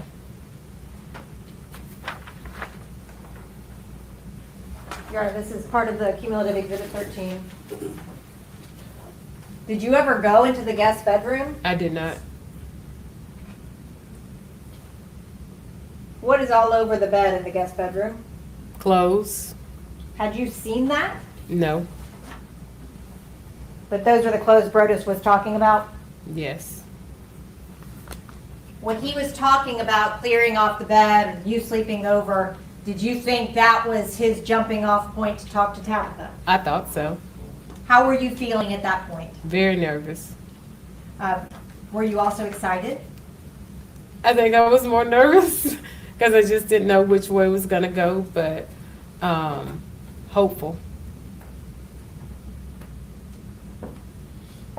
At some point, you lost hope. Yes. And you said you were going to leave. Yes. Why did you decide to leave? I saw that it wasn't going anywhere. Like I said, he was not giving me eye contact. So I knew, or I felt like he had changed his mind. And I just didn't want to keep sitting there feeling, at that point, stupid. What happened after you said you were going to leave? Tabitha got up, he got up, and so she began to tell me about watching for the police, because I had been drinking. Had you drank a lot? No, not at all. But she still was just letting me know. And she began to walk toward the door. And I asked him, would he walk me out? He said no. And I said, why not, sir? That's Southern hospitality for you to walk a woman outside when it's dark. Because I wanted to just get him to see, like, what happened. Why didn't you follow through? But he refused to walk me out. So Tabitha opened the door and was walking out. I was still trying to get him to walk me out. And as I reached into my pockets to get my keys, I remember being outside the door, and then the next thing, I was standing in their kitchen. Do you deny that you shot Brodus Perry? I do not. Do you deny that you shot Tabitha? I don't, but I know it wasn't intentional. Did you mean to shoot Tabitha? No, I wasn't trying to hurt anybody. When you went to that apartment that day, did you intend to use your gun on either Brodus or Tabitha? No. When you went there, what was your purpose in going there? Thinking that I was gonna get some kind of ending to the relationship. And what do you mean? Like, okay, of course, after I got to, talking to him at the lounge, we had a plan. It was either going to be a start or an ending, but it was something that I could see, like I knew it wasn't just a disappearing text, but still, I love you, So I went to the apartment, I guess, for lack of a better word, to get some resolve. Did you have hope, given that Tabitha was open to the open marriage? I was nervous about that because, like I said, he had told me she had these rules about not nobody that you know and things like that. So I'm like, she knows me, so I don't know what that was gonna be like. I didn't even think about anything beyond that. As far as Tabitha goes, this is a person that you became friendly with, right? Correct. How did you balance that with having an affair with her husband? It was very hard. She, like, we started off, she had approached me to invite me to lunch. It came out of nowhere, and I didn't know, like, what was really going on, because by this time, Brodus had been talking about us being sister wives, and so when she asked me, I was a little confused, because I'm like, okay, has he talked to her about it? But she never said anything about our relationship. Even when we began to play tennis, it was her who initiated it. So it was uncomfortable for me, but we were friendly. And it was hard, but I still did it because I wasn't going to tell her because I love Brodus. When Brodus told you that he wouldn't walk you outside, he said, Tab will do it. How did that make you feel? Rejected, unworthy, stupid.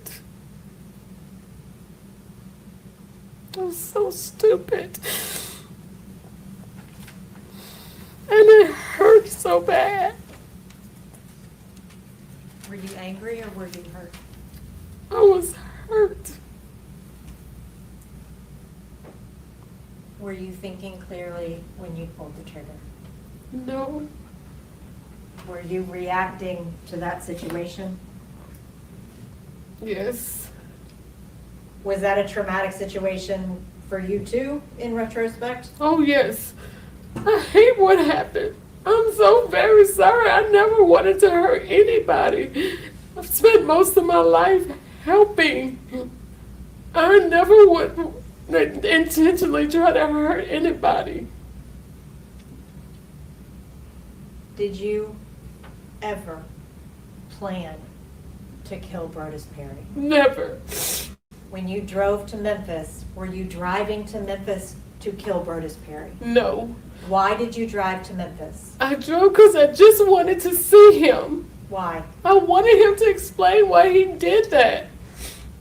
Did you hope he would say, we can be together? Yes. Did he give you that hope when you went to the apartment? He did. Did he yank that hope away? He did. As he often did. Did you break in that moment? I shattered. Did you ever intend to hurt Tabitha? No. Did you even realize that you had shot her? No. That's all I have.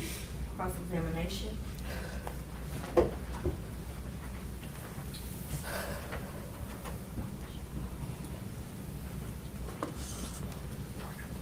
Ms. Daniels, I'm going to take you back to April 4th, 2019 at around 4 o'clock. You remember yesterday when we introduced that surveillance footage of you at the gun store, right? Yes. Yes. And you know that that was you in the gun store. That was me. And you purchased a gun that day. I did. And you also purchased ammunition that day. I did. And when you went to that gun store, you brought your state-issued ID, correct? Yes, And you brought your credit card, correct? I did. And once you left with that gun and the ammunition, you didn't go to Jacksonville, did you? No, You drove to Memphis, no. I You- drove home. but you eventually ended up in Memphis, did you not? That is correct. And you chose to go see Brodus Perry, correct? Yes, I chose to go see him. A man that you chose to be involved with. When I first encountered Mr. Perry for counseling, I did not choose to be with him. I went to him for direction, not a relationship. It's a yes or no question. You chose to be involved with him after you met him, did you not? Yes, And when you got to Memphis, and after you talked to Mr. Perry, you drove to his apartment, correct? yes, I drove to his apartment. And from Sherman, Arkansas to Memphis, it's about a 3-hour drive, right? According to what has been said, I wasn't counting. And when you got to that apartment, you talked to Mrs. Perry. Yes, And when you got to that apartment, you stayed there and you talked with her for about 20 minutes. Correct? yes, we talked for about 20 minutes. And then once Mr. Perry got there, you talked to him. Yes, And while they were gracious enough to walk you out of their apartment after an unexpected visit, you got your gun out, didn't you? it wasn't unexpected for him. But for Miss Perry, it was. It was. And after you exited, you decided to take your gun out, correct? No, And after you exited, you shot Mrs. Perry, did you not? my Yes or no? actions resulted in them being shot, yes. And then you shot Mr. Perry, did you not? It wasn't a conscious decision, but yes. But you didn't do it because you lost control. You did it because you thought he deserved it. No, I love Brodus. I would have never intentionally hurt him. No, ma'am. You did it because he broke your heart. No, ma'am. No further questions, John. Were you in a good state of mind that day? I was not. I was not. All day? I was not my healthy self. No. When you came to Memphis, did you come to Memphis out of anger or out of love? I came out of love. Did Brodus expect you to be there when he walked in? Yes. Did that visit go the way that you expected it? It did not. Did it end the way you expected it to? It most definitely did not. Did you go there to hurt anyone? No, I did not. Who did you plan to hurt I that wanted day? to hurt myself. I wanted to end my own life that day. That's it, and that's all. That's all I have, Your Honor. No recross, Your Honor. You may stay.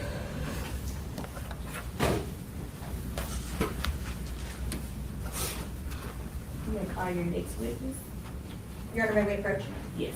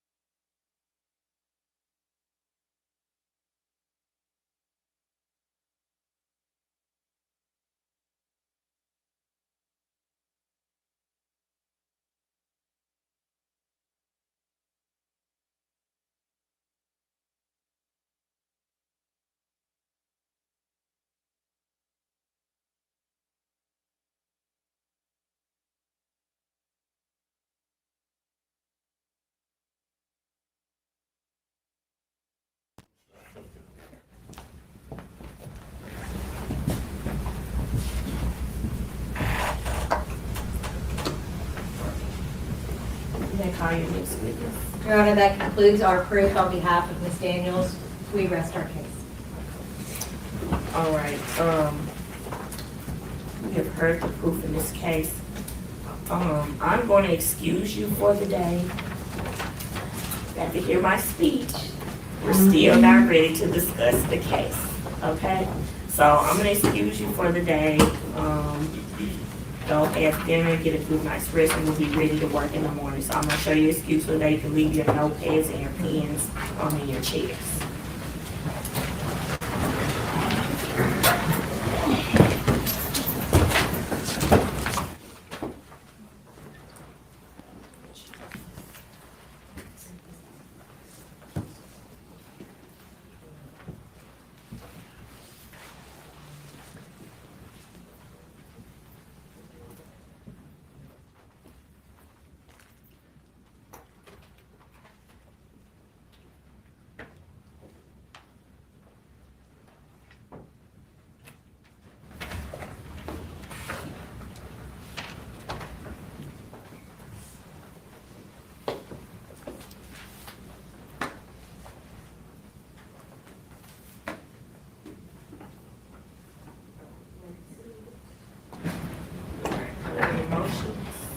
Yes, Your Honor, at this time, we would like to renew the motion for judgment of acquittal.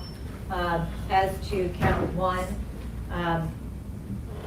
we would submit that there has been no evidence of premeditation, most certainly no evidence of cool and calm reflection and judgment. And ask the court, if you let this proceed to the jury, that it not proceed past a second degree. And then as to count two, Your Honor, I did some research during the break, and this is an interesting topic. So what we have here is we have one count of first degree versus Brodus Perry, one count of criminal attempt first degree versus Tabitha Perry. State v. Millen addresses the issue where if yes, Your Honor, I do. Except my computer shut down while I was talking.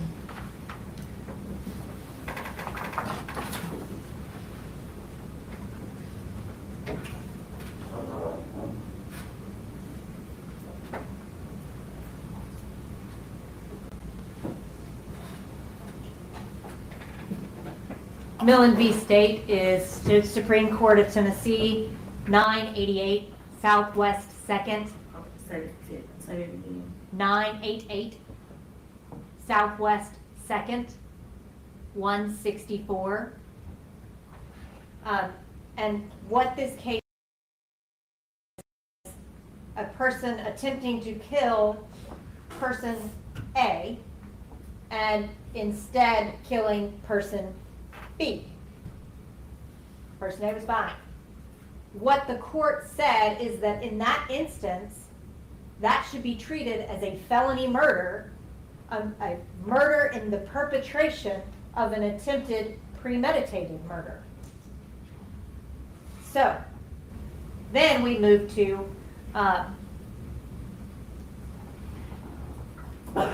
Kimbrough v. State, which I will have to pull up the site on.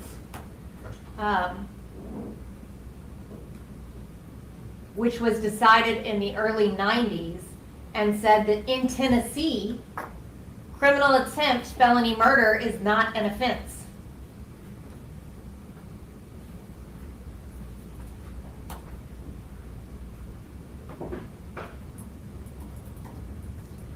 So what we have here is an allegation of attempted premeditated murder, where that person was in fact died, and then an attempted murder during that allegations of an attempted murder during that premeditated murder, which, if Miss Perry had died, would have been a felony murder. Except attempted felony murder is not an offense in Tennessee.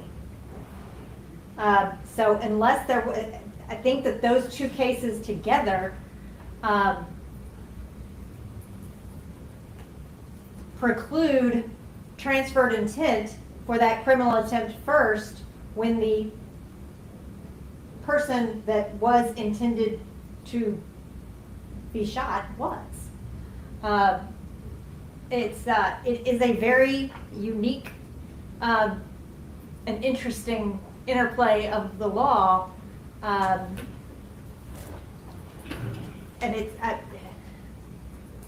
but I do think that we absolutely have no evidence that Ms. Daniels was attempting to even shoot Tabitha Perry, much less kill her. The evidence that Tabitha Archie provided, she told police that she did not even think that Ms. Daniels was trying to shoot her.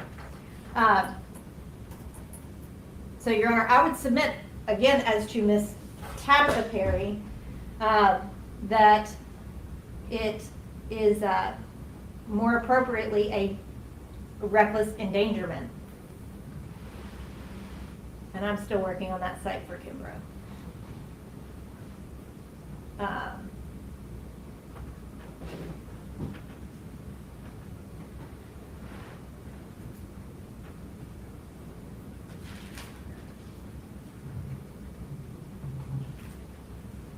And Your Honor, if the court does not hold the criminal attempt to the jury, then the employing a firearm would not apply as well, unless it got down to a criminal attempt, to a reckless endangerment. But again, I don't think that the necessary mens rea for criminal attempt first-degree murder has been established, and I don't think that the transferred intent is appropriate in that context. Right. That case, as I understand it, probably does not preclude transferred intent, and that's a doctrine that's well established. She was trying to kill somebody else and hit somebody else, and that's transferred intent. It's in, like, as I said before, it's in the jury charge. There's absolutely proof of premeditation on the first degree murder, at least taken in a light most favorable to the state. She went to Arkansas, bought a gun, drove 3 hours, showed up at his house and shot and killed him. So again, I think they're jury questions, and ask the court to overrule the motion. Okay. I'm gonna have to look at those cases. I'll give you a ruling on that in the morning on those last two, cause I'm gonna have to read those, and you can give me that cite for Kimbrough v. State. But I can go ahead and rule on the first degree murder. And the standard again is that after viewing the evidence in a light most favorable to the prosecution, any rational trial fact could find beyond a reasonable doubt that the defendant is guilty of the offense. And based on the court's previous ruling and even hearing the additional proof presented by the defense, it's simply a jury question as to what her state of mind is. And so I think at this point there's enough evidence for this matter to proceed to the trial on the first degree murder charge.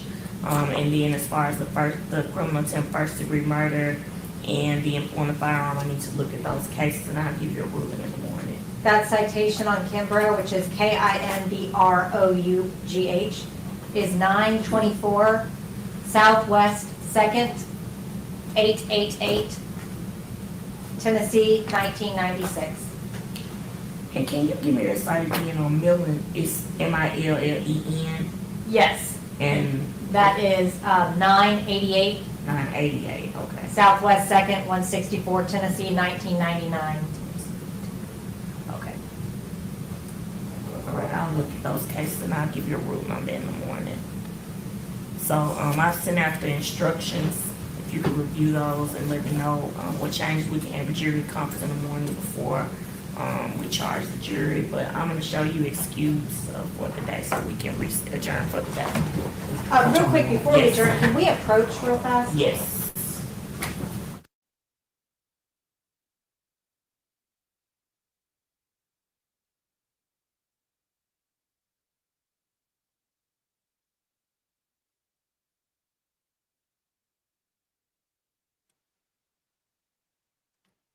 Black female judge better not play. They better nail her to the wall. Don't She sit out got there. on the stand in her own defense. Terrible move. She tried it though. She tried that. Oh, he had rough sex with me. He ain't beat her. He had rough sex with you. You wanted to break up with him, but you also want to know why he broke up with you through a text message, because breaking up in person, he probably would have got killed a lot sooner if he had broke up with you. But you was going to break up with him. He broke up with you, and you wanted to know why. Does it matter if you wanted to end it first? Guilty. Guilty as hell. I don't want to hear nothing about no damn mental abuse, none of that shit. Her ass was smart enough to go buy a goddamn gun and pull up to his crib. I don't want to hear nothing about no mental shit. This girl was just Coco. Cuckoo to Coco, goddamn. Whoever that turned that white lady talking, she could not get her words together at all. Did the judge even say what time they coming back in the morning? This is a toss up. 45 minutes after whatever they say. So if it say 9:30, just get here at 10:15. They'll be started. Oh, I got a good one, man. I got a good upload. I didn't got the body cam footage of Tony Allen getting arrested yesterday and charged with possession of coke and or meth and a little weed. He clicking on the side of the road, though. He is upset. This shit is funny. I may have to react to it tonight, but I'm just gonna upload. We'll play it. Do it live. So it'll be on both channels. Ain't nobody taking no damn mental abuse as nothing is into effect. Hell no. If that's the case, women use that shit too much, and we need to make a law to evaluate all these women before we date them. She could have, goddamn it, stopped if she wanted to. That nigga didn't force her. He was trying to collect hoes.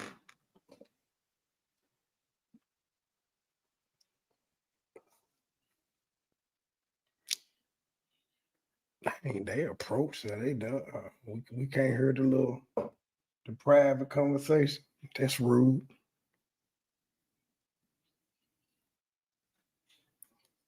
Man, I don't know about them other rendezvous that they had.